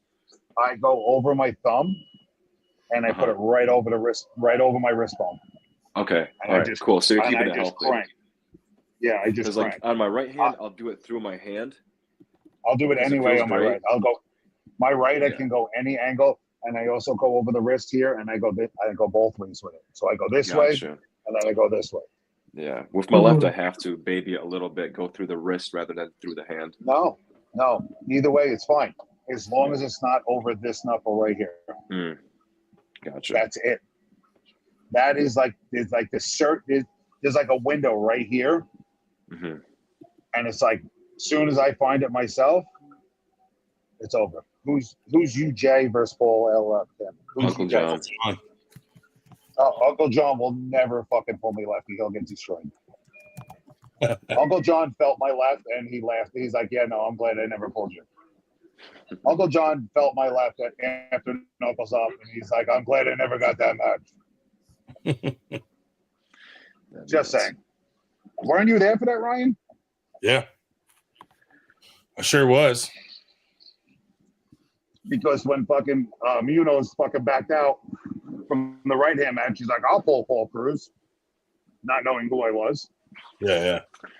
So and then after he pulled fucking Roger, he's like, oh, let me just feel it. I'm like, you don't. I'm like, you don't want to feel that. He's like, come on, go on, go on. I'm like, okay. I'm like, do whatever you want.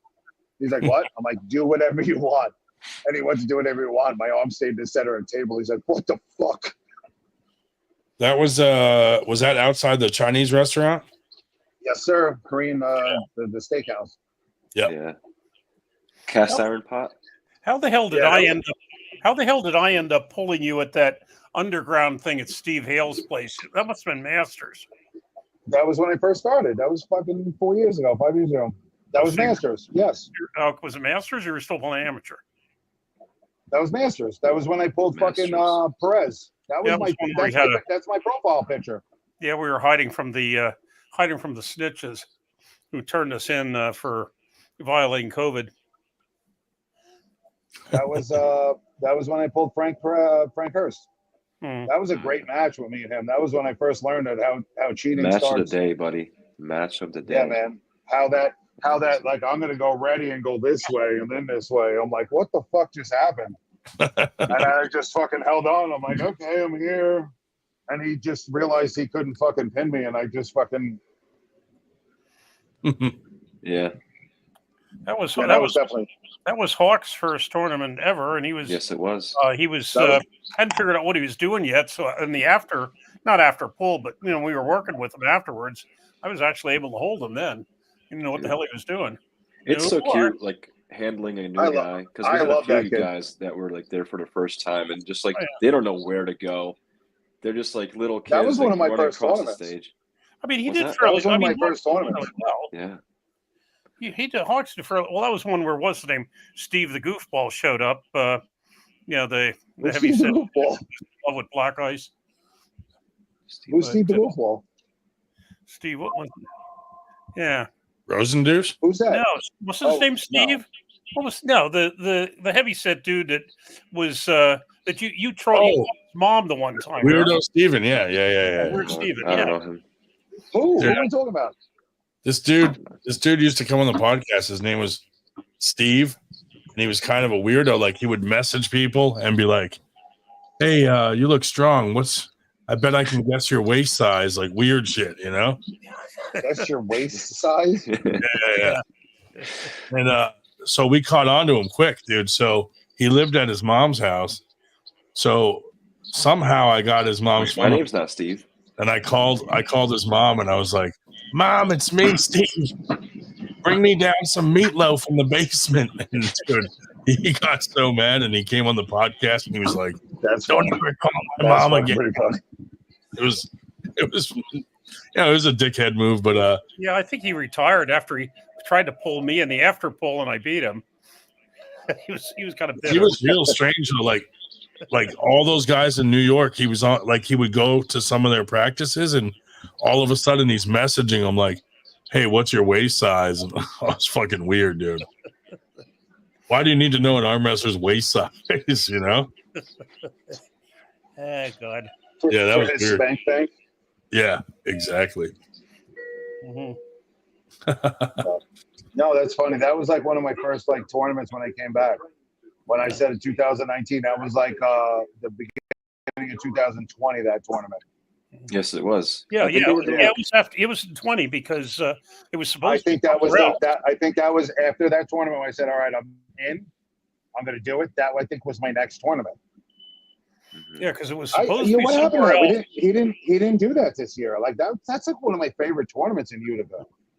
I love Steve's restoration. He didn't do it. It was supposed to be somewhere else, and somebody turned us into the New York authorities, so they canceled that one, and then they were very quiet about where it was going to be, and as to who they told until after it took place. And sure enough, Hale got a visit from the health office afterwards and said, "What the hell is going on here?" And they just said, basically they let him off. But I made it a protest series. Yeah. Oh yeah. Yes, I remember that. It was a protest series. That's what it was. 2000 protest series. Yep. Yep. Yeah, I don't know why he didn't have it this year. That's weird. Because he's done it every year, but this year. I think for the first two it was an underground thing, and then the next year it was like a East versus West sort of event. Last year, I think it was. We did the last year was a qualifier. Yep. Yeah. This year, nothing so far. Yeah, and a lot of times when I go up there, I still stop by that Stathis Greek place because they had those food trucks there, really good gyros. Are you stopping by tomorrow? I don't know. It depends on how early I get out. Gotcha. I might show up. What I did see today is Hawks put up something. I thought if I get out early enough, get going early enough, it might be interesting. Oh, the fresco fish. Yeah, he had a haddock. Yeah. Yeah. I just saw him at the gym earlier. He was ranting and raving. Oh yeah. Good things about it. But you might see me tomorrow, Dave. I've been sick all week, so I called off the plans for tomorrow. So all I got going on is log splitting, wood chopping, and then if I have any energy, I'll see what I can do about coming to practice. And give us the sickness, is what you're saying? Okay. And hopefully not be contagious. I definitely spread the I plague. just did side pressure today, so I'm not gonna hurt myself. Wear your short shorts, and Dave will bring his Viagra. If it's too nippy to be outside, where are we, in his garage or what? Yeah, he's got like a backyard shed.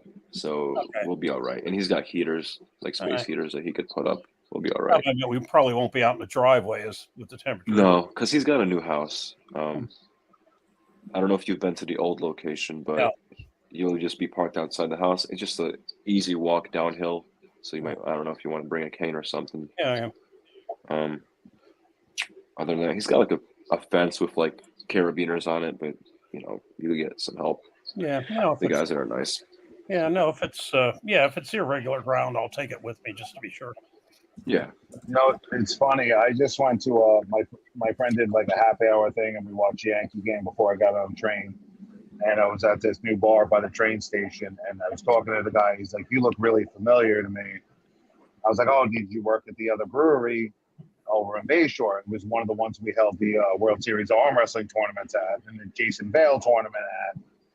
And then I'm like, "Yeah." He's like, "Oh, I used to be the manager there or whatever." He's like, "That's why you look so familiar to me." He's like, "You want to host something here?" The guy like looked at me and sort of WA.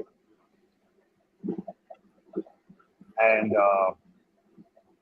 he wants me to host a practice at the new place by the Ronkonkoma train station. I'm like, I said, it's not going to be an event, but I said, if you want, I could probably do like a 20 or 30 guy practice here, bring a couple tables in, on a Sunday at like 6 o'clock, watch a game or whatever's going on.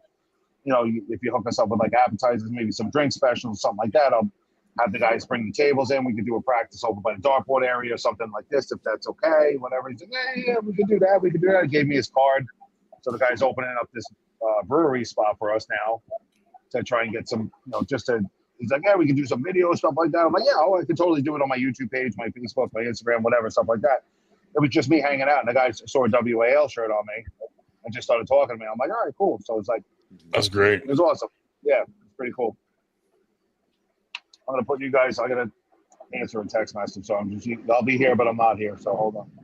Hey, Dave, I would recommend this one place. It's a Mediterranean spot. It's called Zena's Cafe. I'll probably link it to you, but you get some good skewers of either chicken or lamb. I just had that for the first time today. I'll link it to you. Sure, you sound sick, buddy. Yeah, send it to me. I am. I don't like it. I very much was, buddy. Whole week was kind of hell. Just running on fumes. I don't like it. I don't like it either. I'm on death's door, buddy. They opened a Korean barbecue right down the street from me. Nice. There was a Korean barbecue spot. I think I told you about it. Opened up in Utica, but it's like you make your own. And I don't make it as good as the guys that make it for us. So yeah, I wasn't too cared. I got to try this place out to go about it. I got to go judge it. Mm-hmm. You got to do it. Go there by myself. Yeah, that cheesesteak place up the road from you, it was really, they really fill them with the meat. I could have studded some more cheese on it, but a lot of meat in the buns. Yeah, it was good. Nice. Let me see. Let me get you that link for the Zena's Cafe. I don't even think I've ever ordered from there, Dave. Actually. Mm-hmm. No, I was surprised. There's no indoors. It's just walk up to the counter. They had picnic tables outside. Oh. So it was decent weather, but there's no indoor seating. Gotcha. Yeah, I've never gone to that place, but I've heard good things. Mm-hmm. It's always the unknown places that are the best, Mm-hmm.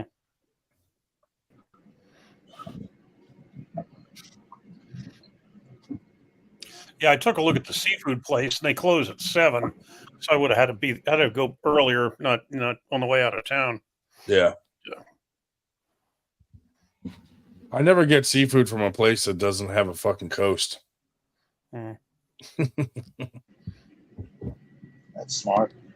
Well, like I say, if I end up going through Maine to Nova Scotia this summer, get up there during the season.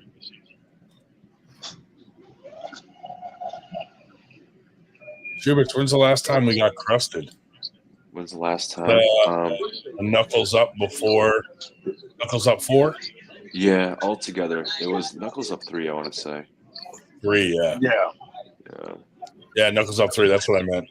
I only ever got it we once. could enjoy it all together. So that I only ever got it once when we went to after the thing in Whitehall. So yeah, that was the last good one. that I had with you guys. Smell Other the than weed that, I as they got took out a on. date to Longhorn, and I got it there. Yeah. Paul Cruz is smoking weed on a bus. No, we just stopped at like Mineola Station. The guys got on. I'm like, oh, it smells weed.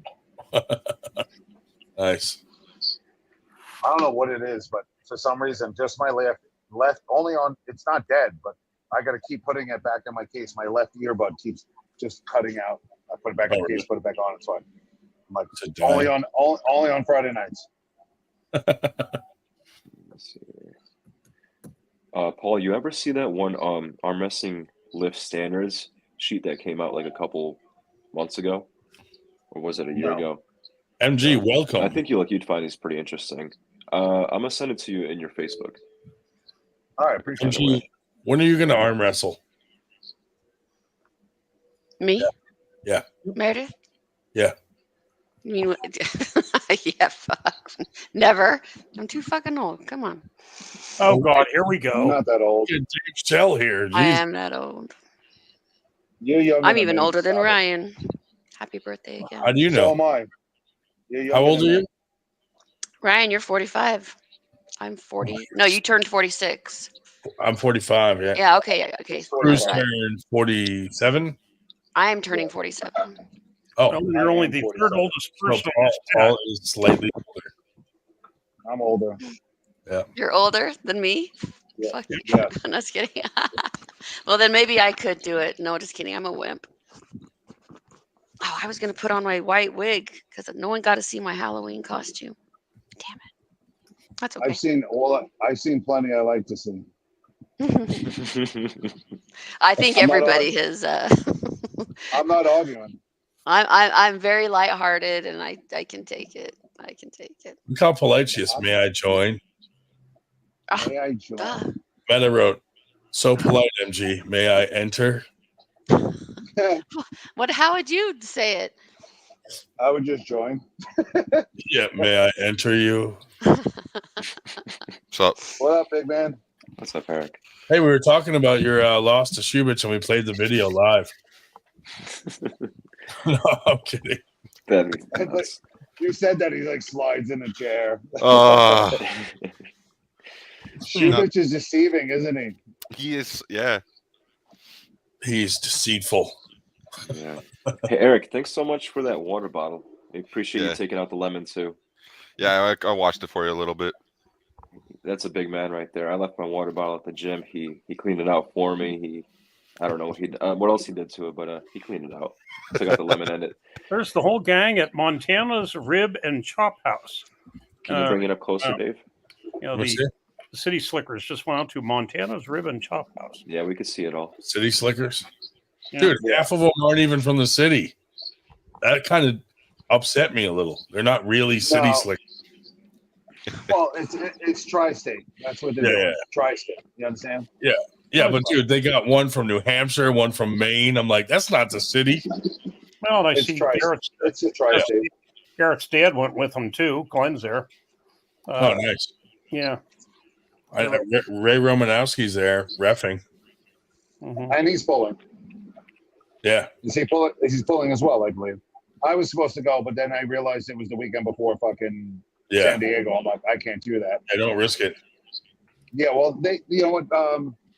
Maddie and Jolene were on the podcast, and Jolene was like, "Oh, fuck that, do both." And I'm like, why isn't he doing both? Because they were talking about me not doing both. And I'm like, number one, Jolene doesn't know me, and I am rising where I need to rise.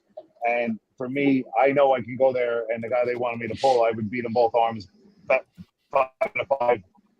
Even if I pulled all 5 matches, both arms, I would beat the guy 5 times out of 5 times, both arms. But then to put me in a situation where I could potentially get hurt or potentially fuck up the situation where the World Series of Arm Wrestling is going to have the elite of the elite there is not worth it for me whatsoever to risk that.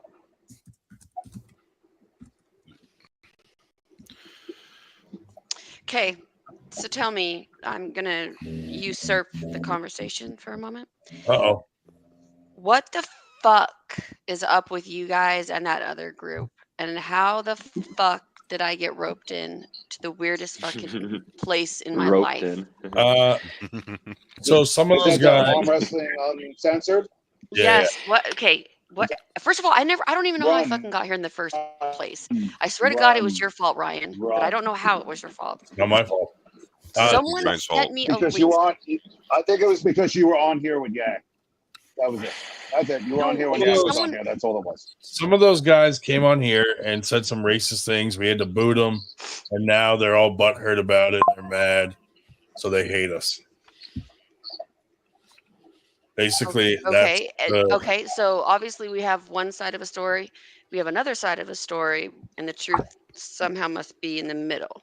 no. I Would mean, you they agree with that? literally no, So you think you're blameless and No. faultless? No, Because no, I already they- know that they those guys are literally- incel assholes, and they admit to it.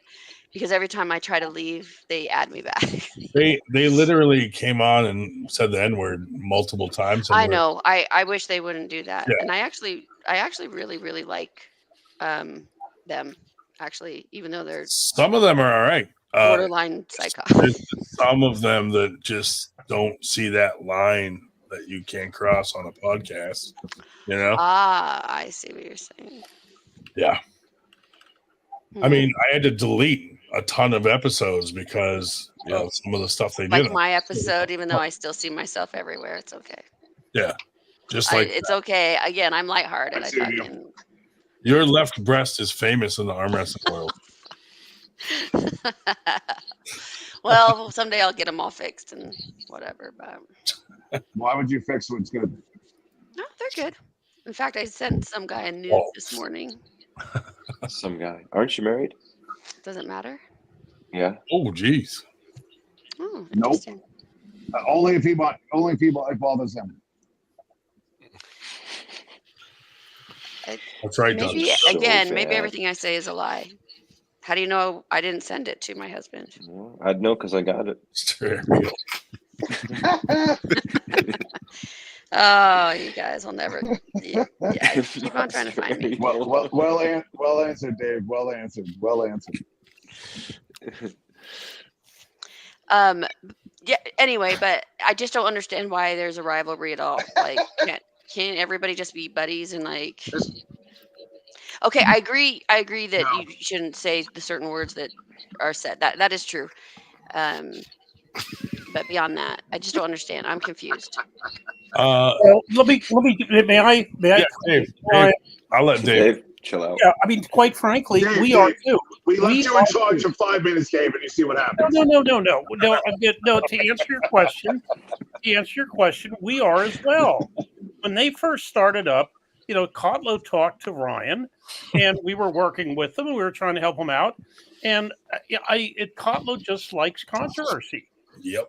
I mean, we'd be perfectly happy to, if they were normal. It's not just us. I mean, TAL, Texas Arm Wrestling League, won't have a damn thing to do with them because they think that controversy, no matter how bad, is better. We'd be glad to work with them, but they, like last week when Paul Italia and I got into an argument, which has since been settled. We're working together. Kotlo's sitting on the program, acting fairly normal, gets off, and literally within minutes, he's slamming us. Why? Who the hell knows? Yeah. Interesting. Honest to I'm God. gonna have to talk to David. Yep. You should put him in his place. I have told him many times that, and when Ryan's told him the same thing, you could have a really good operation there. I mean, now look at the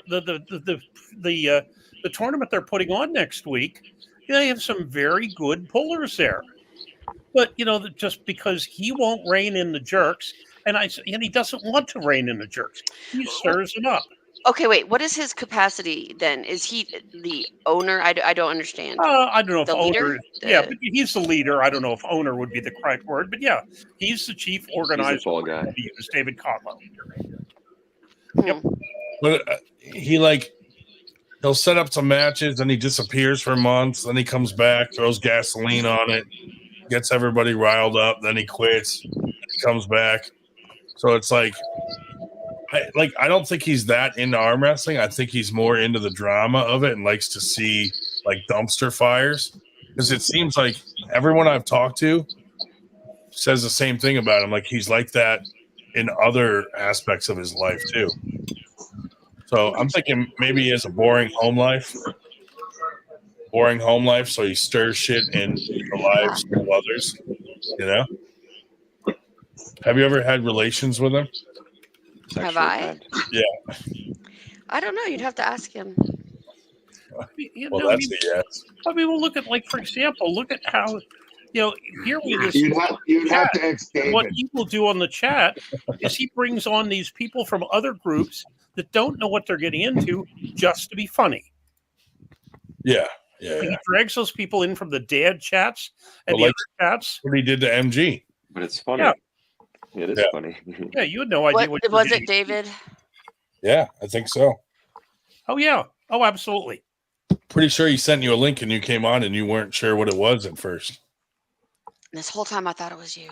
See, No. I have so much memory loss. You Okay. blamed me for that? Yes, I did. How would I have invited you in? I didn't know you. That's my point. That's my whole fucking Yeah, point. no, he did. And then you came on and you were like, what is this? Oh, I'm gonna do. Yeah. Eric, what are you eating? Ew. It was like chicken and rice teriyaki. Looks No, delicious we so weren't- far. We weren't clear how he knew you when you said you were in Utah and he's in Texas. But no, he definitely dragged you in. Tell us the truth. Does Kotlo have freak offs? Like a P. Diddy freak off? Oh my god. Couldn't say. Is he into child trafficking or anything weird like that? No, he's definitely not. Is he a sex trafficker? You No. can't say legally. Yeah. Ask Dave. Oh my god. Salvatore in the house. The Salvatore. Here, for example, here is one of the normal ones that I wish I could go down and visit him and his other folks from Louisiana, but I pretty well decided I was going to until Nanya gets on the program that Kotlo sets up for him and refers to a 75-year-old man as a good friend of mine as a possible pedophile. Big whoop. Pedophile. I don't know. I told Kotlo Unbelievable. if he Okay. cleans it up by next year, maybe I could come to a future one. But then what does he do? Oh, yeah, well, we'll work on it. But then what does he do? Then he, like I say, he tries to stir up the thing with us in Italia, or me in Italia. Yeah, we need a fair maiden to broker a truce here. Yeah, MG, could you broker a truce? Of course. Yeah, that'll work out like Hamas. I don't know. I'm not on anybody's side. I'm Switzerland. Hamas. You can only broker a truce with somebody that wants it when both sides want a truce. Hamas doesn't, and That'll neither work does out like a boss. That was like not zero thought, zero effort. That came out fucking perfect. Yep. Who knew Dave had so much hate in his heart? Yeah. Well, dude, after your argument with Paul Italia, I was like, holy Jesus. I thought you guys were going to fight. If you got hit in your heart, let it out. White power. Right. Ryan, based on your accent, are you like in like Connecticut or Massachusetts? She's good. Sort of. I grew up in New Hampshire. Now I'm in the Philly area. So I grew up, close to Boston. I like to listen to accents, and I'm pretty good at it, actually. That's Where's cool. Paul? That's pretty close. Where's Paul Cruz from? Where am I from?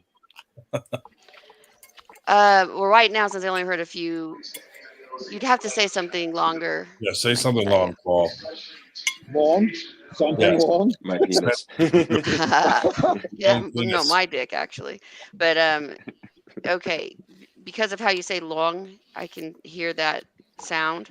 So it sounds like New Jersey, maybe No, not even Pennsylvania. fucking close. Not even fucking close.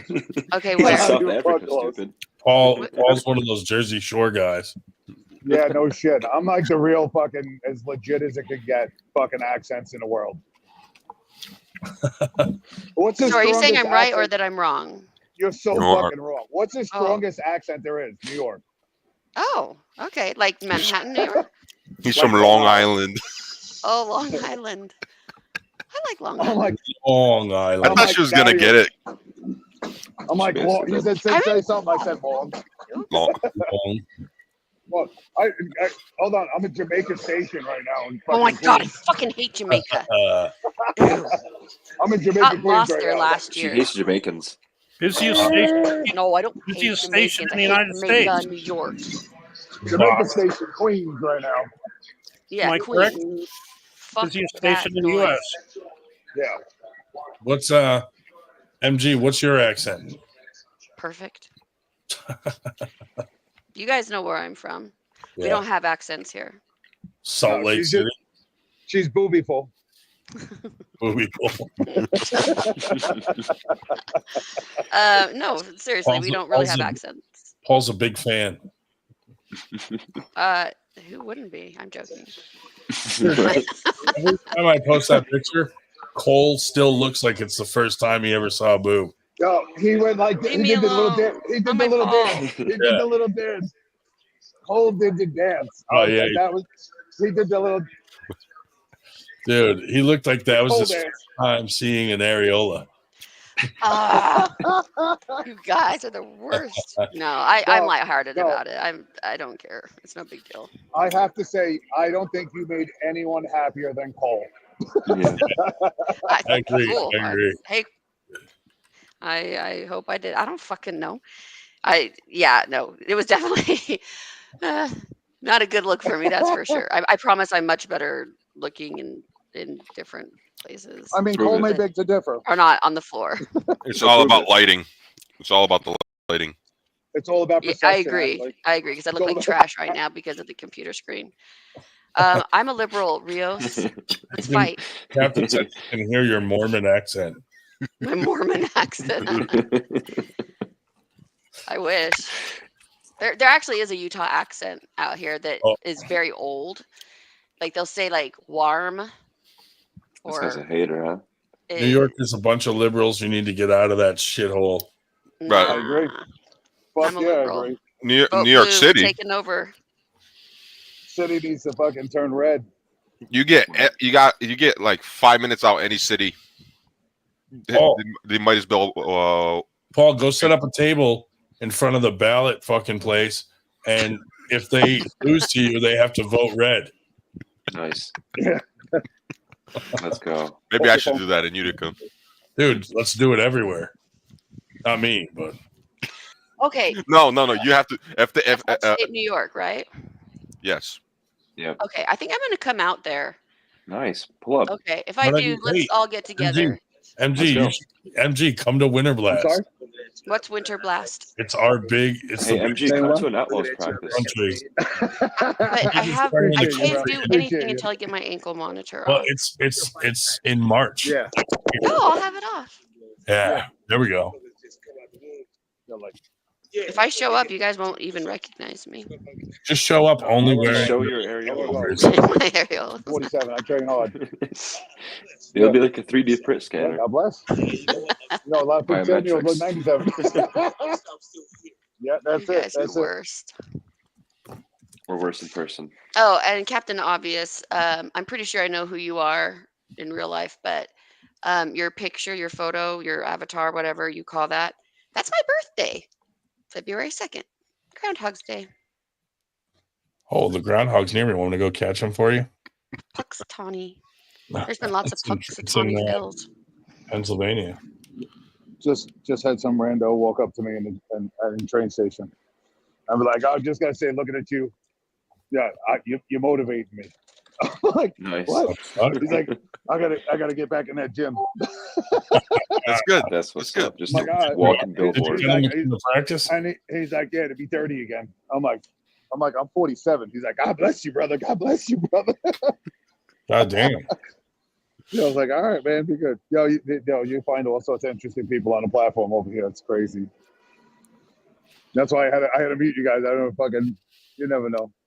You see, I try and tell you guys, but I can't turn the camera. But there's all sorts of interestingness, always, all days.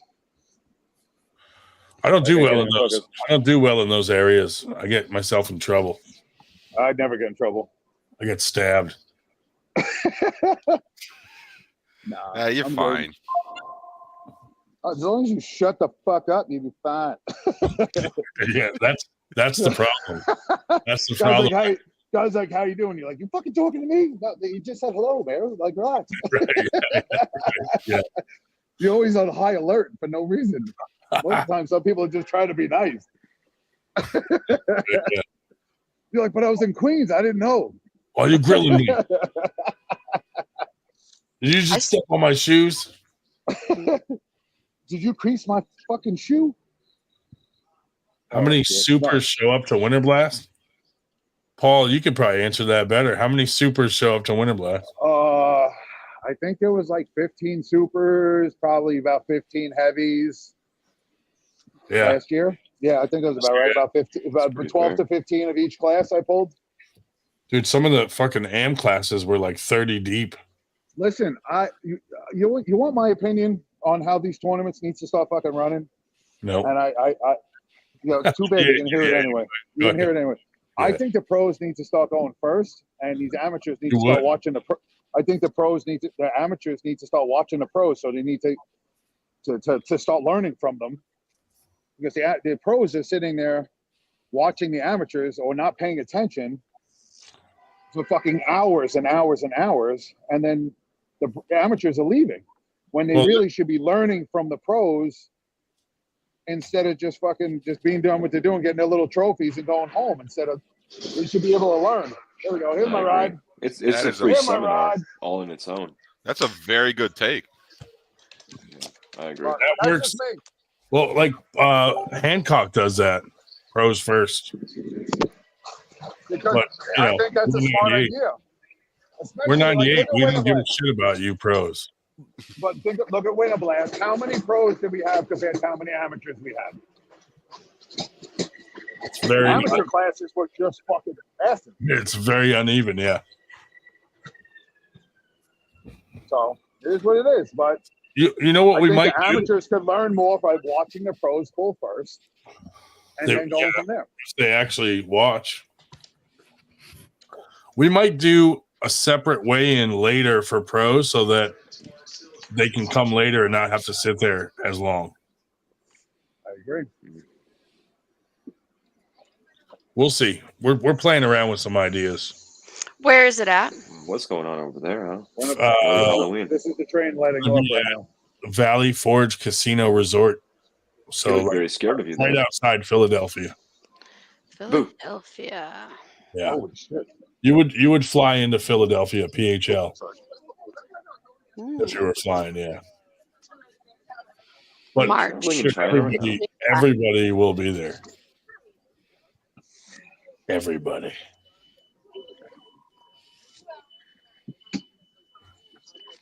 Dude, we could have a booth where it's like a kissing booth, but it's your areola. So what's the difference? That'd be great. Like set it up. Probably make more money. Probably make more money than regular kissing booth. I'll tell you that. People get a picture with your left breast. It'll be the mascot. We'll charge $5 to get your No, I'd only charge breast. a nickel. I could never do that. I'd give them away for You got to raise money for other tournaments. Okay, we'll put it back in the pot. Yeah. She's gonna help sponsor my next tournament. Yeah. Areola sponsor. That's right. I don't care about money. Money's stupid. Paul, the back of your shirt has a picture of her left breast. You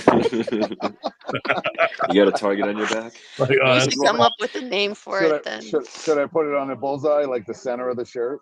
Oh my In fucking parentheses, God. it says actual size.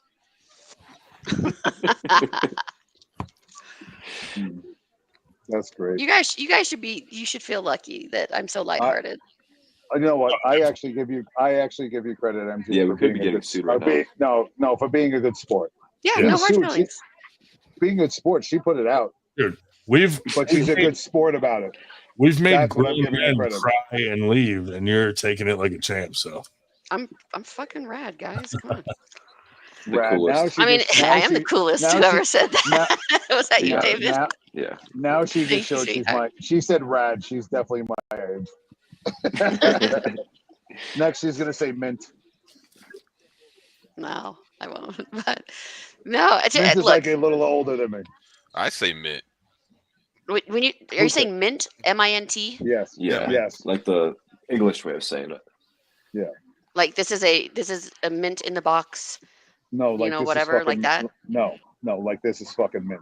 That sort of spelling, yes, but mint. the usage is different. I have no fucking idea what that means. You know what Eric, it's did like you, when someone Eric, says did you that's say that? Yeah. Did you use that? Yeah, I say that. How old are you? 21. You don't say dope? Like this is fucking dope? That's That's dope. like your age. That's He I dope. say a lot of You things. know what he says? He probably says that's lit. I did not say that. That is one thing I don't say. That's lit. I could see Eric saying that's dope, but not lit. Dope. I say it because I'm hilarious, and I say like literally yesterday I was wearing a shirt that said "yeet." People are like, "That is so lame," and I'm just like, Yeah, it's so and 2016. they just, like, What are you doing? do this on purpose. I'm like, oh yeah. I No buy the cap. dumbest Dr. Phil in the fucking. chat. She's like, here, look at this. Look at this. Dude, the 98% MG Areola plushie pillow now on sale. I'm in. Yeah. We could definitely do that. Oh my god! Can you imagine? I'll take two. We'll talk to the Chinese distributors. We'll Two fly off- me out to Taiwan and get some measurements done. I'll do them. They feel Yeah, real. yeah. It has to be like identical measurements. And I need a comparison. The areola, everything has to be. Send me the measurements, and I'll look into getting some custom ones made. We'll sell them at Winter. I will sleep on it every night at work. I'll sleep on. Who's the I'll sleep on alternative those band? pillows. Everybody needs a bosom for a pillow. It sounds Mine's on the amazing. 45. No, yours is on your chest. No. Like everybody needs a bosom for a pillow. Everybody Bloodhound Gang? needs a bosom. Fuck. Damn it! I can't think of the band. It's from the 90s. Look it up. Nickelback. Doing it. Google. Dinner plate. A dinner plate. Oh, it's brim full of Asha. If you guys ever listen to that, I listen to alternative music, but I'll take a plate full of areola. okay, let's do it. Can I get that on vinyl? Do you remember that song, Detachable Penis? Yes, detachable penis. Yeah. An oldie. Yep. I found it on a blanket Dude. at the flea market or whatever. When I me had and, to buy it back. It was a good deal. Or when me and Paul were younger, it was okay to call people a retard. Now, you can't. It's offensive. Everybody says it now that are kids. I know because I have two 17-year-olds. They all say it. It's crazy, or you can't say, like, well, I can't even say it, or we're going to get fucking shut down. Jesus. Yeah. What does it And start everyone with? says the word gay, and I'll be honest, I actually say that too all the time. I Now, say that a lot. I have heard, and I can only vouch for what I have heard. You can say gay, you just can't say the F word. Which one? The one that's not fuck, because I would say fuck. Sorry for your podcast. The one that rhymes with maggot? Yes. Mm. So you can say like that's so gay. Pap But you Saget. can't say the other one. Yeah, but- because that's, Queer made a comeback. One time he couldn't say queer. Now you can. They call themselves that. Dave. But he call him a homo. It doesn't make sense. Dave, do you identify as queer? No, I don't identify as anything. Anyway. that's Androgynous. whoever Yeah, you but want to when be. we were younger, if you called someone gay or the F word, you didn't mean that like they run off and suck dicks. Right. Just- No, I remember that. I grew up Yeah. then. I never said the F word though. Or even retard. You didn't mean like, hey, you're mentally challenged. Right. No, Like, just dude, you're yeah. being retarded. Shut up. You know, like, No, you are. you are a retard. And But I still say it. I still call people fags. yeah, me I too. say it all the time. Homo, faggot, whatever. It's like when you watch like Bill oh, and Ted's yeah. Excellent Adventure, and Keanu Reeves falls down the stairs, and then they hug each other because he's not dead. You're not dead, dude. And then they hug each other. Yeah. It's different back then. Ja, you can measure those for me. Okay. Make sure you bring a tape measure.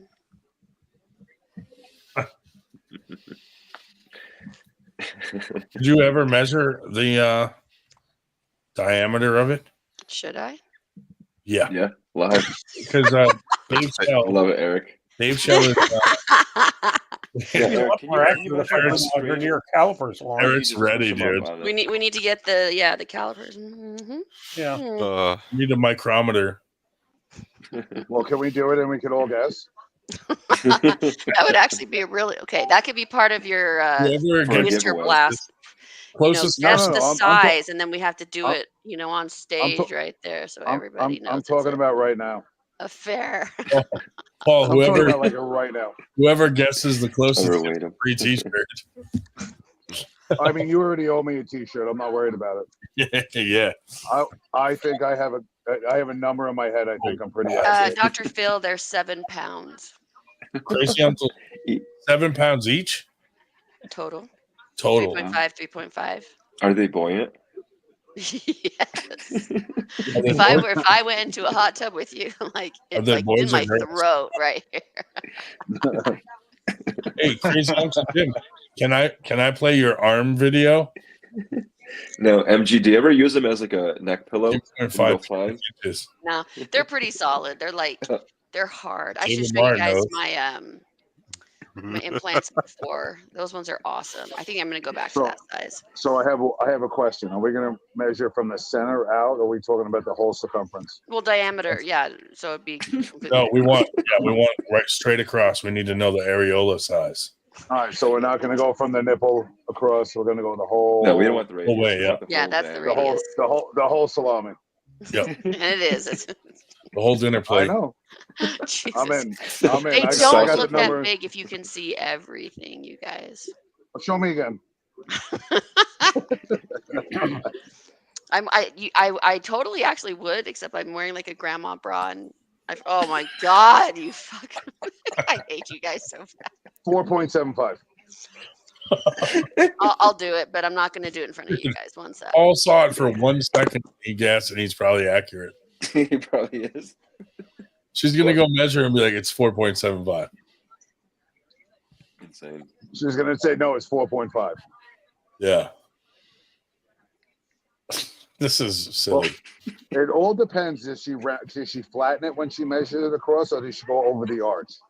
Because that's about a quarter of an inch difference. Depends. Like, what? Like, is she going to get a real, like, regular tape measure?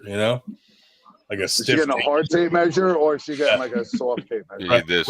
Right. Yeah. She needs like what Eric's got. Like a sewing tape. Yep. Yes, this Yeah. is exactly what it is. Yeah, because that'll be 4.75. She gets a hard stiff tape like a ruler. It's gonna go 4.5. Yep. She can come back 3 1/4 and be like, bullshit. 2 inches, even? No, it's way bigger than 2 inches. No. Way Too bigger. even. It's out of your damn mind. Look in your pants. Not 2 inches. Four fucking Who just put that up there? Get the hell out of here. inches. That's a big. Did you see the That's picture? 4.75. That's a little big, don't you think? Put a picture up.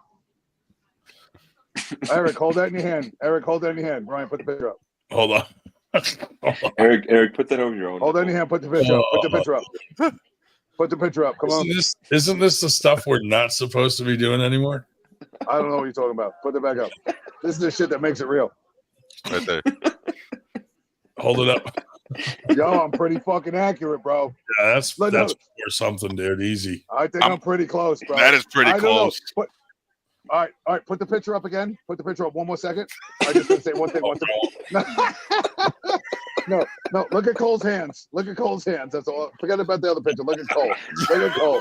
Cole's like, yay. His eyes are lit up. He's looking at a Christmas tree, dude. fucking Cole, man. He's too fucking funny. That was great. Where is Cole? I need wanna this boy in the chat. He was on before. He was on He earlier. just dropped out. You realize, of course, Kotlo is taping this, and it'll show up on their Hey, program. Mar. Good. Yeah, buddy.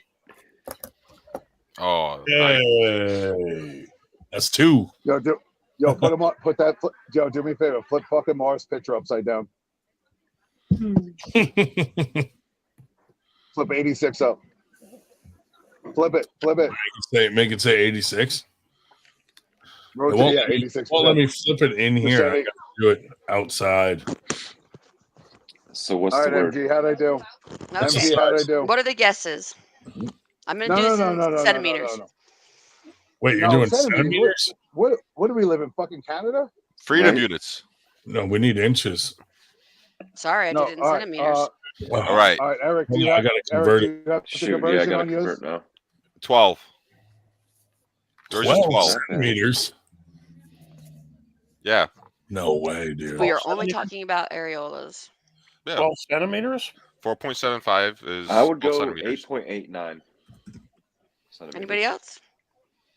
Yeah, hold on. I And got that my. might be lowballing actually. Hold on. 10 centimeters. I got. I'm gonna go 12 centimeters.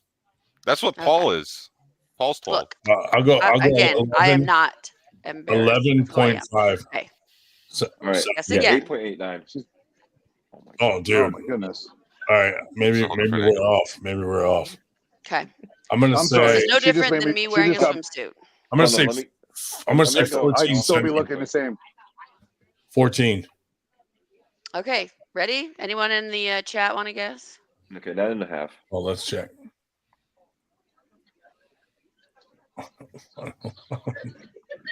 There goes that Unfortunately, damn none of left you earbud will. again. Anybody got I'm not anything? going to show like the actual tape measure, so you're going to have to trust me. All right, well, let's show the actual boob then. Captain said I 14 showed cut, them. You just didn't see. Anyway, a little Centimeter. over 7.5 centimeters both sides. 7.5. 7.5. Oh, That's like 3 inches. All right, kick her 14. off. oh, we were So that's off. 14 centimeters overall. Overall. Well, No. yeah, I Both- mean, 7.5, both 7.5. added Is that together? what you mean? It's ridiculous, you guys. No, I that's am 14 centimeters. This whole thing is ridiculous. That's 14 centimeters, to be honest. I love it. If you, I guess, if you add them, yeah, I don't know. No, you're talking about the whole thing from on one, or you're talking about 7 on each? 7 on, and Me- a little over 7.5 on each.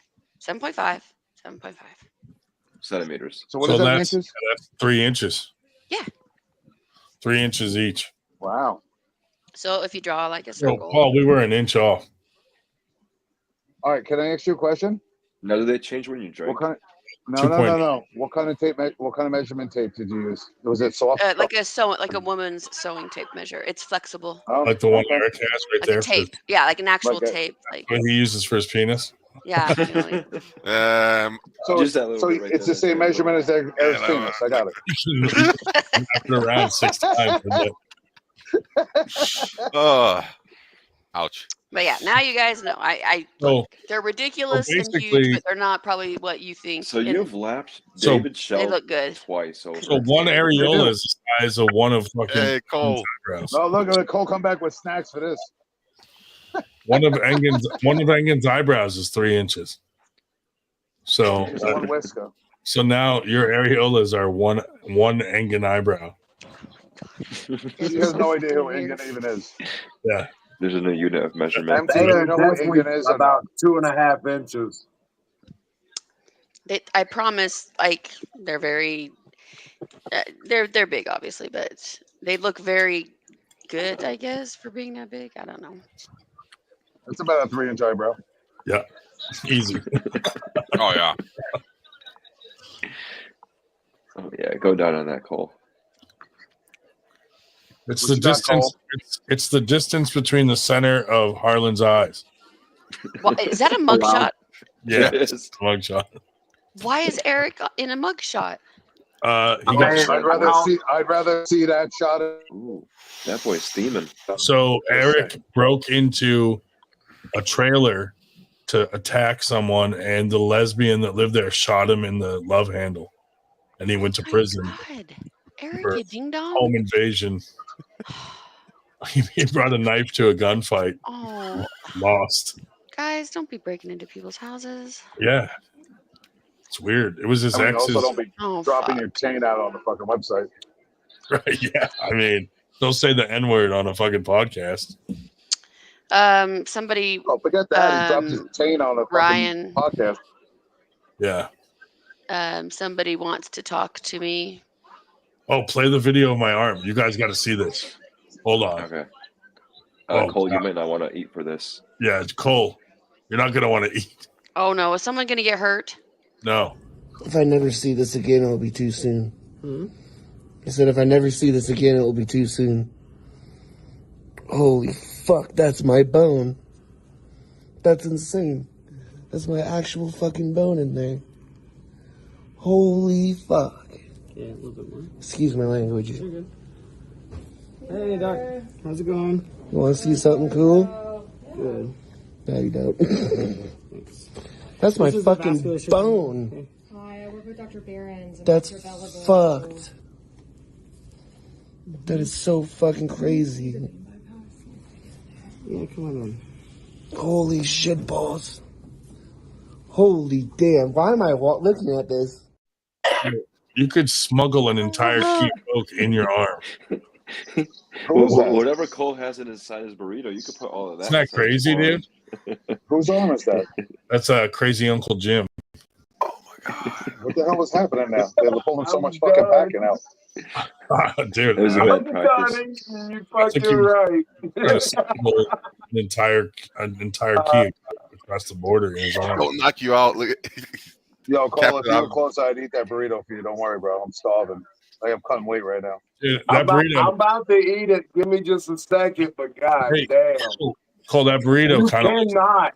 You arm, cannot look at that and eat something, bro. especially a burrito that looks like his forearm. I can eat that right now. Yo, bro, I can eat that shit right now. Rip open the side of the fucking burrito and see if it looks like that. Oh, they You start pulling things out. It's like, yeah, that's what it looks like. That's what it no. Do not listen to Ryan. Right Cole, there, just dude. get a Sharpie. God, I just Cole, get a Sharpie. Start drawing on the side of the burrito.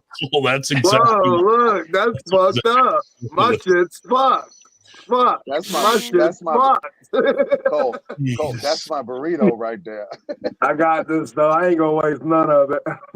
Dude, someone could fuck him in his arm. What is wrong with you?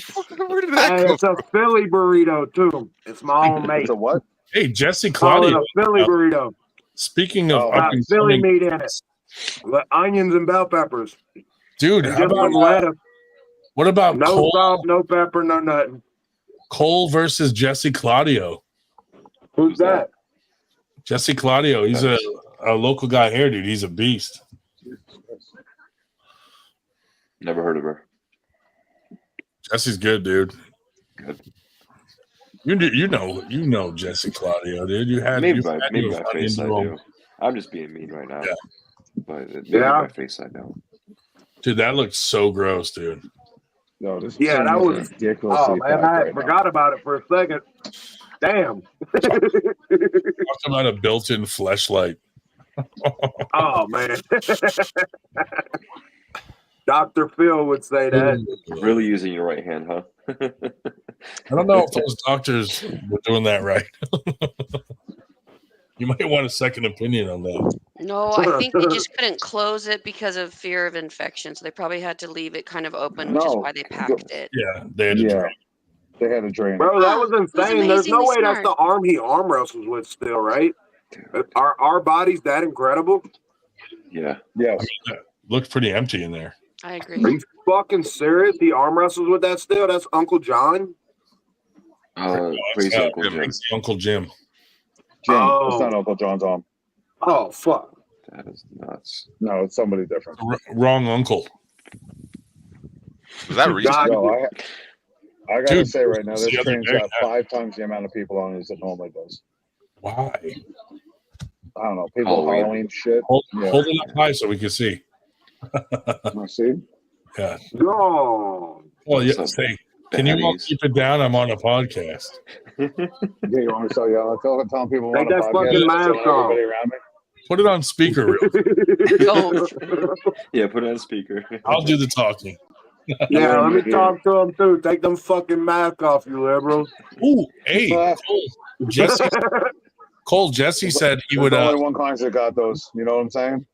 Oh, he wants. Bro, wants how some long? Cole. How long he's been pulling, y'all? Jesse, how long you Me? been playing now? 4 years. Got to be like 4 years, yeah, because he got into it right around, I think, when I did, right? COVID. COVID. His first tournament. I was would one of those consider that. His first tournament was one we held outdoors at the strip club because he couldn't be indoors. No. Take that back. We didn't hold that tournament. Rosenblum did. Rosenblum did. Yeah. Hey, Paul, can you speak in your best Asian accent? Oh, you got jokes? Oh, you got joke? You got joke? Oh, funny guy. Funny guy. Oh, big honor. Sal in the house. Very good. Oh my God. Oh, very fine. Very fine. Jesse, either Cole or Big Rig. There we go, dude. Those will be some fun matches because you guys are all big boys. I'll pull Big Rig. Who you, Cruz? What? Oh, that was Sal. Oh, Sal. Sal, how long you've been pulling a long time though, right? I want to see Sal and Cruz. Sal and Cruz. That'd be a good match. Hold up. I'm gonna go get a water. You're excused. Cole, who you talking about, Cole? Cruz who? Paul Cruz. Oh, Paul Cruz? Yeah. Yeah. I don't know, man.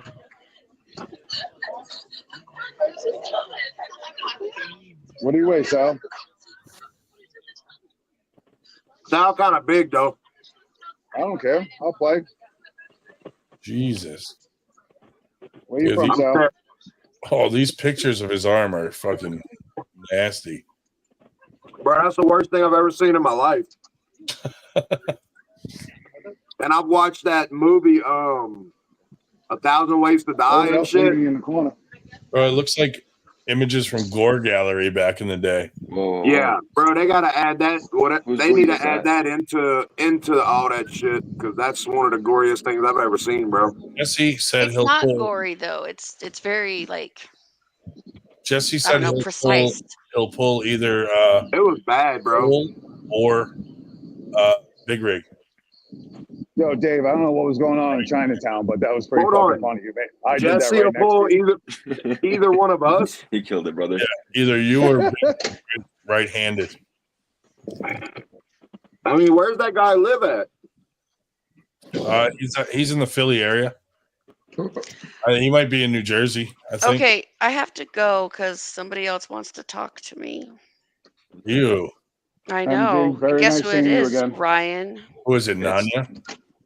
It's He might be one of them, but it's something specific that you and I discussed. David Caldwell? None of your business.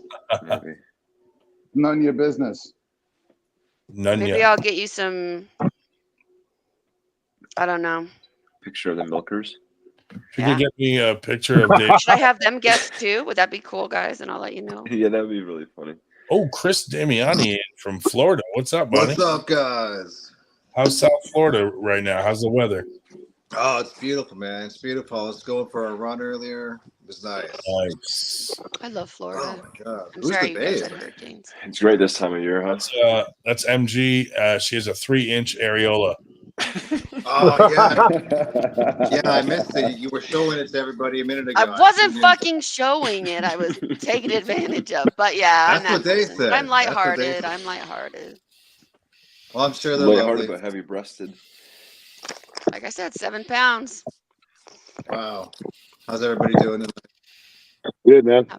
Good. How are you, man? Good. Just psyched for my little tourney tomorrow, you know. Yeah. Congrats, dude. Thank you. Thank you. Yeah, it's second one. So great. Tell everyone about it. Tell like the name of it, where it's at. It's called Halloween Arm Havoc. It's going to be at the Retreat Lounge in Lighthouse Point, Pompano Beach. Gonna have some special guests there, you know, so you're not gonna want to miss it. A couple of famous arm wrestlers might show up. No, they will, because people love me. So it's gonna be cool. Yeah. That's awesome, man. Yeah, but it's a secret. I can't unveil it right now. Yeah. Thank you. Yeah. Yeah. Are you showing up? Yeah, be there. Yeah, no, I think Mikey's going to show up. Oh, nice. Are you coming to the one we're doing in November? All right. At the Broward Convention Center in my hometown, Fort Lauderdale? Yeah, he'll be there. I wish we could, but we have Right. one in November also.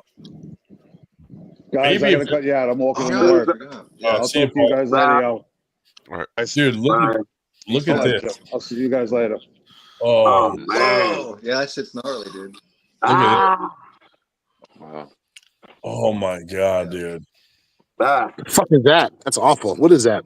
I don't know, but now It's so hard for me to look at that, bro. That's Now I'm warm. That That's reminds me awful. of like Every Terminator time I 2, see where it, it's though, I like, can look at it a little better, a little more and more. that makes me hungry, dude. Exposure therapy. Anybody Yeah, it is. It's just exposure. Every time it gets easier. But one of at that first, that's horrible, bro. Wait, flash that picture back up. I think You That's haven't worse seen than gauze in there. vagina? Yeah. man. That's worse Yeah. than blue waffle, man. What happened with that? Yeah, What is that's that? bad, bro. Look at a bone right there at the top, That's bro. You can see where it's gone. What the fuck? Where's the bone right there? What the fuck's going on with it? That's Meredith's vagina picture. Damn, MG. Is that an arm break? What is that? No, I think he got some kind of infection and they had to like clean it out or something weird. It Nasty. does I was get me just a thinking. little lightheaded, though. I ain't gonna lie. I would just say take the fucking arm, dude. Shit. A what was the masturbation. initial? Was it an arm break originally? No, masturbation accident. Yeah. Yeah. Hey, No, Ryan. I rub my dick a lot. That's what I thought. That's what I thought. It was not arm wrestling related. Woo. Dang. Yeah, I think he got like another surgery and he got infected, and then something weird happened. Oh, so that was the what the malpractice comment was about earlier. Yeah. Yeah. He should have worked on his timing and speed. It's like the doctor like stitched him up, but got semen on it. Was that you, Ryan? Are you a doctor? I sewed it up in my basement. With my, Contaminated sharps. I may be hung like a needle, but I fuck like a sewing machine.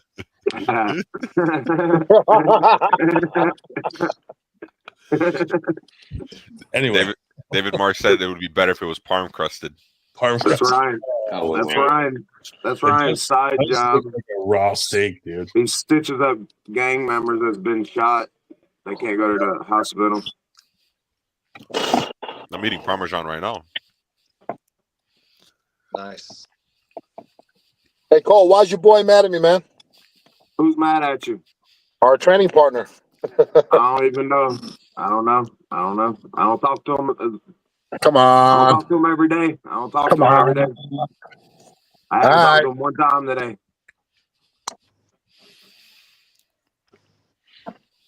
I tried reaching out. Motherfucker won't even call me. Oh no. Yeah. Oh, we were good until the tournament last week. Yeah. Oh, Cole, I gotta play a video. I was requested to play this video, Uh-oh. and to ask you what happened to your boy. Hold on, it's uploading. Hey, Dave, are you going to Morrison's practice tomorrow? I don't know if he watching. They never got back to me, so I don't know. All right, it's loaded. Ready?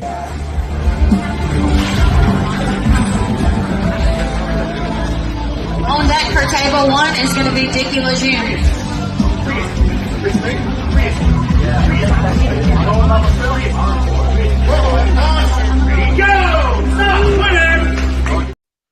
Boom. I heard wrist. What happened to your, wrist? your boy? I was requested to ask you what happened to your boy. Yeah, if I was going to Morrison's, I probably wouldn't be up this late. Gotcha. No Yeah. comment. You ain't got. Hold on, Sal. You ain't got no videos like that of me, do you? Yeah, possibly. I got the one of your wife dropping the hammer. Billy Ortegas is going to grab. These guys have such a contagious laugh. That was almost a year and a half ago now.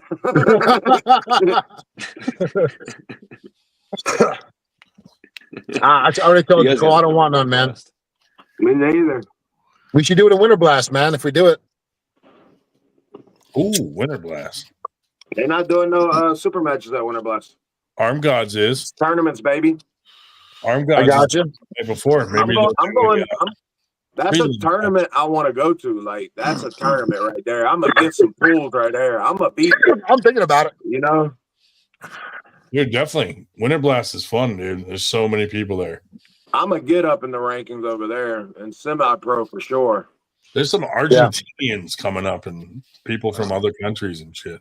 Nice. Dave, it sucks. I'm gonna miss you, man. On the second, you know, I know you made your mind up. You guys think this year will be bigger than last year? I don't know.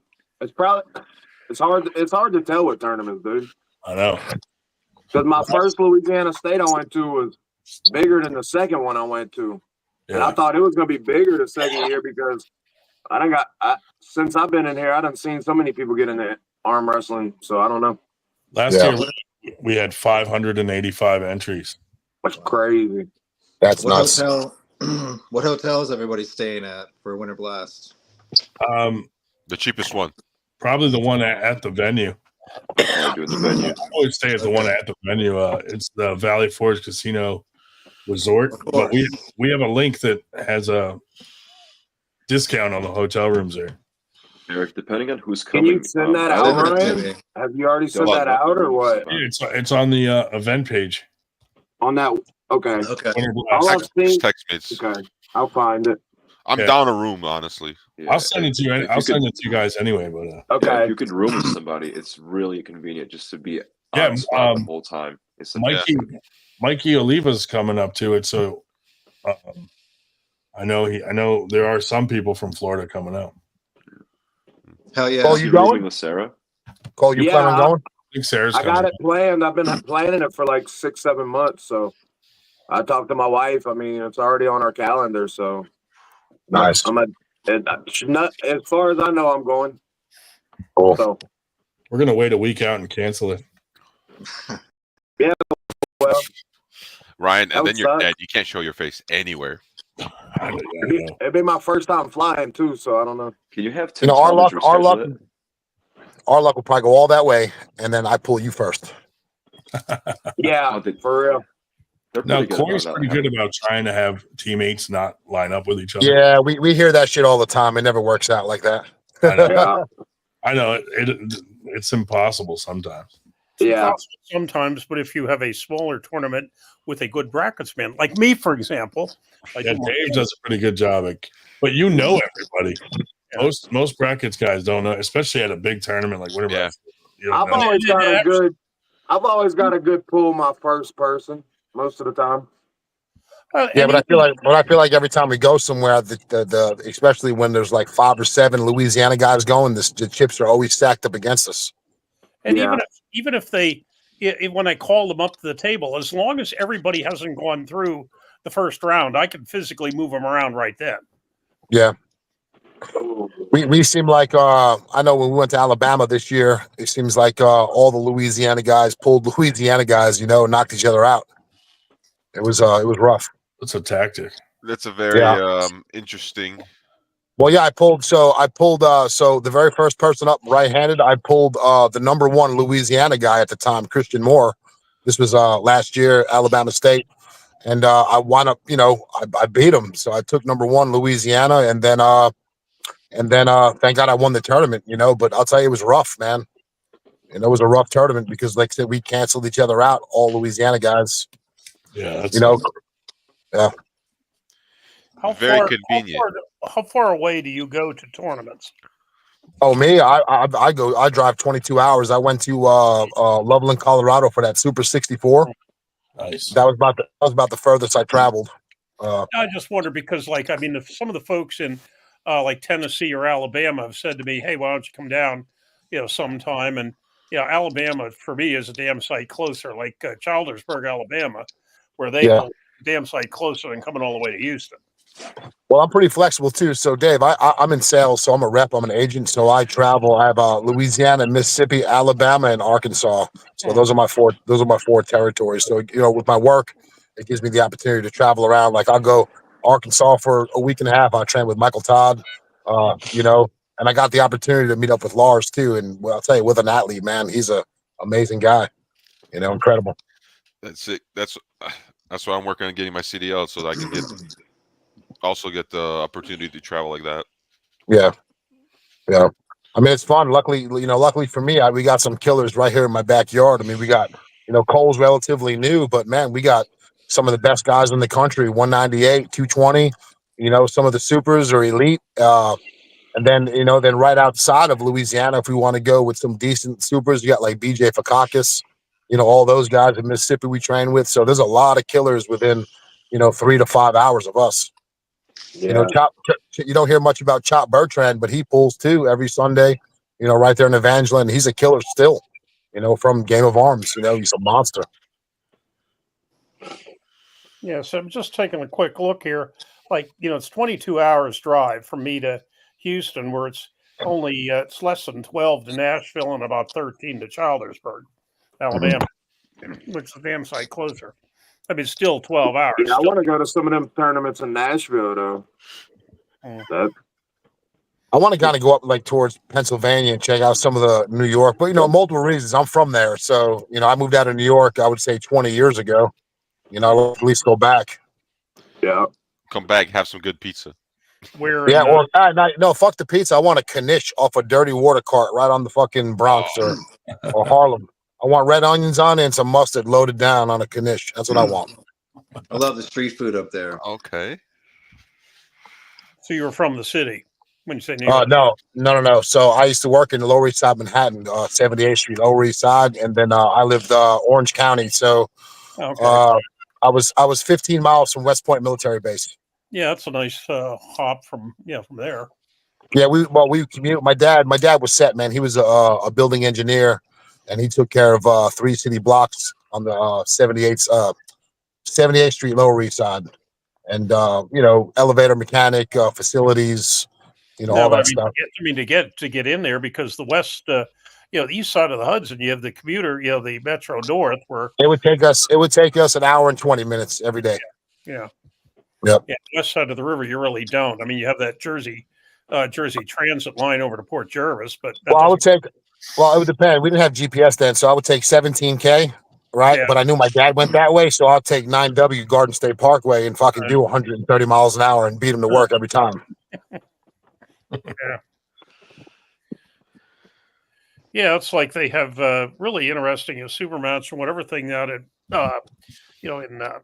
in Paul's area, Cruz's area, the night before Thanksgiving. That Wednesday. But I mean, getting to Long Island sucks enough from Pennsylvania. Oh yeah. You can imagine what traffic's going to be like on Wednesday evening before Thanksgiving. Yeah, for sure. Chris, are you live streaming your event? Yeah. We're gonna go. We're gonna live stream it somewhere. Yeah. I'm looking more forward to making it more interesting, like we've been talking about on different podcasts. How some people are pre-recording, doing the editing dealio. Kind of keeps the viewers more interested. So I'm going to try to do a little bit of both, actually. Yeah. It's something you definitely got to play with till you find what works. Yeah. I'm trying to experiment with stuff, but not do something, that's not going to work or, whatever. Yeah. We've tried a bunch of different ways. Yeah. I guess it can't hurt to try something new. Right. Bunch of flash pin products, the flash pin stuff. What's that? Is it flash pin? Is it flash pin productions? Who does that? Oh shit! Why can't I need to get his number though. Well, I'm gonna tell you. So that the way I just got. I mean, I forget what it was, but the flash pin, like they got a pretty good thing going on, man. What they're doing. The whole production's really good, man. I think they're doing a really good thing, and I like that. What is that one in India? What is the Panja? The Panja. Pro Panja. Yeah, Pro Panja. That looks pretty interesting. Well, I like that a little. I like that too because for me, it's like the characters stick out. Like it's like watching a Walking Dead. You get that one character you just like and you just want to just follow and follow. Yeah. Right. I kind of like it. Yeah, they got a good deal. And Australia's got their AWE stuff, their matches this weekend too. Yeah. That India though, that might make arm wrestling a lot bigger eventually. What they're doing. They should just make Knuckles Up, man, like the East versus West of America, or Michael Todd get his facility done so he can make that, the Masa Factory, kind of like, one of the, it'd be ideal. Yeah.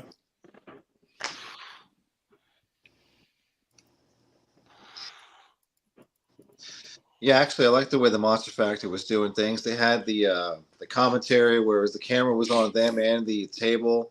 They were kind of making it more interesting, kind of shooting the shit, Mike. I liked it. Cool. Me too. Yeah. Me too. Yeah, they did a good thing, man. I thought that was gonna blow up. Well, I'll tell you. It's still there. It's still going to blow up. But I'll tell you, on personal level, his contractor's kind of screwing him around, and he kind of needs a beating because I provided the floor for his facility over there, and it's been sitting in fucking boxes for damn near 8 months already. And I'm like, fuck, dude. Like, let's kick this contractor in the balls here, Yeah. Something. Billy Ortega's in the house. What's up, Billy? What's up, Billy? What's up, man? How you doing? Just had to go grab some food. I made you hungry too. What's Keep that? doing that to people. That dude's arm made you hungry? Oh yeah. Ooh. That was pretty gnarly. Yeah. Man. So Billy made me these table number banners. Fire. The tables. Nice. All right. For my Got combat. mine today too. Nice. Pretty That badass. is legit. Pretty badass, dude. You know, That you were is talking about legit. them earlier, and you actually didn't have a bad idea, really. So they're based. I don't know if any of the other tables have that half by half bar or anything like that underneath them, but we could make them without them. Yeah. You get can you get an Oriola for the women's table? Fucking Velcro it to like other brand tables. Yeah, you could do. You could do like a double stick tape or Velcro or something like that. Yeah. For sure. Oriola on it. Areola. Yeah, for the women's table. I was gonna say they're gone. The Areolas, I don't see them anymore. What the heck happened? 3-inch areolas. Crazy. Bring back MD. He deserved Billy, it. man. Billy, what's rocking in Texas, man? How you been, man? Just got back from practice tonight. Just counting down the days to Texas State. Hell yeah. Yeah, what you how many more days you got? Oh, shoot, it's 14, November 16th. So 20 days or something like that? something like that. Yeah. Yep. What else? 21? How many tournaments a year you have through Texas? Not including like the East versus West stuff and like the You want to know qualifiers and all everything that. in Texas? No, just like a handful, like Dallas and Houston area. Because Texas is big. Well, yeah. I mean, Texas is huge, but we're completely booked. Solid. If you So, like, count 10 our years? events, yeah. If you count our events and the events that Sean Hancock, he promotes a couple of events here in Texas. Yep. We have a couple other just individual promoters that have their events in Texas. So literally every month of the year is got an event in it. Oh, Where nice. are your events at? So we do one in each region. Besides wherever Texas State is, won't have their regional. Yeah. So they'll just have Texas State. So like next year, if I can remember just off the top of my head, February will be in the Dallas area. March will be up north again, probably in Lubbock again. March, April, we're off. May will be the Southern in San Antonio, where we're going to have the 176 Super 64. We're going to, Paul, that's crazy. yeah, we're going to host that with Corey in May. What weight June, class? July. I'm sorry. Go ahead. I'm sorry. What weight class is that? Super 64, 198, 220, or? It's going to be the 176. Nice, dude. A flight to Dallas from Philly right now is $108. Yeah, I was telling Cole, we got to be careful too, man, because depending where the tournaments are, we look, Texas is our neighbor, right? So for me, I'm in Lafayette, so Texas is an hour and a half. Before I look at a tournament, it'd be 17 hours away. I'm like, fuck that. I know. Trust me. So the next closest thing to y'all for us is going to be not till August. Oh, what is it? Let us know. It's our Eastern Regional, so it'll be somewhere around the Houston area. Okay. So I tried to get Sal to come out and pull Big Mark the last Eastern.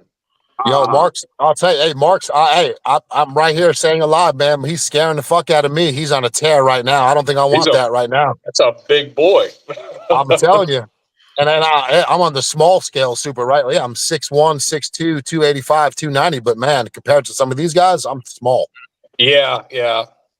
No, but long, he does. I mean, he needed some good competition, and and that was the thing. If we could have got you or even Christian out to pull him, I think that would have been good. I think y'all are definitely good competition. Well, thank you. Dude, How long ago was that? The beginning of the year. Yeah, this year. Yeah, I think so. I think so you had work or something like that, and yeah. I was changing. Anyway. I was kind of like in the mix of changing careers then. Yeah. Sure. Well, I mean, there'll always be another opportunity. I mean, oh yeah, for sure. Yeah. I enjoyed that. I enjoyed that East versus West qualifier you guys had right there. That was fun. That ended up being a lot bigger than what we thought too.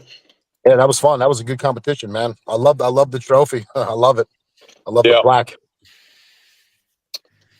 Yeah, but yeah. I mean, we're just loaded. I think the only month next year that is not going to have an event is January and April. Okay. So back to Mark. How big is Mark? How tall and heavy is he?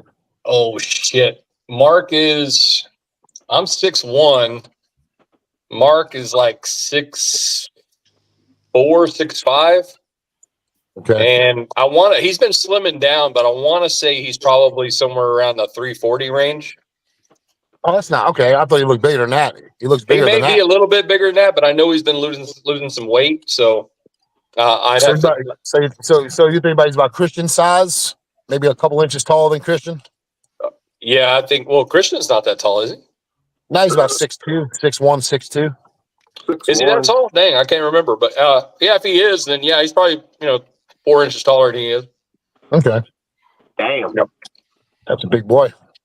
He is big. Big boy. I hadn't been arm wrestling that long either. How long? I want to say maybe 3 years. So I thought he pulled a lot longer than that. Well, we kind of thought that, but really, he started practicing. See, now I'm interested again. Yeah, a little bit before that, but like his first competition was only, it wasn't maybe three, maybe working on 4 years ago now. So okay. What's he winning in supers over there at y'all's tournaments? He's very like he doesn't really come out to tournaments. Cody. So I mean, he does fairly well, depending upon who's there. But yeah. It's funny. Online perception is hard to tell. Like you see a guy like like that. He looks big, and then when you meet him in person, you're like, man, that sucker's tiny. and then the small ones look, and then you meet them in person, they're giant, right? It's like, yes, wow, yeah. That's like UFC fighters. It's always hard to tell. Like you're looking at them and you can't tell, and then all of a sudden you see their weight class are 135 pounds. And it's like they look a lot bigger than that.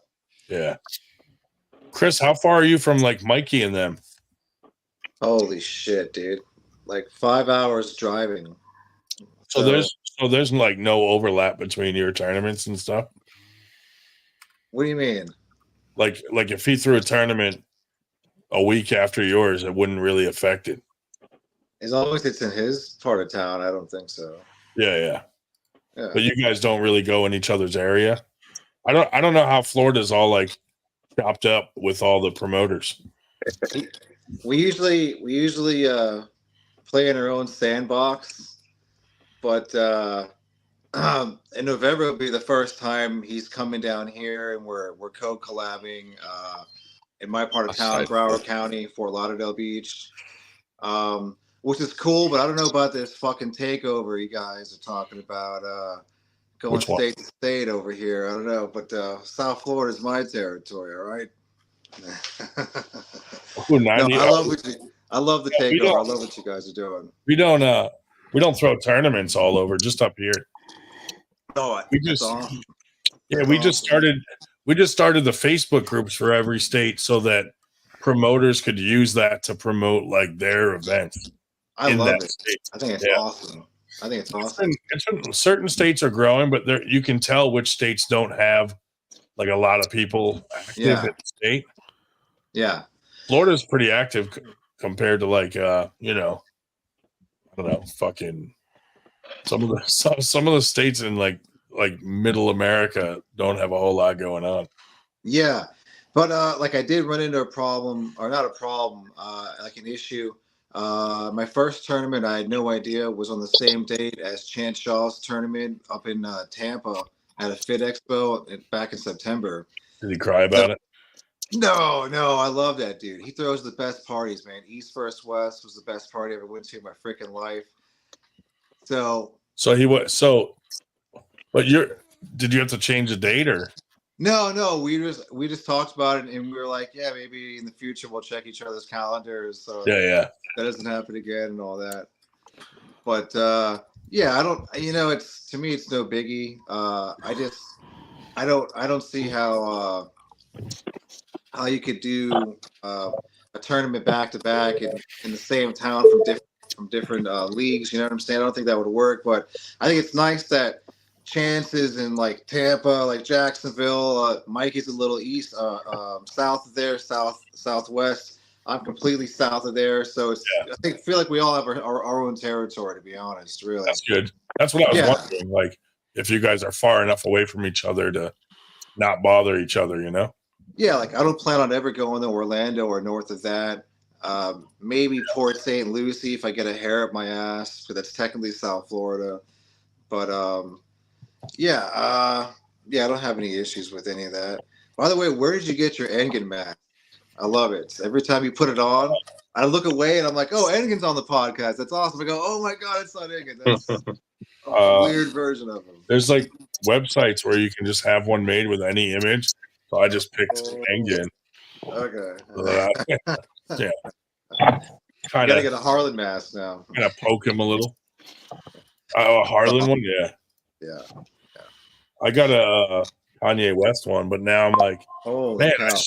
I should have went with P. Diddy, dude. We could have had a 98 freak off, Friday night freak off. Diddy party. Oh my God. Yeah. He's in a little bit of trouble. Yeah, that's what I heard. Poor Justin Bieber. We don't know what happened to Justin Bieber. You see where he's at now, huh? Yeah. Justin Bieber? Justin Bieber's all on a religious kick. Yeah, he's on the stage at a church crying. Look, I don't blame him, man. I don't blame Beaver, but you know, he didn't know any better. But he was young. Yeah. But all these other scumbags, they know better. Yeah, for sure. They're all scumbags, though. You know that. Yeah. So that's his new. I gotta kind of admit. I mean, GHB and some baby oil together. That's pretty fucking clever. I've never been to a party though where they're just putting baby oil on each other. Right? Yeah, but apparently there was like GHB and there's something in there or something to make them like all fucked up. Yeah, it's crazy. They took a page out of the pro wrestlers playbook. That's nuts. Like, we're gonna have wrestling in this pool with KY jelly, and it's baby oil with. They're all drugged after. That's crazy, dude. I remember going to get a sheet of acid from a friend, and I put that shit in my pocket, and I was like 19, and I was walking home, and I was tripping balls. I didn't take any. I was fucking sweating through my pants. Yeah. I was fucked up for like 3 days. That's crazy. Dude, all the stories coming out from the women though are crazy. How they like fucking just force themselves on all these chicks. That's crazy. I wish they would drop the names of all like the famous people, just like like they bring it up and then all of a sudden it disappears and no names ever get dropped. Oh yeah, that's how it is all the time. Yeah. Well, the women are just like the Ghislaine Maxwell of P Diddy, till they were to Epstein, Bro, I didn't know he was fucking that one little girl. He was dating her and everything that made that song. It's you and me now. What's her name? I don't know. That was terrible. Yeah, I know that was terrible, but JoJo or something. I don't know. She was young, Yeah, bro. they're Freshly all like 18, probably. they're all fleeing the country though. Like Leonardo DiCaprio is like in Italy, and they all just like flew the coop, man. Yep. I want to see Oprah get taken down.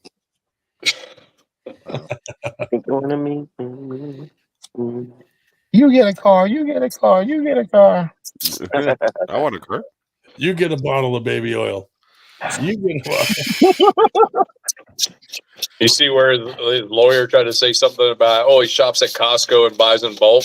Yeah, of course. And Yeah. fucking Costco came out and said, we don't even sell that shit. Like, we bought a pallet of baby oil. Yeah, Costco's like, we don't know him. He's got a Costco card, and they're like, nope, that's fake.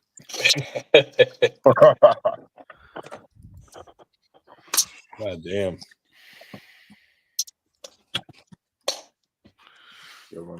Is there any trials out yet? It's probably going to be a while till shit gets real crazy.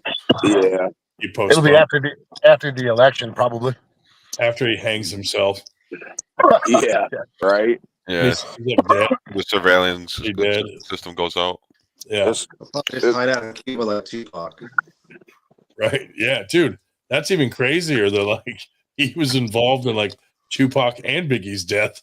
Like, hey, he's like, I'll kill them both, and they'll blame each other. Fuck it. Yeah, it worked. Bad boy. Yeah, bad boy for life.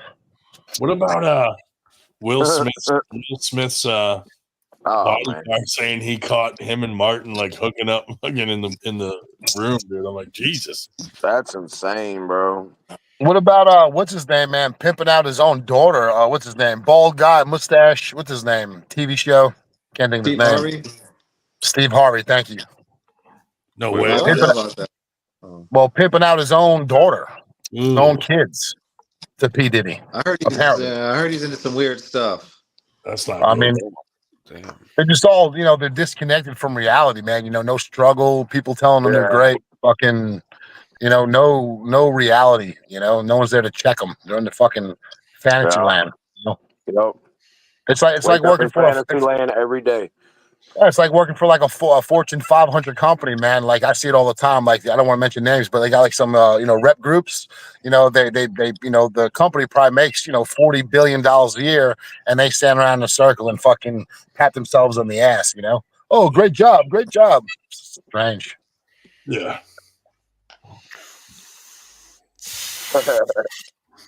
Well, I really don't have anything to contribute to this conversation, so maybe what I should do is go to bed and get ready for my struggle with Eric and Chubich tomorrow.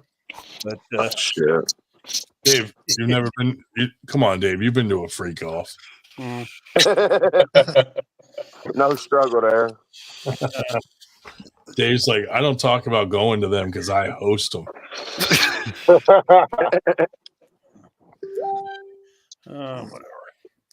Anyway, like I say, you can expect some of this to show up on an AW podcast this week. Probably Eric's probably sitting there taking notes. I don't mean our Eric, I mean their Eric. But anyhow. Hey Dave, did you get my text? Something recently? I looked earlier. About an hour or two ago about the Zanus Cafe. Yeah. Yep. Perfect. I would highly recommend you hit that. Yep, I If certainly you can did. make the time for it. I've already looked it up. I had to really struggle to find out how late they were open. But What'd you recommend, Shubich? Zanus Cafe. They own Lafay's Mediterranean. It's like their home. Oh, It's good Mediterranean food. I would recommend you go there too when you get the time. Nice. Great stuff. Yep, looked it up. I have my notes all written on where they are, where Fresco is, and where everything else is. We're in I'd business. say hit both if you got the time and the appetite. Well, I'll just that's it. Right? Get up there. I'll get up an hour earlier and do takeout at one of them or whatever. Heck yeah.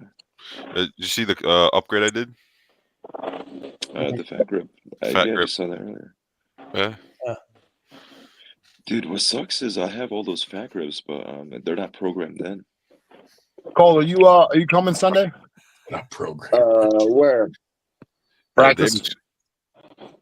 No, I can't practice that close. Yeah. All right. David's crazy with his program. Maybe yes, sir. Maybe I after. need one too. After we go.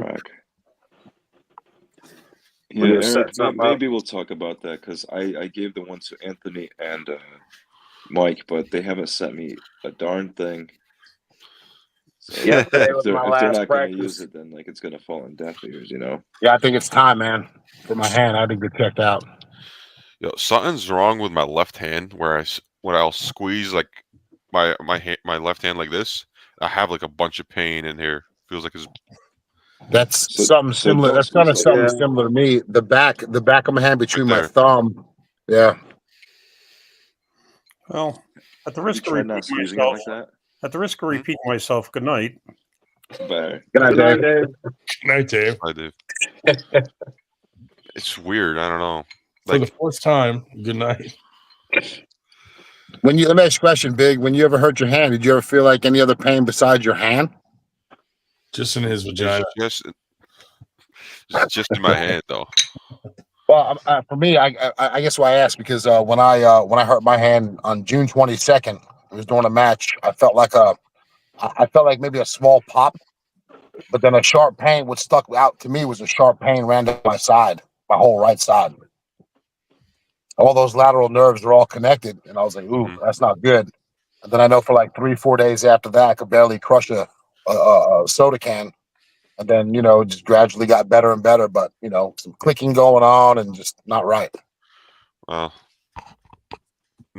For me, it was just straight in the hand. Like it goes away if I put pressure on like between the bone right here or something. Huh. That's growing pains. You're still a baby. Yeah. Yeah. My grip strength's not there anymore. I worked as a sander for a while. He's having a growth spurt. I used to use a sander. Imagine that. 10 Oh, hours. you looking thick over there, bro. Look at that forearm, man. How old are you, Eric? 21? Yeah. Yeah, it's just a growth spurt. Yeah, but if he's saying he's holding pressure, putting I'm dealing with. If I put my finger on a hold down, I can, probably get a little more rotation without hurting. Also, and I think there's like a tear in there. I don't know. It happened after I pulled Bigfoot in the overalls. Yeah. See, mine happened after I pulled Brandon Allen because he's got that hell of a King's move, and he kind of stopped me. And then when I had to do some kind of stupid surge, and I don't know, I guess it just went too hard and felt a little pop. Who knows? But at least I beat his ass. Well, that one, they put it. I always ask for a low strap because if it slides into my wrist, it digs in and I can't pull through that. So it just went up, pulled up, and after that I had a bunch of pain on top of my wrist. Then I pulled Shubich, and then it started in the bottom. But amplified it. It was there, but now it's just at the bottom. The top's not there. Yeah.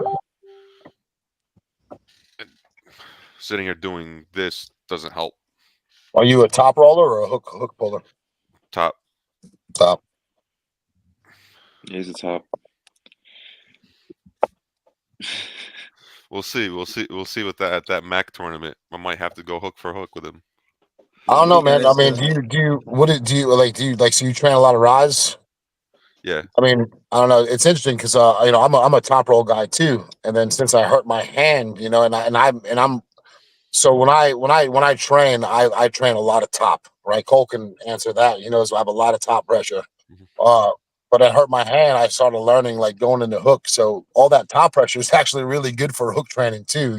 So I think my hook came around a long way, since I'm not using my top roll anymore. I'm only 2 years in, so I don't want to be arm wrestling in a hook yet. I gotcha. Most of my training is hook training, Gotcha. side pressure and hook training, and then the top roll stuff just kind of naturally goes. It's like a warm up essentially. Right. I've been in it like 4 years now, and I think I just started training in the hook this year. There've been nothing straight top roll from the very beginning. Now, let me ask you that, Billy. Do you still, I mean, you train, obviously we all train every area, but I guess what I'm trying to say is like me, I was so trying to be so superior on my rise. It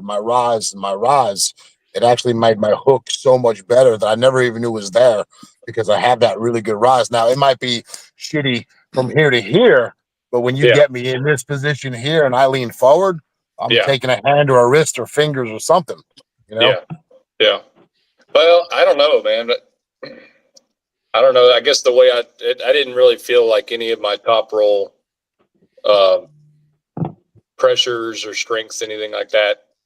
And maybe just because I hadn't figured out where I'm comfortable in a hook yet. Gotcha. So I don't know. I mean, I only have one really good hook puller on my team and that I can really practice against. And so generally whenever we get on the table, I'm just trying to figure it out with him. What helps, man? It might help out, man. Like me and Cole work this too. Like, still developing different styles and all that too. If you use your fingers like pointers, like a guide, right? So if you if you have a guy that's strong, it's just going to hold you center. Start by going lead with pressure and the direction of your pointer finger. If that don't work, probably too much shoulder engage, move it down to your middle finger and try that, and then move it down to your ring finger, and then down to your pinky, and then maybe try putting two fingers together, to find that sweet spot, because I know if you lead more with the pointer finger and your middle finger, it's more shoulder engaged. If you're more, pinky and ring finger, it's more like chest engaged, Okay. So, I think of it in three parts right now. He's a little more advanced, I use my top knuckle or my middle finger or my two bottom fingers. That's where I attack. I'll attack through my top knuckle. If I pin you when I'm making that attack, your top knuckle will be pinned against the pad. You know what I mean? Mm-hmm. So I'm attacking through my top knuckle right there. Or I attack through my finger, and that makes me come inside a little more through my middle. Or if I attack through my bottom, I cinch down and then attack, Yeah, when you tack down with your thumb down, I like to take my thumb and fucking like go up your through your thumb. You have to get around it and in there, Yep. That's something you taught me too right there. That's another attack. I mean, interestingly enough, most of the times, like in the tournament stuff like that, I'm usually high hooking, rather than a full blown top roll, unless I'm up against somebody that I know that is, a lot better than I am. Then I'm more of in my defensive top roll that I'm hitting to the outside, and all that. But every now and then I get sunk down in a hook, and it generally isn't good. So it's gotta work on it. Yeah. So you guys all arm wrestle, or?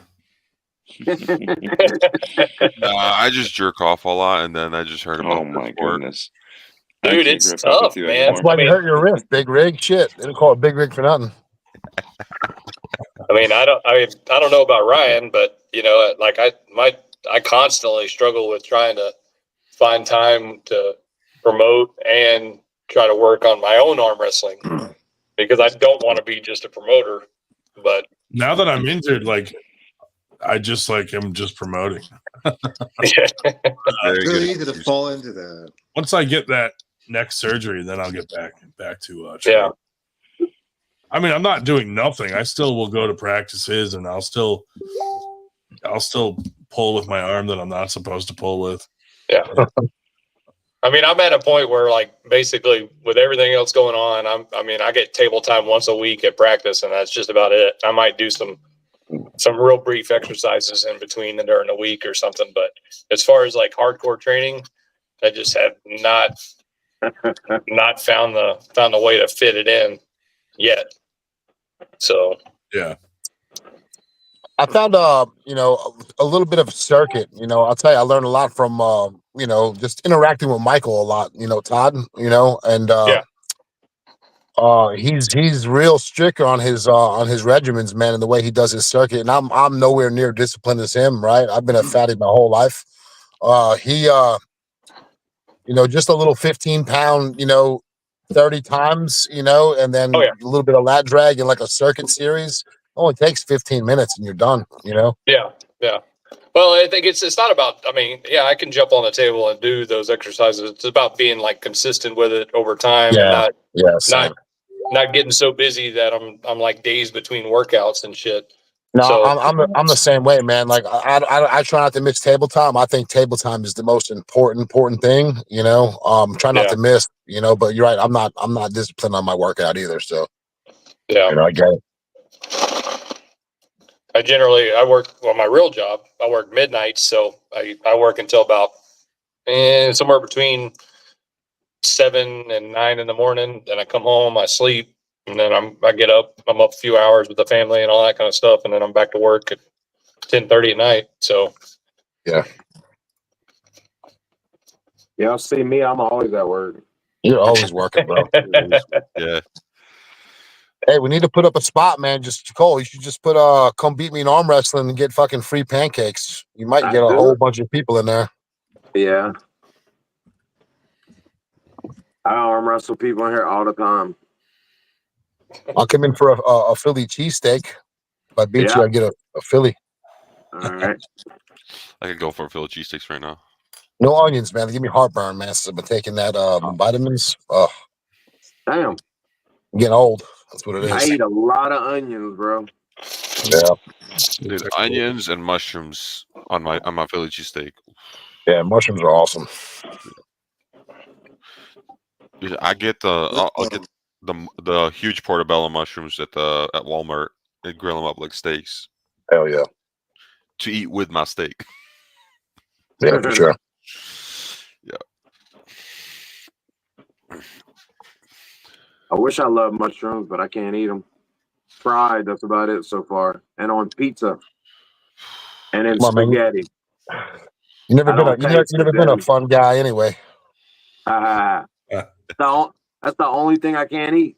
Fucking mushrooms. Well, where else do you eat mushrooms? Mushroom than the soup. 3 things you just listed. Like Chinese food when they cook it up with some mushrooms in it. Terrible. But you can eat it with spaghetti and all that? With red sauce, I think is what it is. They're good chocolate covered sometimes. That sounds horrible. Here. Mushrooms and ranch. Yuck. No, red sauce. Sounds the same to me. Sauce. Spaghetti, pizza. Okay. Marinara sauce. Yeah, I got you. Yeah. Oh. Yeah. Where else would you have mushrooms on? Yeah. Those are like the main things right there. Like a stuffed mushroom. Trash can. Oh, I forgot about those. Anything boiled, a boiled kind of mushroom. He's in Louisiana, so they put mushrooms in everything. Crawfish boil or anything like that? Crawfish boil, yeah. They put it in crawfish. Yeah. He's in Houma. He's in fucking swamp capital USA over there. They put mushrooms on everything. Hey, if somebody cooks it up a different way, I'll try it every kind of way. They got this Chinese place over here. It's a sushi place, but they got some kind of soup, man, with mushrooms in it. The way it's cooked, the texture of it, it's really the texture for me when it's, I don't know, but the way they cook it, I could eat it out of that soup. I asked them, I said, man, how the hell do y'all do that? They couldn't really tell me, but I think you know what you're talking about. It's that the dark one, right, Cole? It's the sweet and spicy one. Yeah, it's got the little things of egg touffee in there, whatever it is. The tofu. There's not much in it. It's just a soup with a couple pieces of mushroom and some kind of green stuff, right? Yeah. Yeah. Yeah, we have that too here. Yeah. You guys Yeah, don't have every year when we do our crawfish boil, that's one of my main things is mushrooms. Yeah. Oh, you guys don't have good food, or Yeah, that is good food. Oh yeah. I just upset I only get to do it once a year. dude, we have I ain't talking about why. like Yeah, we're kind of spoiled here in Louisiana, man. We can do it a lot. Yeah, It's sickening. Well, I get mine brought in by the in-laws. So Nice. we do one. We've ever since we moved to Texas, we've done one every year. Well, if you ever want them, man, I'm right here in Bro Bridge, the crawfish capital of the world, man. There's like 100 places. I can always get you an order, you know? Yeah. Yep. We have a lot of mushroom farms and not far. When you drive by them, dude, it's like, oh, that smell is fucking terrible. They do smell really Yeah, grain-fed cow mushrooms. Oh, fucking shrooms. All right, you guys have a great night. I'm gonna log off. All right, see you Maybe I'll later. catch you in the comments. Bud. Bye, guys. See ya, you're not coming to practice, are you? I just might. I'm might. gonna chop wood, log split. I mean, Dave Shell's end gonna up be there. canceling my little outing for the weekend. Just wasn't feeling great this week, so just Okay. might show up to practice and contaminate everybody. You sound terrible. I know it. Yeah. Love you. That was spicy.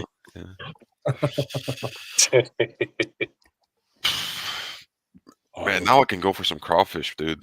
I know. Dude, I'm like looking on Nice. DoorDash. Like, any cheesesteak places open right now? Oh yeah. With or without mushrooms? Yeah. That's one of our we invite everybody. So like all the true Texans that really don't experience that, they love coming to the house because it's just something completely different than they're used to. Yeah. Ryan, look at that picture I sent you. Put it on there. All right, hold on. Oh Jesus, dude. I end up fucking. Right when he said I could really go for some crawfish, I sent you that picture and it kicked me out.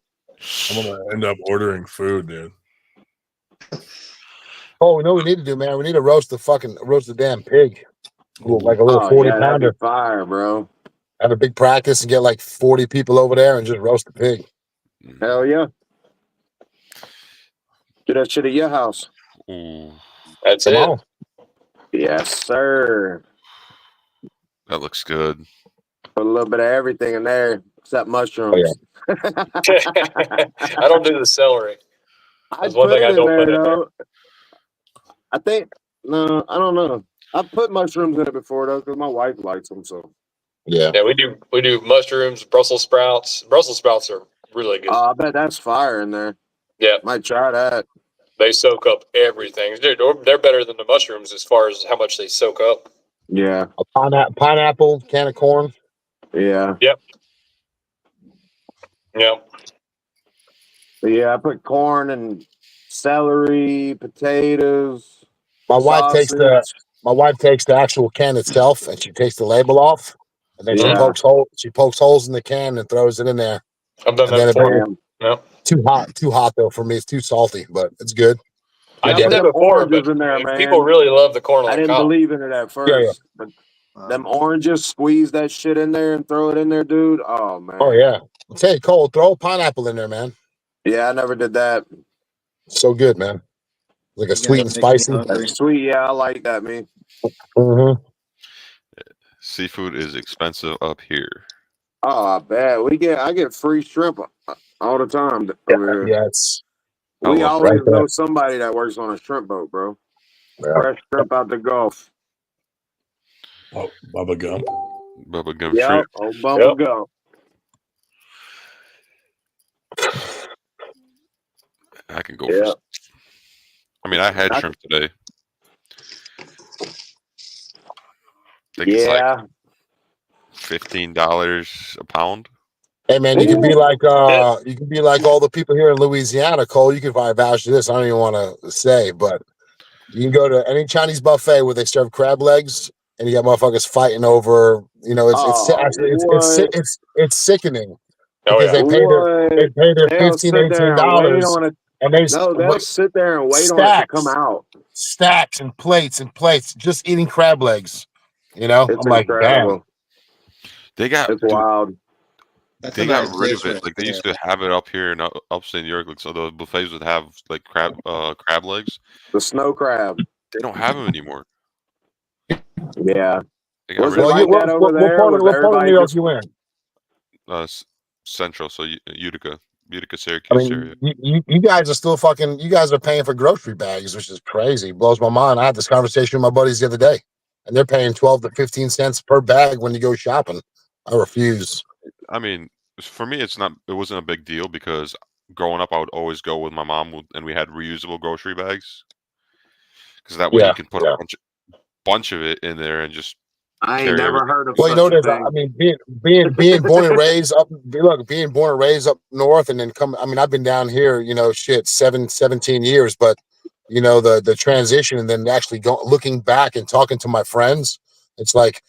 You know, like for example, property tax. You know, my house, my friend's house, same size house. I pay $1,000 a month. He's paying $8,000 to $10,000. I mean, $8,000 to $10,000 a year. I'm paying $1,000 a year. Yeah. Right. Yeah. I can go to Walmart and buy. I can go to Walmart and buy a 30-06. I can buy ammo. Right. I just found out in New York they just passed a law. You need to a background check to buy ammo now. Blows my mind. Yep. That's why I get mines from an undisclosed location. Yeah, cheaper than dirt.com. Yeah. Buy it in bulk.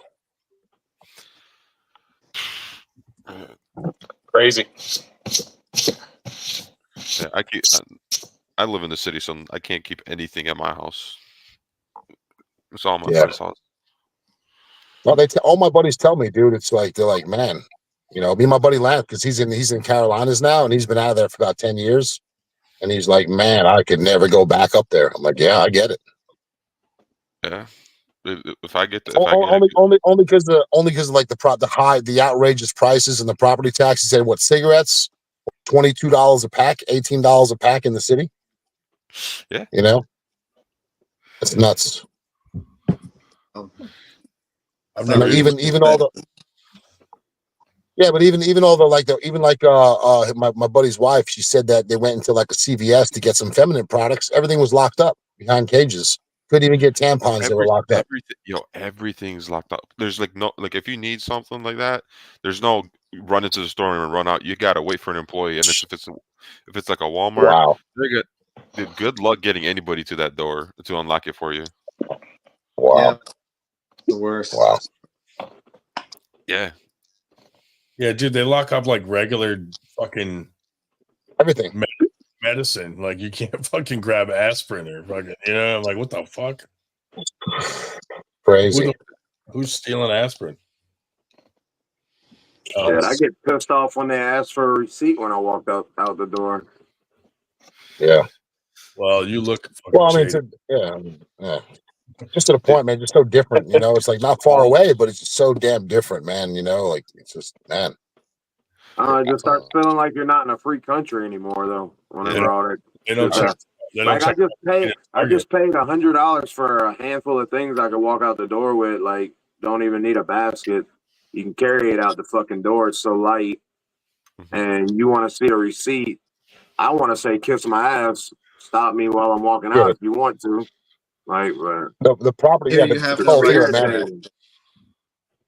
So I mean, like even literally, I mean, the thing that got me the most was the property tax, man. 8 to 10, that's $15,000 a year for 1,800 square foot house. Come on, man. Yeah. It's crazy. That's crazy. Yeah, I think this house is $3,000. Somewhere around $3,000 now. Right. For what, taxes? For the house that I'm in. Yeah. How big is your property? You in the city? Yeah, not even like maybe you got a not even fucking half patch. an acre. Yeah, Not you even got half. yeah. Dude, my taxes are double that. So my partner Lance, he just went to he was in Hilton Head, Carolinas. He works for the post office. He moved out of there because he lived literally like 10 miles to get onto the island, but they made inflation so bad on the island, people couldn't afford to live on the island. So traffic was literally backed up on the one bridge to get on and off like 4 hours. It would take them like 3.5 hours to go 15 miles on the road. And he's like, screw that. So he moved to Georgia, and he just bought 14 and a half acres.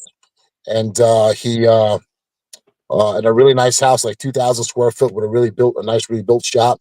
He paid like $350 for it, but he's still, $1,200 a year property tax.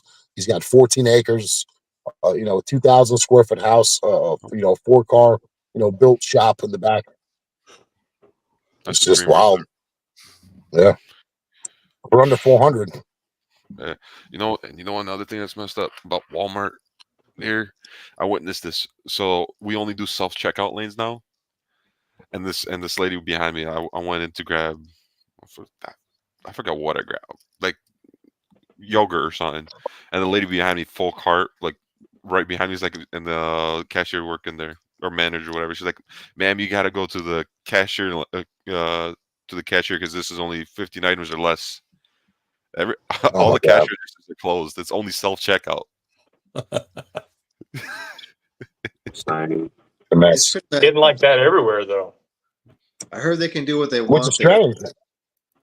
Self checkouts are everywhere now. Yeah. Like the Lowe's by the house, they don't even have cashiers there anymore. It's just self checkout at the Lowe's.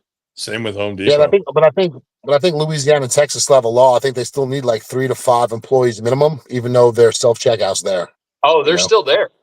Yeah, they're. I mean, there's someone manning the self checkouts. Like Like they're one just in kind of between watching. And four of them at the Home Depot and Lowe's. There's like one in between 4 of them. yeah, I hate the ones that try to help you self checkout. It's like, get the fuck away from me. It's self checkout. Yeah, it's pretty annoying. All right, y'all. I gotta go get some work done. If y'all on late tonight, I'll get back on. I mean, later than it already is. I was getting ready to say how late is it? It's like 1 o'clock right now, isn't it? Oh, it's early for me, y'all. You gotta It's remember. 12. It's 12 for us. Yeah. It's 12. It's 12. It's 12 in the middle of the day for me. Think about it like that. That's how I think about it. I would typically be at work right now. Yeah. Yeah. Yeah. Yep. Exactly. Paul, if I don't see you, man, this week, bro, I'll see you next week. I'll be out there Friday, so. Wet. Oh, that over there Friday, yeah. Yeah, I'll get there around 6:30. Yeah. Bring me some of that powder. Not what you guys think. Some of that chalk. No, it's not what you guys think. And you know the arrow chalk, that new arrow chalk shit. It's like I don't forget what it's called, but it's not like powder chalk. It's like this. It's pro. Well, dude, Yeah, that's it. After Yak doing a line of coke on our show, I don't think this is bad at all. Yeah, ain't too bad. No. But you know that pro that you ever tried that pro powder stuff? What's it called, Cole? I'll send you a picture of it to send to him when I get off of here. Oh. All right, later, bud. All right. See y'all later. See you, buddy. But anyway, they were we were at practice a couple weeks ago, and this guy showed up with this new. It was like, "Hey, you got any chalk?" He's like, "No, but try this." And I'll tell you, man, it was amazing. The only thing I didn't like, if you rub your face, your eyes start to itch. But man, the grip was insane. This is ketamine. We use Primo chalk. We use fentanyl now. Yeah. The Primo chalk's pretty nice. It's Primo's nice. very thin and yeah.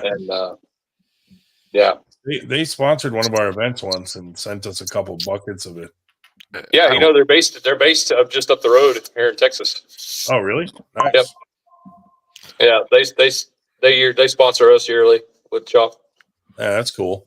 I don't like chalk that's very, very like fine, like a baby powder type chalk. You wouldn't like this then. You like your powder chunky. My hands gets really, really sweaty, like really sweaty. So sometimes it works to my advantage if I'm in the strap or something. But to load like I have like really coarse chalk, so that one like soaks it up and stays on for longer. If the powder one, like I have to keep reapplying. It's top stuff called cocaine. Yeah, I like the Primo. It smells good too. So yeah. Especially when it's flying around the room everywhere. Quite lovely. Yeah. Yep. Ryan knows like what it is to have chalk blown into your face. Oh yeah. Oh yeah. Right into my eyes. I forgot what chalk I got. I bought like $20. It's just still have it. I use it a lot too.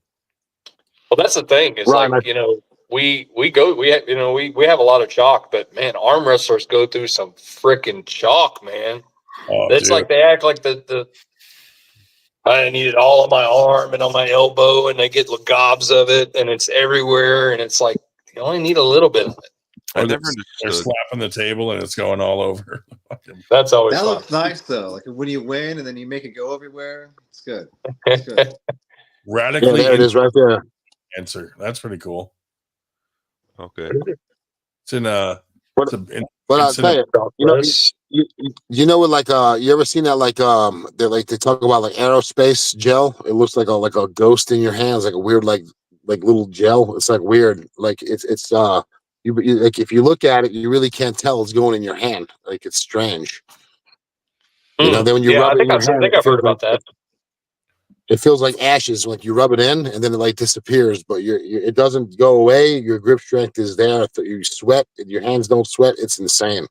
But From don't here, touch your eyes. looks like semen from here. You really can't Right. tell what's going in your hand. My buddy's like, "Hey, don't use too much." And I'm looking, my whole palm was full of it. I'm like, I didn't even see it. That's what she said. Huh. Check that out. Nice. And with that, I'm gonna have to leave you guys. Got a big day tomorrow. Yeah, I gotta good luck, get up man. early. Hey, thank you Yeah. so much, guys. I appreciate Hey, it. come on anytime. We're on every Friday night. Oh, thank you so much. I appreciate it, man. It's been Yeah, great. dude. Thank Absolutely. you. All Good right, luck. brothers. Good night. Thanks, man. Have a good. Yeah. I never understood like why arm wrestlers chalk up so much. Sometimes it's like even like why would you even want chalk on the back of your hand? That just It's gives you. excessive. It really is excessive.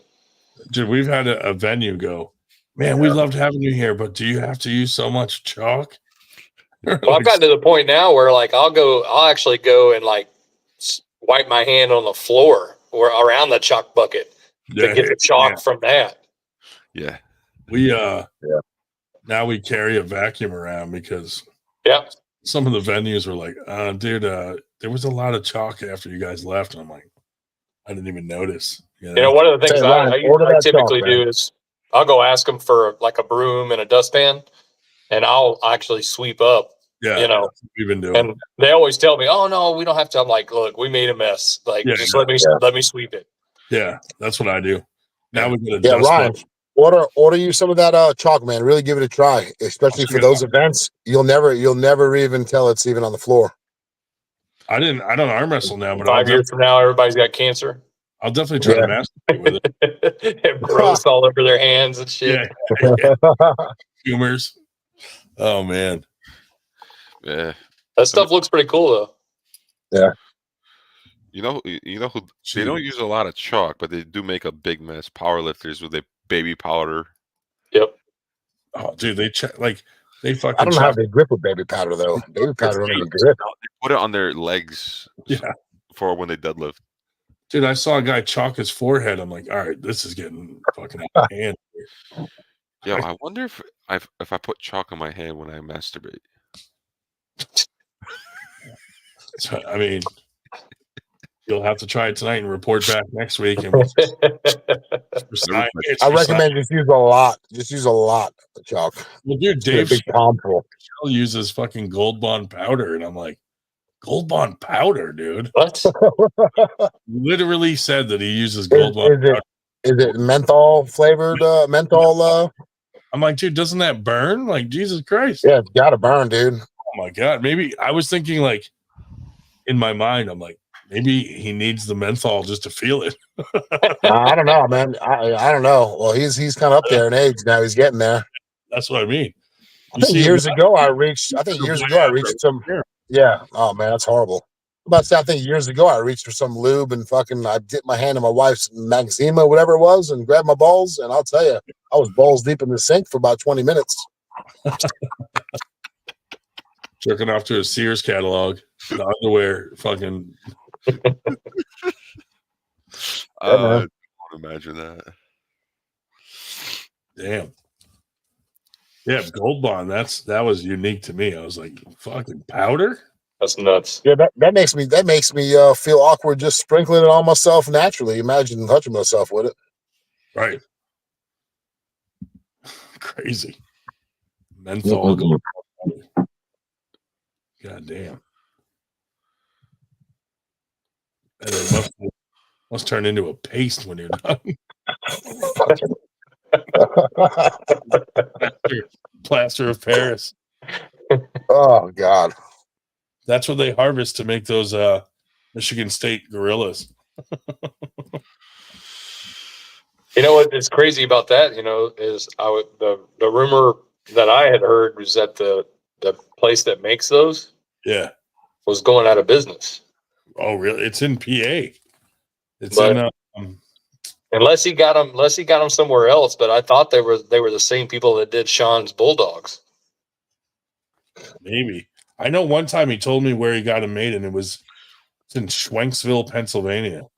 Yeah. Some little town, and the dude just has all those molds. Yeah. But man, like to buy one, they're like $90 something. I'm sure they get a decent price because they buy in bulk. Yeah. But I thought he said he still pays like $45-$50 for each one. And That's I'm like, crazy. Fucking expensive as hell. No wonder he needs 500 plus entries. Now look, I know you guys only do so much on metals, but you guys been hearing a lot about people complaining about metals too? Because I've been hearing a lot of that too. I've heard people complain about metals, and it's hit and miss. Yeah. Sometimes it's fucking novices or amateurs that are bitching about it. And I'm like, I've been hearing even a lot of like semi-pro and pros bitching about metals too, you know, paying a $40-$50 entry fee, and you know, and they just, you know, the metals they're lightweight, you know. We had get older school guys complaining, and they're like, we used to get like a 3-foot trophy and bitching about that. I'm like, yeah, well, dude, not, you know. And then if you get trophies, then people are like, well, I'd rather get a medal. So it's like, I like what Louisiana's got a kind of cool thing going on, man. Some guys complain, like for example, they have a belt, and if you win the belt, if you win the belt, you get to keep it for that year. You got to bring it back, but your name gets engraved on it, right, and it stays forever. Yeah, which is kind of cool. You know, some guys don't want to give the belt back, you know, right? But it, you know, costs $3,000 for that belt. You know, some guys want to keep it over their mantle, you know, and they just, you know, all right, keep it for the year, but send it back. You know, we just had these made. That's nice for our next tournament, and then those look cool. We had these made for the super match. Yeah. And then we got this that we're releasing just into like for super matches, kind of thing. Yeah. It's hard. It's hard because it's hard to find good trophy people and good. Was that a belt? Yeah. Let me go back to that belt. Can I see it again, if you don't mind? Yeah. That's nice, man. And you get to keep that, or you got to give it back? So we're releasing 12 of them. We're going to do 2 at each tournament into a weight class, and so the people who we're going to keep track of first, second, and third place. So like anybody that wins first, second, or third place can challenge the belt holder for the belt moving forward. Cool. That way, Very cool. Instead of us having to create these fucking stupid challenge matches, they'll just happen organically with them calling out the belt holder. That way, we don't. You think about. You think that, but I mean, shit. Since I've been in Louisiana, I mean, right now you got Richard Cogburn, right-handed, and BJ Pekakis holding the belts right now. Yeah. So I mean, but I don't see anybody. But I don't see Christian or Cole or me or any of us calling them out. It just doesn't happen, right? Yeah. They just wait for the following year. If they show up, they do. If they don't, they don't. We got some rules that we're going to make them sign a little contract that like they have to defend it so many times a year. See, I wish we should do that. That's interesting. I like that. Yeah, that's kind of cool. Because the way you're doing it is kind of smart too, because you're going to release it into a random tournament, which means most likely your number one guy is not going to get it first. Right. Yeah. It's the winner of that class is going to get it, and then he'll have to be challenged by somebody, and you might end up having 3 or 4 challenges by the time that number one guy decides, hey, I'm going to step up now and get that belt. Yeah. Right.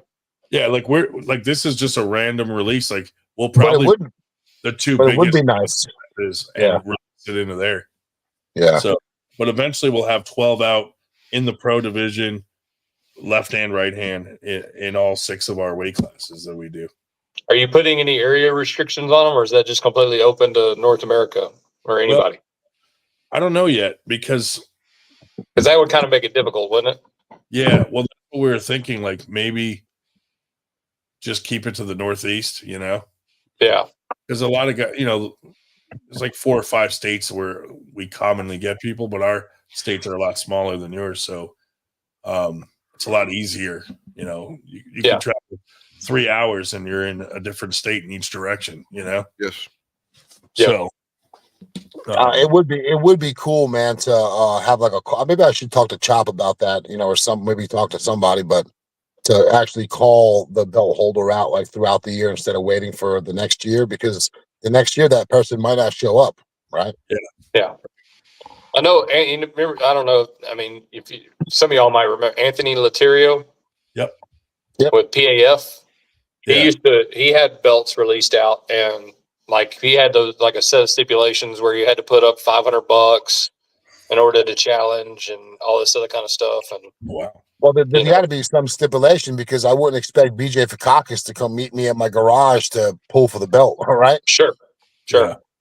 And I wouldn't expect, you know, Richard to come all the way down from where he's at either, you know, Hot Springs or, you know, wherever he's at. Yeah. That's, you know, to I was come down. Just because, you know, this we're doing it just in our little league here, but I thought it would be cool to do it like, you know, like we have that round table going with all the promoters. Like, what if we released some belts like in the whole country where like you know, like people could challenge each other, like cross promotions, like someone from 98 might challenge someone from TAL to try to get the belt, or separate from what we're doing, you know. Oh, I got you. How many belts? How many belts you talking though? I don't know. We'd all have to like, whoever wanted to be in that little belt race, we'd all have to agree to some kind of terms, but it could create some super matches where, you know, some of us would have to travel out to another. At least chasing people. Right. Yeah. I mean, that's a big project, but you know, I thought it would be something cool maybe in the future. Make it be doable if you get 2 parties to agree on location. Since you're since you know like Billy knows all the tournaments going on. Maybe it can happen in Texas. Maybe it can happen in where you're at. Maybe in New York, you know, wherever. Because I thought about doing it with VAL down in Virginia, because they're close to us. It's only a few hours drive. Like, and then I was like, well, wait, what if we did it with a larger scale? You know, I don't know. Just was throwing out some ideas with those guys. It might be fun. The belts are cool. I mean, we've had people, you know, ask for belts or something like that. I mean, you always run across people that, oh yeah, the medals. And don't get me wrong. I mean, the medals are cheap in the grand scheme of things, but that's like when we threw that Eastern, that East versus West qualifier. You know, there were some comments made out there. I didn't want to make it $50, but that was the agreement at the time for all the East versus West qualifiers. Yeah. But, you know, it was $50 to enter that tournament. And, you know, people just do the rough math. They go, oh, well, you know, you made $50, this many entries. So you had this much. Yeah. You know, why didn't you get a better venue? Why didn't you get better medals? Well, I mean, it's not the only thing that goes into it. And you I'm not gonna lie, I was a little sad, man. The medal was tiny. It was small. It was tiny, but but the plaque, you know, I won right-handed, so the plaque made up for me. The paper, you know. Yeah. But people don't realize you probably also had to pay to be a qualifier. Well, I did. That was the thing too, right? So I mean, that was there was a hole when you start. There was a cost to get into the qualifier, and then and like with our medals, you know, everything. Our medals are never going to be for like our regionals. They're never going to be anything like super elaborate. Yeah. Because I have to buy everything in bulk, so I've got to buy, you know, 300 or 400 medals every year. So, you know, to do that, it it costs anywhere from, I think I spent like close to $3,000 this year for our regional medals. Wow. Yeah. You know, and because I have to cover 4 different tournaments, and then we get special ones for Texas State. So that's another, X amount of dollars there. So but that's the thing is, if we weren't working towards Texas State and the $8,000 payouts, then I could afford to spend a little bit more on the regionals and stuff like that. So it's really just what people want. If nobody cares about winning $500 for first place at Texas State, then cool, we can reallocate that money to better awards in the regionals, and Texas State just is what it is, Yeah. So, but that's kind of the thing is like, I can only spend so much on the regional tournaments leading up to what's supposed to be our, our grand finale. Yeah. So, it might be an interesting idea for your belts, Ryan. I mean, everybody on board. If you get like, say, 5 belts, maybe you can do like put maybe $1,000 cash on each, whatever. Maybe do like bring back like a teams event, like state versus state type of stuff would be kind of cool. Kind of like the game of arms style. I know a lot of it was all production, but I think that style would be cool. You get like 2 or 3 belts made, even like 3, and you have like just just your basic teams. Get the best 10 teams of every state and put them in a battle royale. For the top 3, and they get the belt with $1,000 cash or 2,000, whatever it is. But a nice belt with a little cash element will get a lot of people in there too, I believe. Oh, sure, yeah.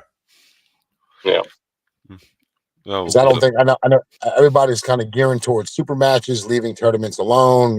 How do we do this? How do we do that? I don't know. I've been hearing a lot of wants of team events would be really interesting. Like a Texas versus Louisiana or Michigan versus Philadelphia or something. It'd just be cool. we did do that. We did actually have one of those. I think it was our first year in maybe 2021.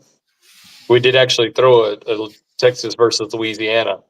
Would you like to do another one? Oh yeah, we'd definitely be open to do another one. Okay, because I know me and Cole and a couple of guys been talking about it, and they got a couple of new guys also, under 2 years and 3 years wanting to do it. Yeah. To get a little experience, and I think it'll be fun. We can do like a, we can kind of talk it out and dial it in, right? Like, all right, this person has 5 years, this person has 10 years, whatever, and yeah, make we tried fun out of I it. think that was the way it was last time. Was I was still just a video guy at the time, but I think when Keith Armbrester was president, I forget who the guy was he was talking with that set it up, but they tried to match him up fairly, in the weight class fairly, evenly. That way, You at can use least it was. Aries. You can use Aries points too. I mean, they're there, Yeah. right, to use. I don't know how, but it's kind of close. Not really. I don't know. Yeah. Well, I mean, you could use it to get an idea for sure. Yeah, as a point of reference. Yeah. But no, we'd be down. I mean, we're definitely down for that. Is sometimes it's just difficult getting the 20 people guys together. Yeah. Yeah. Right. So, but we we'd definitely be open for that. Yeah, us too. Because I'm sure I could probably get at least 10 guys. Would be love to try it. Go do it and be interested. At least 5 guys under 3 years, and and 8 above. Right. Yeah. So it should be fun. No, we can. Mac is also releasing 2 belts too. You caught that? Yeah, I saw that. Yeah. Oh yeah. There's some nice looking belts too. They just got a bunch of new gear, new shirts and hats and all that stuff too. Dude, I want that jacket. I want that jacket. It looks sick. It can be a nice hammer too, man. A hammer or a sword or some kind of something you could put and just on top of your mantle. It can't be the hammer. Can't be a hammer. We did some overalls. We did some overalls for one of our regionals. I picked these up and they were pretty cool. Let me see. And the jackets are nice. I'm sad they didn't do. Usually, Fit for Life gives out a jacket, but for some reason they didn't do overalls this year, and I was sad because I wanted that jacket, and I won the class there. Yeah. So we got these for overalls one time. That's cool as shit. Yeah, that's awesome. you know, and you can actually, I mean, it's life size, so you could, I mean, if you're into that, you could actually wear it. I know. I mean, I want that, and I want to put like little like LEDs in it and like let the shit glow and fucking put it on a little post or something. I like Billy, it. It's cool. Billy's got pictures of him just wearing that. Advertisement right there. Put some red LEDs in there. I like it. Yeah. See, like that's cool. That's just I like different stuff like that. You know, I'm always trying to think outside the box a little bit. Yes. Even Arkansas, David Armour, he had some axes or something he gave away, he made, and they were nice too. Yeah. Yeah.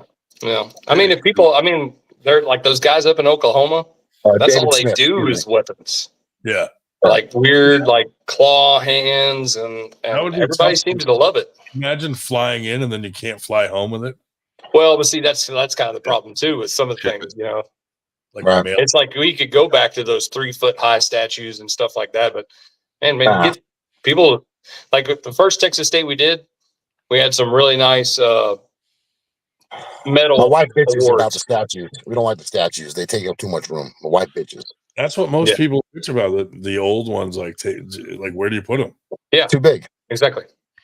But like with the first Texas State, we had some big CNC metal, like they were almost like metal plaques at Texas Arm Wrestling League, first place, and they were about 12 by 12. That's cool. Really big, but you know, and oddly enough, I like a black though. They were black. Yeah. Well, plaque. I like a plaque. A plaque is great. Oh, plaque. On the Yeah. wall. So one of the things, and this is just one of those things where I think next year I'm going to do some plaques for some of the regionals. Very cool. Some decent sized plaques, you know, some 10 by 10s or something like that. For ribbons. if I go to a just kind of throw something different. The medals are ribbons. Yeah. I'm gonna go to a state fair and enter into a piggy contest because you get the same exact shit. Just give them like a rubber bracelet that says first place. Give him a goldfish. There you go. Yeah. I'm not gonna sit here and complain about like metals are cheaper quality as long as it's not freaking plastic. Well, you know, it's funny. I see, you know, and this is the thing too, is that you watch. I mean, most of us watch all the different tournaments going around, and like as promoters, you know, I'm sure Ryan, you know what you can buy on Amazon and what you can't, and seeing some of these promoters buy some of these Amazon medals and stuff, it's like this is what we usually give to kids. Yeah, you know, right? The Crown Awards, fucking generic. Say like the police department used to give out to you for what is it? Back in the day, was it a dare? Back in the day, they come into school. Here's a little medal for you, kid. What we give to like the little kids. Yeah, like some of these promoters are giving it to the men's pro. Yeah. Damn. I'll tell you that Sean Hancock's medal was really nice, man. That little one he just did in New Orleans last week. That was a nice medal. He always does good medals, yeah. Yep. He put me on to the lady that he uses for the medals, but I ended up finding a cheaper one actually. Yeah, Sean did a good medal, man. Let's see. It's nice. Like all these are Amazon medals. These are for my school events and stuff. So the guy I just ordered medals from, he ships them to you first, and you don't pay till you get them. And I'm like, "Ooh, really? Is this real? I thought it was a scam." But Mikey down in Florida ordered some, and his came in, and they were really nice. See, these are too big, man. I don't know. Oh, I'm turn it around here. I don't know if I can turn this bitch around. Well, I'm saying that one's too big. Those things, man, they're too fucking big. But I'll tell you, the Sean Hancock one, man, this one's nice, man. I don't know if you guys can see it, but yeah, this one's really nice. Yeah, he does. I like the. And then the plaques are always nice too, man. The plaques. Yeah. Plaques are fun. And then I love my East versus West one, but I got to put that in a frame. Yeah. I should have put some of those in a frame, you know, and like at least something, a holder or something like that. Yeah. But I thought it was really weird though that the guys like, I'm like, how much is this going to be? And he's like, he gave me the price, but he goes, "Don't pay me till you get them." And I'm like, what if I ordered 1,000 of them and then fucking changed my name? You know, like weird, dude. Like that's then some other random guy calls for the next event. Yeah, right. with my neighbor's address. All right, guys, I'm out of here, man. I'm going to bed. Good seeing you guys. Later. Talk to you guys soon. Yep. But yeah, I thought that was weird that he like pay when you get them. I'm like, are you serious? Yeah, I mean, it's sometimes it's tough on budgets and stuff like that. So yeah, I mean, when we first started throwing events, we were using Crown Awards for some of the the more custom, I guess, in a sense, medals. Just because we have, like I said, we have to buy so many. We have to buy 4 tournaments worth, and it just makes sense to try to buy all the same ones. Yeah. See, I went through Crown and I forget how much they were. They're like they wanted like fucking $8. They were expensive for what you were inevitably for what you were getting. Yeah. And I was like, man. But then, I've tried a bunch of different places. People suggest different things, and you try a different thing, and But this one looks. But that'd be the thing, though, is like, let's just hypothetically say you guys decided to pay out $500 at Winter Blast every year. Yeah. Your budget would change. Yeah. You wouldn't be going kind of like tournament to tournament. You would have to, like how you put stuff forward, like you'd want to get all that ahead of time. So, it's like tournaments are different. I mean, it's, if you're just throwing a tournament to throw a tournament, then cool. You can spend, $1,000, $1,500 on custom medals and for each one of them, and it's not a problem. Especially like the ones we just ordered, you have to pay to have the mold made for them. Later, man. Yeah. Oh, good night. Like you got to pay to have the mold made or whatever it is. So that's. I mean, it's under like $200, I think, but it's still That's still a lot. Yeah. Especially if you different size ones and all that, it's a different mold for each one. Yep. It's like if you want the big ones for pro and a little bit smaller for amateur, that's $400 worth of mold making right there. Yeah.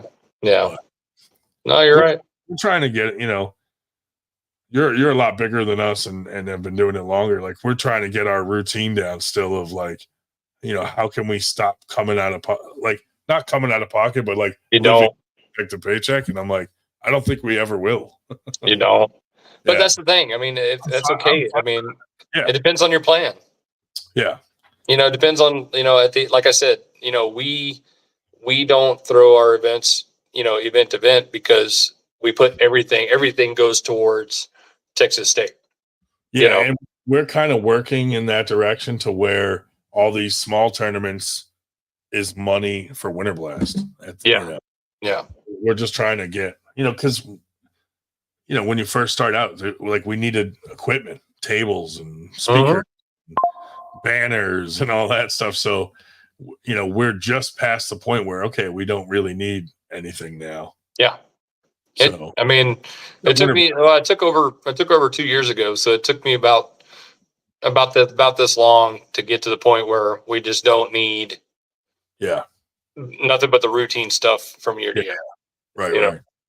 We're almost there. Like now that Winter Blast is growing, I'm like, oh man, we need more table. We probably need some more. Like we have 3 armed combat tables. We probably need 3 more if we're going to do 6, and then we'll see. So because I like having them all match. I think it looks good. Yeah, I mean that is kind of the thing. I mean, no matter who you decide to go with, it really does kind of look. It kind of, in my mind, it kind of sucks, especially if you have guys that are multi-classing. If they're pulling on table 1, that's maybe an easy reel, and then all of a sudden you roll over to an arm bed table, or something, on table 2. So it's completely different. Yeah, I just like the uniform look of it. Yeah. That's why I think it's going to look badass with those numbers you made us, and we're just I mean, it's definitely going to look more professional for sure. Even with our refs, like we're starting to make more rules for the refs to look more professional, like because we live feed everything. So you don't want to see like when there's no one at the table, the ref just leaning on the table like this, and we're trying to make some little guidelines and stuff like that. So yeah, it's all. I mean, I'd like to be stricter, but at the same token, it's just like with the whole chair thing, the down ref in the chair. You know, should that's a constant. should the down ref be in a chair? No, we all know that. But Right. at the same token, when I need a down ref for 6 hours, Yeah. I don't want them getting tired and getting lax, you know, on I mean, rules and elbow fouls and all this other kind of stuff. And they're just trying to get through it. So I'm like, you know what? If you need to sit in a chair, sit in a chair. That's how I look at it. I'm like, well, if I was down reffing for 8 hours, I'd probably want a chair. Or a Yeah, fucking so wheelchair. but yeah, it's all growing, man. I think it's, you know, Yeah. I'm things just are getting better. All the promoters aren't at each other's throats like in the past. You know, like I feel like we should be able to have conversations like this about, hey, what do you do for this? Or how do you do this? Or, you know, how can I improve this? Like, we should all be open about that stuff instead of like, I see these promoters that like, you ask a question and they think you're trying to fucking steal their territory or something. Yeah. You know? Well, I mean, that's the thing is, you know, I get it. Everybody, you know, trade secrets, you have promoters that have been doing it for much longer and stuff like that. So, but like, you know, and look, I know you have beef with like James Reed, but me and James talk all the time. I love James. Yeah. And he's given me some really good ideas and really good pointers and along with them really good. You know, I mean, yeah. So, you know, yeah, if you can offer up anything, and that's the thing. Like, just recently, I got kind of in someone's different opinion, I got kind of chastised online, like I was trying to keep somebody from throwing an event, but I can't do that. Oh, I saw I can't keep anybody from throwing an event. But what I would like to do is make sure that it makes sense for both of us. Well, that seemed more like a misunderstanding kind of situation. Well, it was, but at the same token, like I was sincere when I said, hey, you know, throwing an event 3 weeks apart in the same area is probably not the best idea for either of us. Right. You know? Affects both. Yeah. Yeah. Like, so let's, you know, before we could even get to the end of the conversation, it had already steamrolled out of control. But, you know, I think too, like there's certain events that affect events differently. Like a small event doesn't affect an event the same way as like a super match series or a large tournament or a fucking regionals. You know, like there's different levels that can affect, you know, like some tournaments can affect the whole country. I mean, yeah, exactly. So there's no good answer, but I was thinking maybe that could be the topic at the next roundtable. Some ideas on how we can all, you know, nationwide not step on each other's toes. Yeah. I mean, it's impossible to be perfect, but because there's only so many weekends, but I think we could probably do better. You know, I don't know. Well, it's just like this is like this year with Texas State. Texas State is usually in September. Yeah. And because we were having it up north in Lubbock, Texas Tech, they're right in the middle of their football season. Yeah. And you know, all the hotels go up to like $300 and $400 that are usually like $79 to $100 a night. Yeah. You know, and it's like you can't expect arm wrestlers to come pay $300 a night at a hotel. Yeah, and you know, want to still come to the tournament. So you wouldn't think that's something you got to think about, but you know, and as much as, you know, people might say this, I mean, like the AWU event being on November 2nd, I didn't want to get too close to that. Right. Because I mean, it involves almost 100% Texas. Yeah. You know, so it's like, I don't want to take, you know, I don't want them to have to choose because I know a lot of people like going to that. So it's like, I had to settle on November 16th. Well, lo and behold, that's Berzink Cup. Yeah. You know, and like I had, you know, one of my friends here in Texas, he sent that to me and I'm like, I'll see you next year, buddy. Like, I'm sorry. I just can't, there's no other way to do it. Yeah. We run into that stuff up here too, because it's so congested. You know, like people throw these little backyard barbecue tournaments, and then I'm like, oh god. Well, the problem is this, I think, and it's I kind of see the trend going that way. Is I don't know if you've seen it in your area, but I see a little bit of it around where it seems like people are going to tournaments that are for sure things rather than going to tournaments for competition. Yeah. They're like, hey, if you go to this 3-man tournament and win a medal. Yeah. Fuck it. I'm not going to the 20-man tournament. Yeah. And I'm not trying to like bad talk the small tournament or anything like that, or like discourage anybody from going to it. But at the same token, like people are like foregoing challenging tournaments in particular areas for these smaller tournaments. And it's like, what are we really trying to do here? Dude, we had a guy here, Steve Rosenblum. He would throw a tournament every single month, and only like fucking 15 to 20 people would go to it. But it was like clockwork. They'd all go to it, everybody, and win the fucking chintzy medals. And like, well, damn. let's see that. And Cody Bird just left a comment about, I feel like you were more than 6 hours away. It doesn't make a difference. Well, that's from point A to point B. Everybody's not 6 hours away. Some people are 3 hours away from both. Yeah, in the middle. You know, so it's like when Travis was going to come, when he was going to, and that event ended up getting postponed. But when he was going to come to Houston, that was when we had Sean's event up in Amarillo. And like, I had a few people tell me, oh, it's eight plus hours away. It's not for the Dallas guys. Right. You know, it's literally only like a 45-minute to an hour difference in drive, depending upon which way they go. So the distance to me needs, 6 hours needs to be much greater. And that's, you know, in a sense, if you're trying to avoid it, because it's not 6 hours for everybody. Yeah.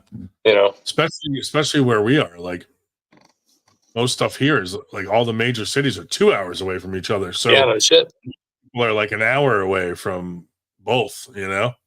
So it's like when someone throws something, a lot of guys here too.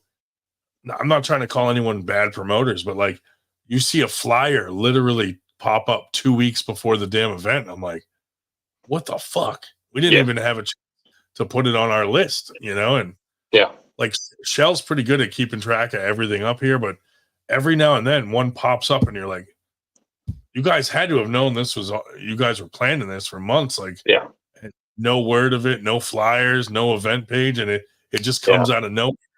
I'm like, God. Now, Cody left another message, you know, options. Look for arm wrestling, for the average athlete, arm wrestling options are wonderful. Yeah. You know, but that's also the thing too, is that I think as a promoter, looking at all the options available and seeing which pullers or what options they're picking on a consistent basis.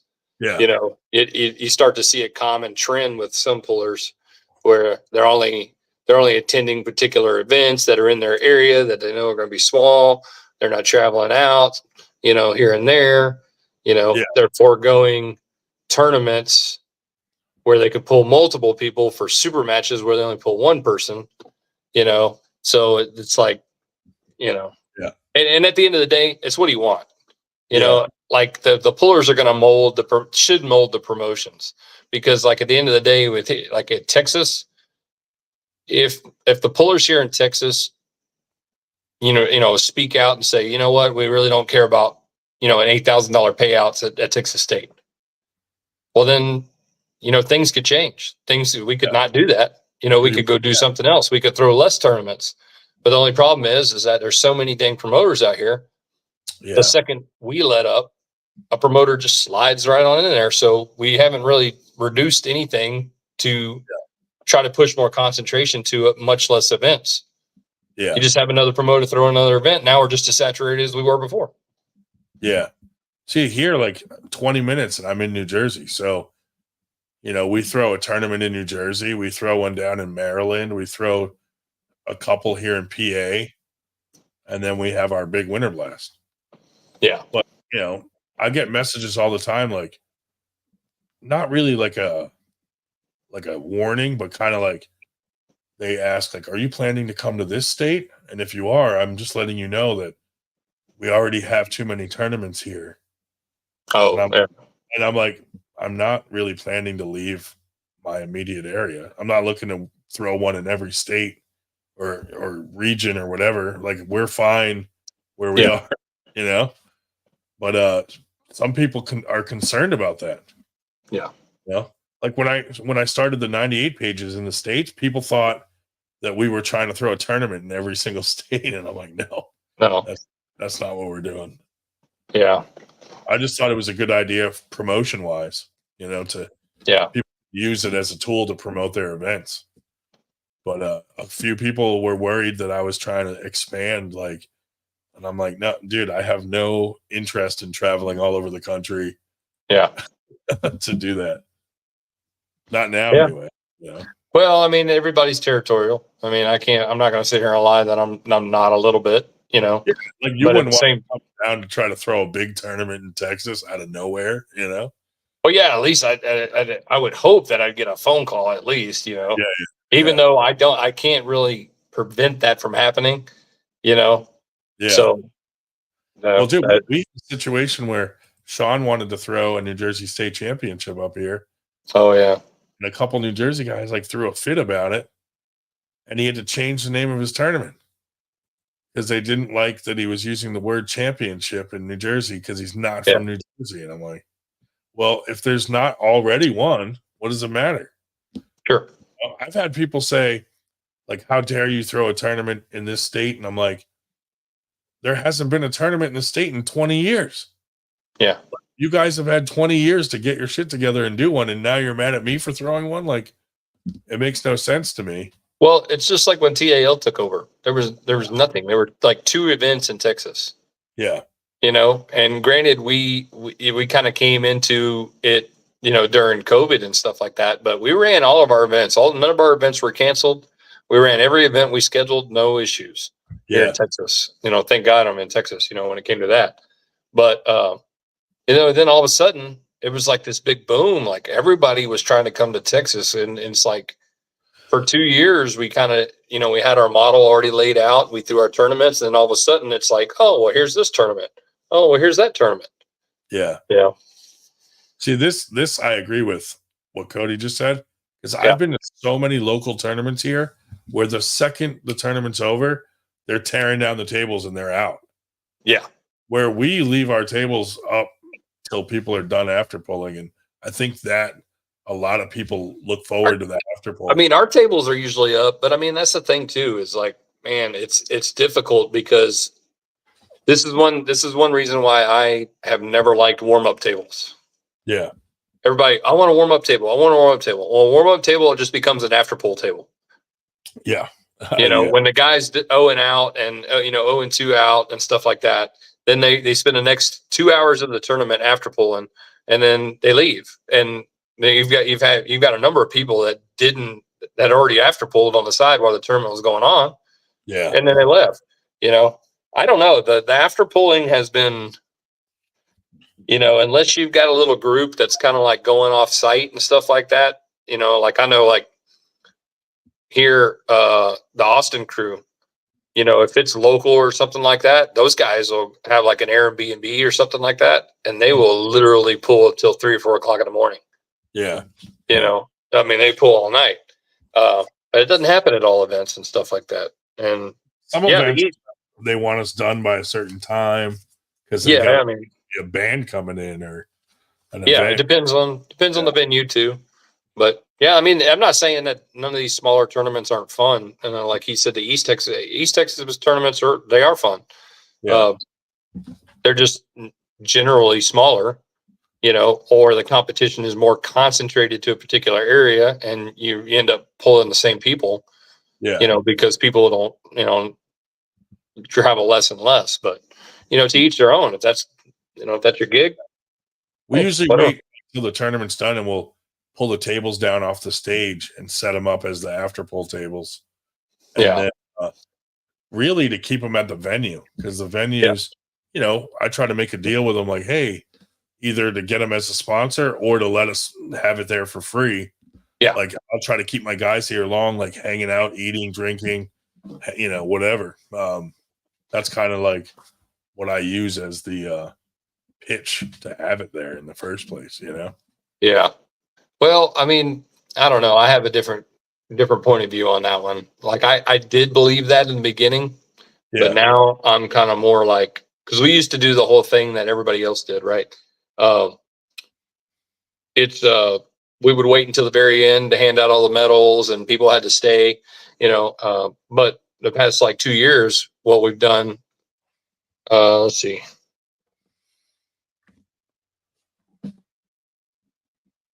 We've been doing the class straight through and just have the finals right at the end and give them their awards. And So that's what we do now. And that way, and here's my thing when you talk about the venue is most of the time you're doing them probably just like us in a bar, restaurant, maybe Yeah. dance hall, music venue, something like that. Well, if you like, I know you get there, if say the puller gets there at like noon, they're going to eat, they're going to drink, and they might have something a little bit afterwards. Yeah. But, like from a venue sense, they're actually not making as much money as they typically would. So you're going to have a natural upkick in revenue because there's just that many more people there at one time. But over the course of the evening, they actually make more money if actually the pullers kind of leave and they can, because like, I mean, we have people that'll sit on a table for 6 hours. Well, how many people can they filter through that on a normal, 3, 4, 5 different guests? And their normal customers are probably like, nah, I'm good. Yeah. all these So arm- that was kind of our thing was, giving out the medals immediately was like, if you want to leave, take off. If you want to stay, cool. So that's what we've been transitioning into the last 2 years. Like, just you want your trophy to leave, go. Yeah. Well, I started asking people, I'm like, does anybody even give a shit about like pictures at the end? Yeah. And really nobody did. No. So I'm like, why are we waiting to give out awards, if nobody really cares about pictures anymore? Yeah. So it's like, just give them to them, let them do whatever they want to. And we usually have a banner setting up somewhere or something like that. It's like, you guys want to take pictures? Go take a picture. It sucks too, because like sometimes I want pictures just for promotional reasons, like guys holding the trophies or, whatever. Winter Blast is a little easier because it's so big that like after the class is done, we can take pictures of them off to the side getting their dragons or whatever, Sure. But our smaller tournaments, no one gives a shit. Yeah. No one wants they take selfies with everybody during the tournament or whatever. Well, I have a smaller banner that I've been thinking about putting up off to the side. Yeah. That way, if anybody wanted to go take a picture with their first, second, third competitors and stuff like that, they could just walk over there, take their own picture, and then take off or hang out. We've been doing that. We got like a banner that has like, like the ones you'd see like at the fucking Grammys with like a whole bunch of little logos on it. Yep. We kind of put one of those off to the side usually, and guys will take their own pictures, in front of it, whatever. Which, you can't please everyone, but I don't know. Never gonna please everybody. I always try my best to, and then other promoters tell me I'm too nice. Well, there's nothing you can do. There's always something that somebody's going to be upset about. I pulled this class first, and I didn't get to pull that class. So I mean, there's only so much you can do. So no, you're right. I gotta not be meaner, but I have to be just like whatever's for the greater good of the majority. That's the best you can do, Yep. You're always going to have those little complainers here and there. Yeah. I just hate when someone complains publicly. Like we've had friends of ours like write publicly on Facebook like, I didn't like this, and I'm like, why don't you just message me personally and tell me your opinion? Why do you got to like blast us on social media? You know what I mean? I guess everybody's looking for their 5 minutes of fame, Yeah. But it's just like when you think someone's your friend and then they're like writing something negative and you're like, why didn't you just call me and ask me like why we did this way? Or look, I don't get into squabbles until I get into squabbles. I try to keep quiet. I try to stay professional, and so far it's worked out pretty well for me. And, I only hear a little bit of backlash. I only see a little bit behind the scenes from different people. Some people don't like me. I think the general consensus is that I'm doing a decent job.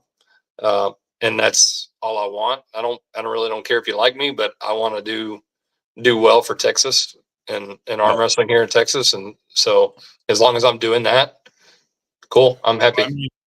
I mean, we're way over here and I've only heard good things, and you guys have a good reputation, and everyone says you guys are professional, throw great events. So I've always heard good things about you. That's all. That's all I really care about is, So I've never heard anything bad. Well, unless you count Andrew Wood. Well, the good thing about him is he's pretty consistent. He's never been to one of our events, and so you know, even though he's not been disallowed or anything. Well, I take that back. You know, I don't have to worry about it, but there was in the beginning something that he did that I was not very fond of, and you know, but haven't had to deal with it. He doesn't come to events. He doesn't like what we do, and that is what it is. Do you guys do pro first?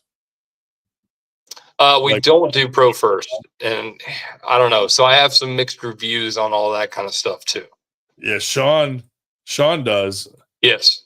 But like I view it like our whole concept, 98%. Yeah. Like for us to like cater to the pros would kind of. Well, here's the thing. I don't really, and this is, I love Sean. I don't care how he runs his events. I will help him run his events exactly the way he does it. I have no qualms like against doing it any different. Right. But from our side of things, you know, and I think in just a general promoter sense is, you know, 50%, if we're just talking about business, right? I would say well over, usually 50% or more of your revenue is amateur. Yeah. And your participation, you know, so to say that I cater to only the only reason your pros get anything is because of the amateurs. Right. Like imagine throwing just an event every time where it was just pros. Well, you wouldn't be able to do anything. Be small tournaments. Yeah. Yeah. I mean, so my thing is I'm not saying you shouldn't cater to, I mean, I think pros get enough in a sense. You know, generally speaking, they might get a different type of award, or like at Texas State, right? They get the payouts. You know, that's one time a year, you know, and stuff like that. Yeah. But you know, just I don't know, the amateur thing going first, really does it really matter? I don't know. I mean, my outlook on it has been this especially since we started doing the split times, is amateurs. I just, not that I don't think they care about their matches, is that I think they know they're climbing, right? They know they're trying to get to that open class. Yeah. And so they're gonna want to be pulling, they're gonna want to pull as much. So their matches in the event to me don't really they don't really put a lot of stake in them. Yeah. You know, they want to win, obviously, but but like the pro pullers, they're a little bit more calculated, right? Their cuts mean different. Like, you know, them not making a weight class and stuff like that could mean the difference of whether or not, you know, they lose their rank or something like that. So like the split cut, to me, it just makes more sense. Is that if like I tell my pro guys here in Texas, look, you've got 3 different opportunities to weigh in, right? You can early weigh in, you can weigh in that morning, or you can weigh in at the 2 to 3 mark. And your tournament won't start until 3 o'clock. Yeah. So if you're coming in, you're staying at a hotel, you get to wake up at 9 o'clock, you know, especially if you've already weighed in, you weigh in the night before, right? You get to wake up 9, 10 o'clock, chill out, have a nice breakfast. And then you get to mosey on in there at 3 o'clock and be pulling within the next hour, usually, if not less. Yeah. You know, so saying metal is in thy house tonight. Metal. So that seems to have quite a, you know, I mean, you always hear complaints, but at the same token, it seems to be well received, you know, just letting the guys know. And people have made that suggestion in the past. Why can't you guys do a schedule where it says, hey, you know, my class is going to pull at this time? That way, if I wanted to go outside or if I want to go whatever, well, you know, as well as I do, running on time is key when it comes to that. I thought about doing that at Winter Blast and having like a late weigh in for the pros. Yeah. That way, like, hey, come weigh in at 2, 3 o'clock instead of 9 a.m. Yeah. You know, and just have the amateurs and the novice or whatever. Yeah, you necessarily couldn't do, you wouldn't need to do like a late weigh in like we do. But if you just told them, hey, you know, your part of the tournament, if you're going to do them separate, is not going to start until at least 3 o'clock. Yeah, that's kind of what I was thinking. Yeah. That way they could leave and go hang out in their hotel room or gamble or whatever. Yeah, they could do whatever they wanted to do. And then it just knew as long as they were in the room by 3 o'clock, they were good. I'm a firm believer too. I don't know how you do it, but like we've had some people suggest us changing the order of like the weight classes, and I'm like, we have so many guys that will pull up, to test themselves, but they want to do their best in their own weight class first, and then try to pull up. And if we swap that, it angers a lot of people. Yes. So I just like to keep it in order and just follow the same, I mean, I don't think there's any way you can avoid doing, not running more than 2 tables. You're not going to be able to avoid double classing. Right. It's just not going to happen. So like for us, we did it consistently this year. And now there were a couple events where they were smaller and we only ran 2 tables. So there was a little bit of variation in that, but like 3 tables is generally our setup. We run 154, 176, 198, 220, and 242, 243 plus. Yeah. And they're on the same table. So like when I tell you at the beginning of the event, 154, 176 is on this table, it's not going to change. It's going to be on that table. Now, you'll run into guys that are doing, say, 176 and 198 or 220 and 242. They're going to double class. They're going to pull their heavier class before they pull their regular class. So, could you flip the super around? Maybe, but then you got the 242 guy that pulled up to the supers now double classing. So there's really no way. There's no way to avoid the double classing. Well, now I need signs with the weight classes on it. We can do that. I bet you can. That would actually be kind of cool. Actually, I mean, at the end of the day, we could do just about anything. So that would be the one to put like a magnet, so like you could swap it, and then if you have to switch weight class, you just grab it and put it right up. Exactly. Yeah. Cool. Yep. We could do it though. See, that's why I think like the whole roundtable thing, like to me, this is fun stuff to talk about. Yes. What do you do, or how do you handle this situation, or because I'm the most critical person of like my own tournament. So like I'll go watch the live feed after and like look for problems and be like, oh shit, I didn't notice that. I gotta fix that for next time, or I think I think some people they miss that too. I don't think they and they shouldn't, because we don't. I mean, I don't think any promoter really. Well, there's a few promoters that whine a little bit, but I don't think most promoters really put it out there. I think how critical sometimes we are on ourselves, and you see things that happen at this event, and you go, yeah, man, we gotta change that, or we gotta do something different.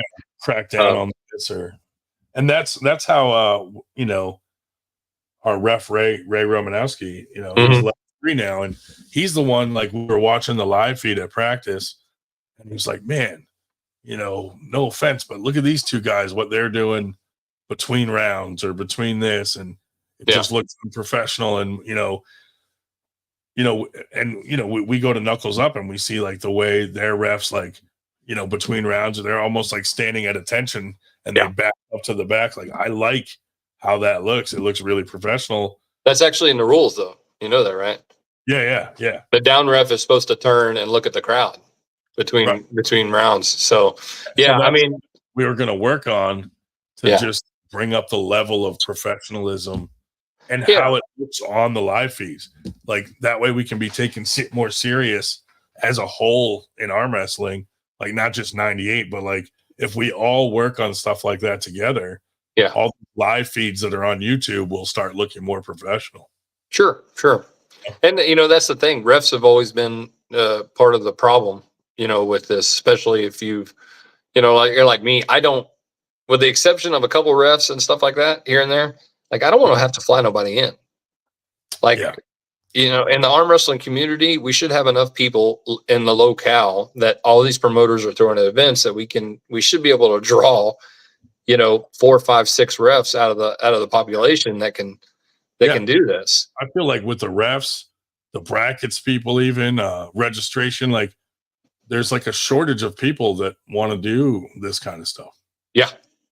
And so we're working on getting more refs, and luckily we found a group of younger guys around here that are like gun-ho to be like a high level ref. So they're all like really trying to level up, and has any of them taken Sean's deal yet? one of our guys was the first one to do his online one. Okay, good. But a bunch of us took Sean's when he did the first Knuckles Up. We all took that seminar, but a whole bunch, and like some of like Ray and a couple guys like continued it. And now he's up to level 3, like Todd. Yeah. So yeah, pretty cool. But it is so hard to find people that are like gun ho about it. But we got lucky and found a few young guys that are like really, really into it. So yeah, I mean that's the thing. You know, when we did the Amarillo, Todd was able to pull a local sponsorship, and we used that to pay for the refs that got certified that day. And then, you know, that was a big plus because I think all of them are going to ref at Texas State. That's awesome. Yeah, so they're all going to be in the mix.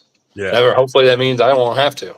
Our shortage up here is like master refs, like head ref, like So Ray yeah, can head ref our small tournaments and stuff like that. But for Winter Blast, Sean's bringing in like 4 or 5 like master refs. So well, I mean that's the thing. A tournament good for that one, you know. A tournament as big as y'all as Winter Blast, and with no.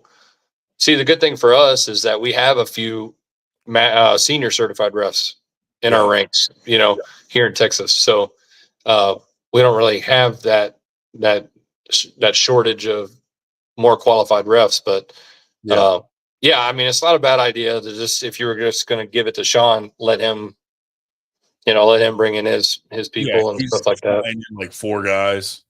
Yeah. You know, and then for down refs, like we have like Ray and all our guys that we use.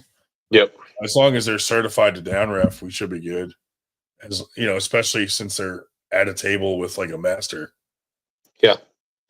But I do like the way Sean's been doing it with the practicals, and, you know, instead of doing you know, him and somebody else get on a table and they try to trick you and try to get things by you, he just puts you in the mix, you know. Yep. He just puts you in the tournament. I'm going to watch you. You know, if you can handle your shit on the, you know, reffing at the table, then hey. Yeah. That's what he did with Ray. Like Ray was level 2 and or no, Ray was level 1 and Sean skipped level 2 with him. Yeah. Put him 3 because he was comprehensive and he was doing really good, and he didn't bother with level 2. He just kind of leveled him up. Yeah. Which was cool for us. But you know, absolutely. Ray now is teaching the younger guys like how to down ref, kind of, you know, not certifying them, but just going over things and helping them to brush up on the rules and stuff like that. So yeah, well, that, I mean, the way, and this is the thing though, that the way Sean's doing it now is it really opens the door for that kind of stuff. Yeah. Is so you go online, you pay your $50 and you get a level 1 right off the bat. Yeah. Right. And then, you know, technically you're supposed to be on a table with a senior or, you know, whatever, but at the same token, in the meantime, before that person gets to go to a tournament with Sean, you know, Ray can be, and that's what I want some of I have Marcus and Nathan, you know, here in Texas. Yep. And that's what I kind of want to get to, is that if I get somebody interested in stuff like that, hey, go take the course, do this. If we can get you to an event that Sean's at to get you more certified, cool. But in the meantime, you're going to come to this tournament over here and you're going to down ref with Nathan, or you're going to down ref with Marcus, you know, and you're going to, you know, they're going to help train you up. And then when you go and certify for more with Sean, well, hopefully now you'll be ready. Yeah. Yeah. No, that's good. And that's what it's leading to. And I like it. Same with the brackets guy, like Dave Shell does our brackets, but you know, he's not a spring chicken. Like at some point he's going to not want to do that anymore, I'm sure. It's like, we need like some backup people that are like interested in doing that part.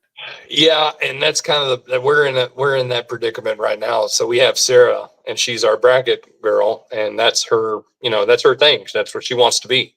But obviously, there's been times where I've tried, like things have come up in her life, and I'm like, really, you don't need to come. Like I'll find somebody, and we just. But in reality, that somebody is just me. You know, so when it comes to running brackets and for the TAL. The only 2 people versed in the bracket system are me and Sarah. Yeah.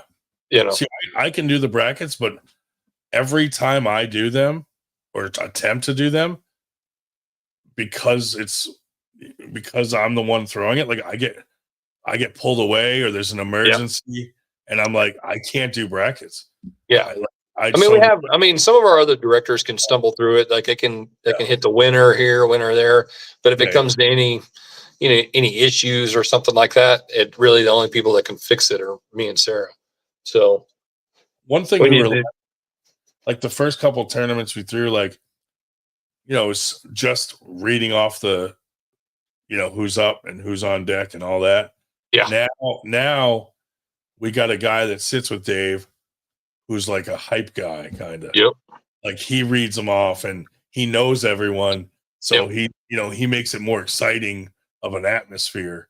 And that's a lot too. Yeah, that was what I did with, and I've started doing it now, like for Greg Sharp's event here that he did here in Texas, the World Series event. I got a 22-inch monitor. Yep. And I hooked it up to the laptop because generally speaking, if the bracket person is working from a laptop, you've got somebody else there, they're looking over their shoulders, trying to look at a small screen. Who's in my class? Who's in my class? Yeah. Yeah. So what I did was I hooked it up and I looked at the TV while she was doing brackets over her. And then so I was announcing, calling out the next match. She was just switching it there. I didn't even need to look over her shoulder, and we're calling, get people on deck and all this stuff. Yep. And that seemed to work out really good. Yeah. It's definitely like a 2-man thing because you also need that buffer person to keep people from asking the bracket guy too many questions. Like Dave will have people fucking, hey, when am I up? Who's next? Who's in my class? Yeah. And it's like, you can't bother the brackets guy. So, the funny thing about that is, Corey actually did a couple tests of going live with the brackets. Yeah. And what he found was nobody watched them. Yeah. And really, and that was because people were going, well, why can't you do this? Why can't you do that? We need a live version. So he did it. And it didn't matter.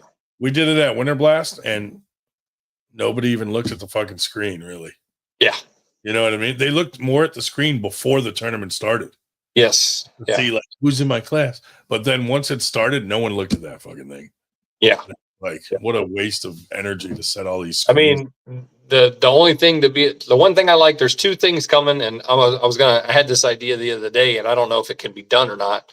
But so like, do y'all still call out names for the brackets? Yeah.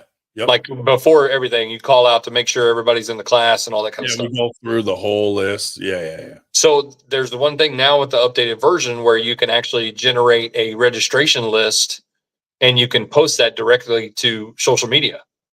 Oh, okay. So one of the things I want to try is that instead of calling out names, I want to post that registration list to the TAL page, then say, hey, look, for the next 5 minutes, go to the TAL page, look at the registration, make sure your name's in the right weight class.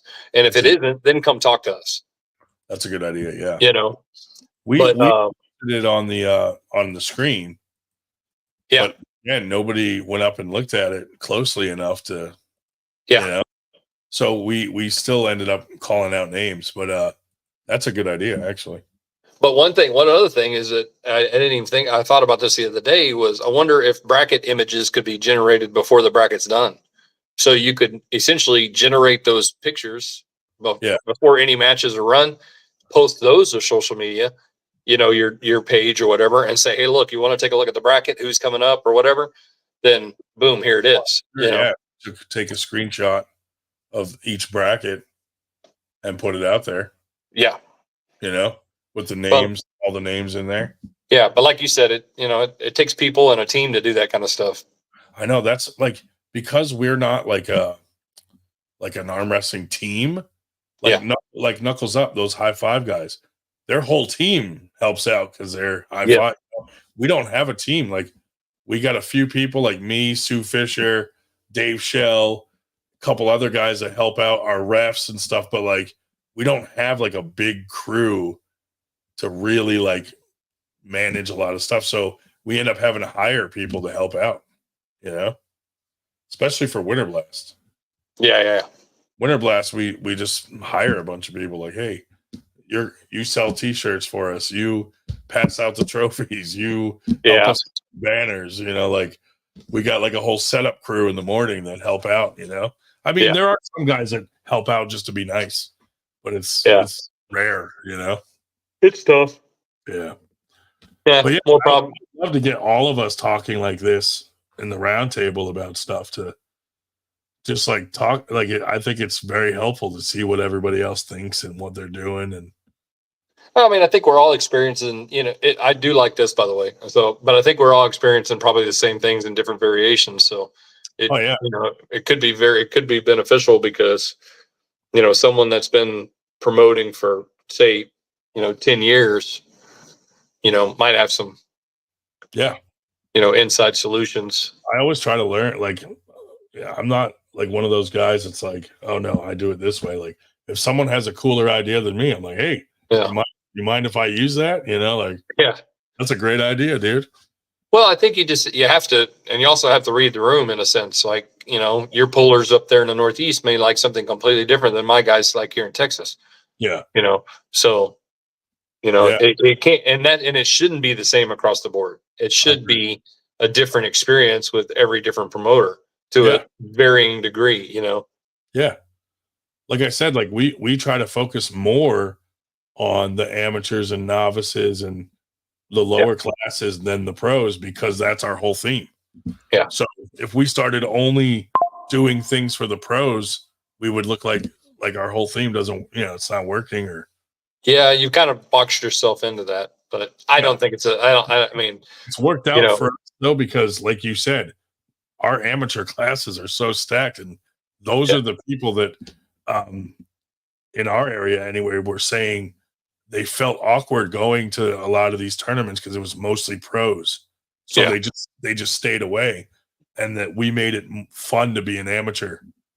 So like that's why more of them come out now because they're like, oh, you guys are more about us than the pros. Yeah, the pros don't really give a shit.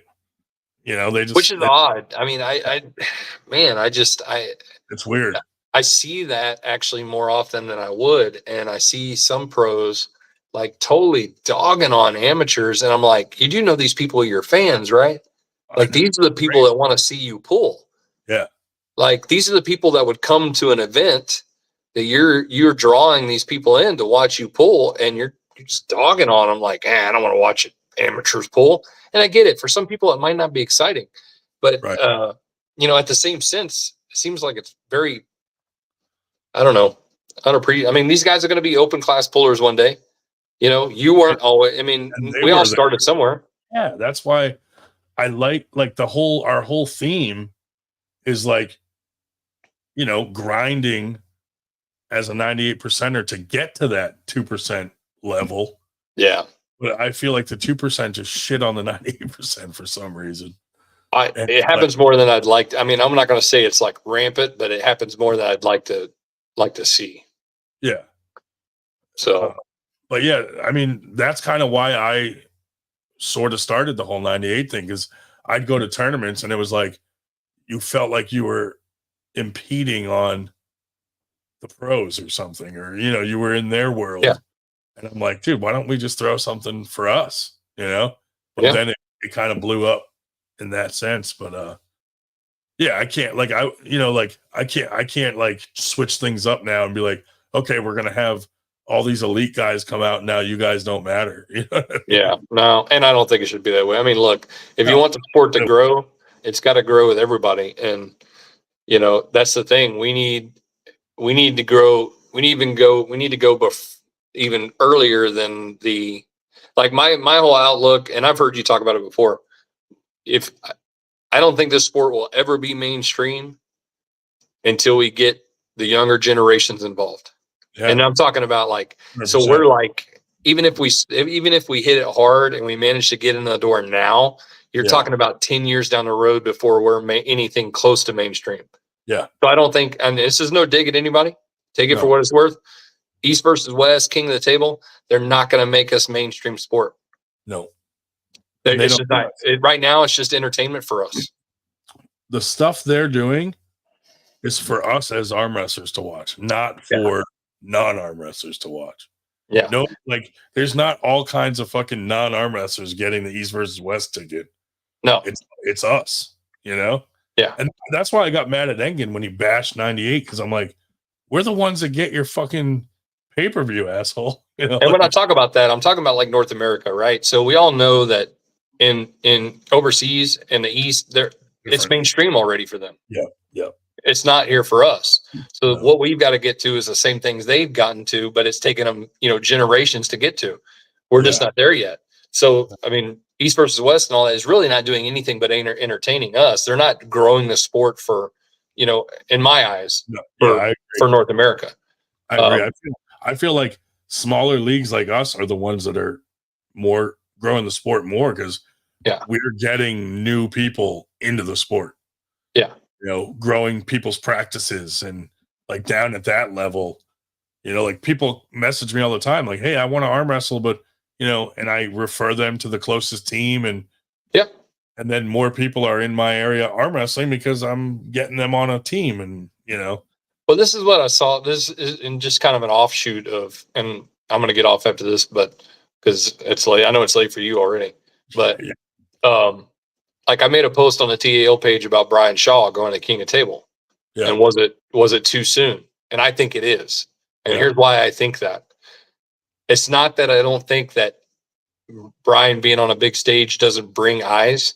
Is that, I don't know, maybe I think more about these things than I think a lot of arm wrestlers are thinking about short-term gain. And what I mean by this is, what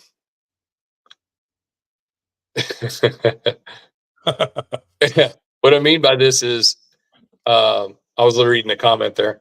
Yeah, but me too. If Brian gets hurt in this match, it's done. All the momentum leading up to this is gone. And then no other strongman will want to get in it because they're going to be like, I'm not getting hurt. Well, and not only that, he's probably not going to come back to it because his livelihood is in strongman, right? So think about it this way. His following right now, probably not real super familiar with arm wrestling. Right. Right. But they're excited just as much as anybody else for him getting into a new sport. So I think we're missing the opportunity here is what I think Brian should have done. But they didn't ask me. So just remember that. Nobody asked me my opinion, but I'm giving it anyway. Yeah. Is he should have trained. We should have watched him train. His followers should have watched him train, get introduced. And they are. He's putting out a couple things here and there. Yeah. But then he should have went and hit some local events. I was just thinking the same thing. Yep. Won those. We track he tracks the journey through those. Right. Yep. And I'm talking about not even a lot, 2 or 3. Right. Then he bumps up to some more prestigious events coming up, maybe Michigan State, something like that, Winter Blast, something like that, right? Takes those. We watch the progression. Now there's this huge buildup, right? Yeah. And after, a year, maybe not even that long, just depends upon how the tournaments fall. Yeah. We watched him grow and progress through local to more prestigious. Now, maybe we're hitting the nationals. Maybe we're ready for a King of the Table. The big stage, and we've missed out on all this content. By then you also know where he's at. Sure. Right now, we don't know. We don't have a clue where he's at. And Eddie Hall's not going to tell us. No. It's not going to tell us where he's at. And so my thing is this is like, if he gets hurt or he falls off in the next month, we would have retained probably none of his followers. Yeah. But if over the next 6 months to 8 months or whatever, maybe they fall in love with arm wrestling, watching him progress through it. And then if he decides, you know what, it's just not for me, then they stick around. Yeah. Now they want to watch these other tournaments and East versus West and stuff like that. But I'm surprised like King of the Table or East versus West hasn't thought like that. Like, hey, why don't we let's already sign him up, but let's get him doing these local tournaments and watch that progression also, so you can find out where he's at, so you can match him up properly when he does get to East versus West or King of the Table. Let's not bullshit anybody. The only reason they're doing it is from the following from him and Eddie Hall. Absolutely. So at the end of the day, I feel it's more of a selfish act than wanting to actually use Brian's influence to build the grow the sport. Yeah. And you know what? I think had they done it the way you're talking, when he did get to King of the Table, they would have had way more people watching. And they might, and maybe they don't. I just think maybe as many people watching at King of the Table now as at the end of my idea. But I think, and this is just my opinion, I think the likely of keeping those people as arm wrestling fans at the end of a 6-month or 8-month journey is more likely than if he, okay, so you get one time hella boost in pay-per-view sales for one event, and then he's gone, and we've retained nobody. Yeah, because more people would be vested in the storyline of leading up to it. Yeah, exactly. You look at like successful things like, like when UFC did all the guys staying in the house. That only works for UFC because non-UFC people watch it because they're watching the fighters, and UFC's more popular. We're not at a point where someone that hasn't watched arm wrestling gives a shit to watch an arm wrestler in a house conversing with other arm wrestlers. You know what I mean? Like, yeah, we care because we know these guys, but non-arm wrestlers don't want to watch an arm wrestler in a house talking about arm wrestling. Like, they don't even know what the fuck they're talking about. So we have to find a way to bridge that gap and get non-arm wrestling people to want to watch arm wrestling. And I don't think we're there. We're at that point yet for some reason. I think we're getting there. I mean, we got to think outside the box a little and, work together instead of fighting each other to get to that. But I mean, like, Greg Sharpsdale, the house, I think that's a really good idea. Now, who he manages to get in it, I think will be the kicker. Yes. Because if it's just the same old people we're used to watching, I don't know that that's going to get us the type of response that we're looking. I mean, I think people can, when people can relate to that person that's just starting off or something like that, they're going to like, I can really do that. I'm going to watch this for a little while, So like, I'm interested to see the house stuff just because I know the guys. I just don't know how interested non-arm wrestlers would be to watch that. Yeah. Unless like it's interesting, like fucking Real World or fucking Road Rules, like back in the day. I think that, I think you're right. I think that's the kicker with it. The big thing that we have is how do we make arm wrestling interesting just at a snap of a finger to the general public? Yeah. It's tough. That's the mystery. Because how many as well as I do, you've been around people that have, like, you'll get up to the table, some random person, you spend 5 minutes talking to them and they go, holy shit, I didn't realize this was arm wrestling. Yeah. They never know. Yeah. Yeah. But how do you get that across, That's why I'm hoping what I'm trying to do with the Boy Scouts and Girl Scouts will work out. Even though that's not like a grand scale, like if it was in schools, but maybe that would help lead to that. Yeah. But we've had guys do it in schools here. It's just like Josh Vinacore had a after school program with a gym teacher and everything overseeing it, waivers, all that stuff. But then when he graduated, there was no one that kept it going. Yeah. So it's up to us probably, like getting some guys from teams and practices to donate a little time to be the person that oversees these things rather than, a teacher that doesn't give a shit about it. And then once the student that's doing it is out, they just shut it down, Yeah.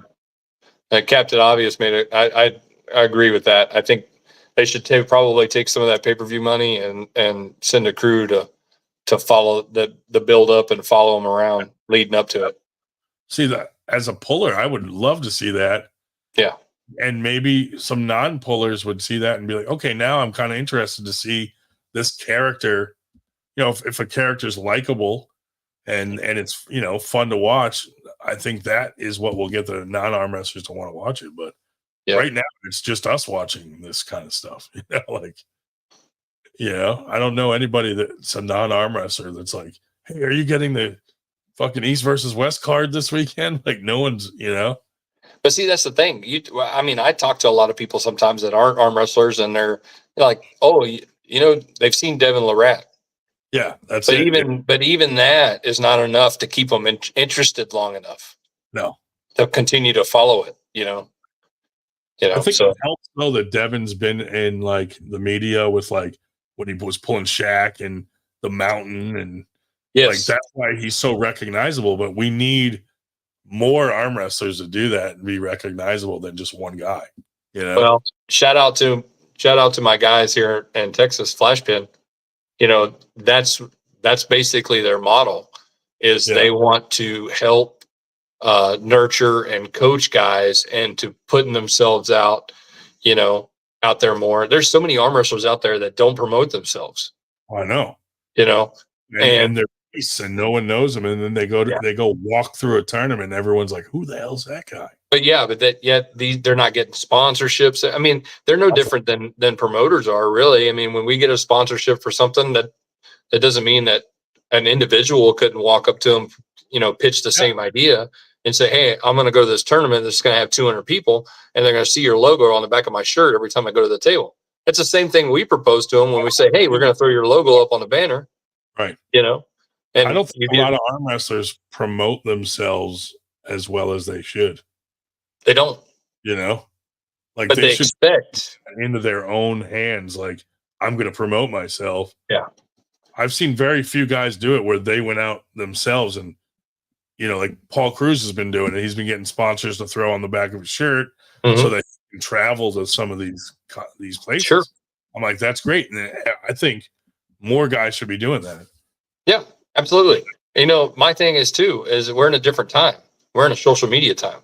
Yeah. So if you're an arm wrestler that has any smidge of talent and you just refuse to get on social media and put yourself out there, don't expect to get the calls. Don't expect to be chosen for these things. They're going to pick people that are more of an influence, over some people that may have a little bit more talent. Absolutely. I see a lot of guys with a lot of talent that like Jason Merlot, for instance. Sure. Like now he's on Knuckles Up and this and that, but a few years back, we knew he was great up here. Yeah. But no one else really knew of him. But I think Knuckles Up is actually getting him because I've seen a lot more from him recently. So I think those guys, Chris and Will, are kind of, hey, you're our guy. Let's start, start getting yourself out there more, start pumping it up, Same with Paul Cruz. Like, since he had his Knuckles Up thing, like he's promoting himself more and he sees the value in promoting himself, and Jason, same thing.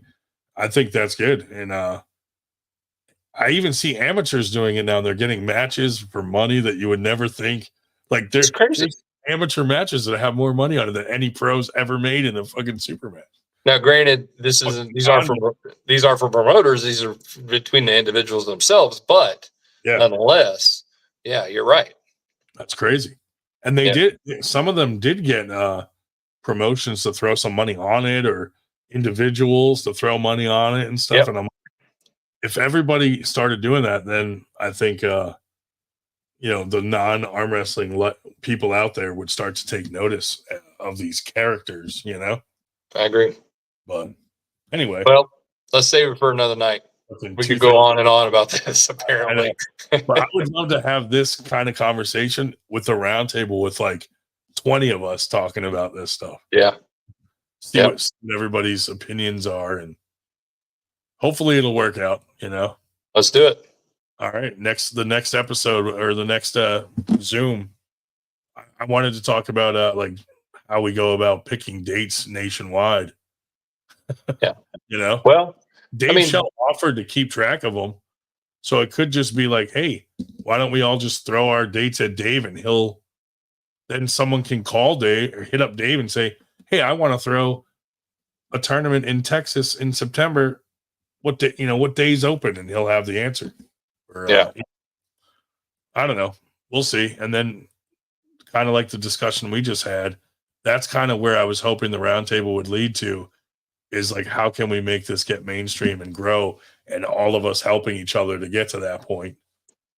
Well, I mean, and I agree and disagree because like I said, I do think we all need to be separate to a particular extent. I think 98 needs to have their 98 thing. TAL needs to have our TAL thing, but I agree with that's the whole reason I wanted to come in, because I'm like, look, networking and just talking with all the other promoters across the country, I think is beneficial. So yeah, just like the whole ref thing and looking more professional, we all can do that together, and it's just going to make the sport look more professional as a whole. Yep.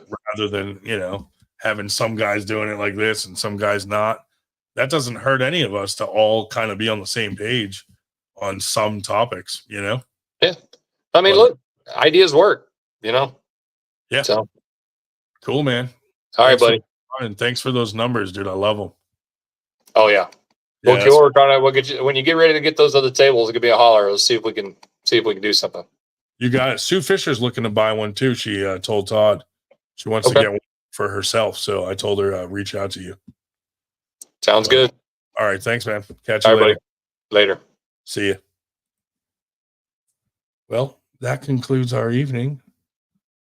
98% arm wrestling, FTG, Friday Night Live with a whole bunch of cool people. Thank you all. I'm going to end this live feed now and go not sleep some more. See y'all. Thanks for watching. Fuck those guys. Fuck that guy. That was directed at myself.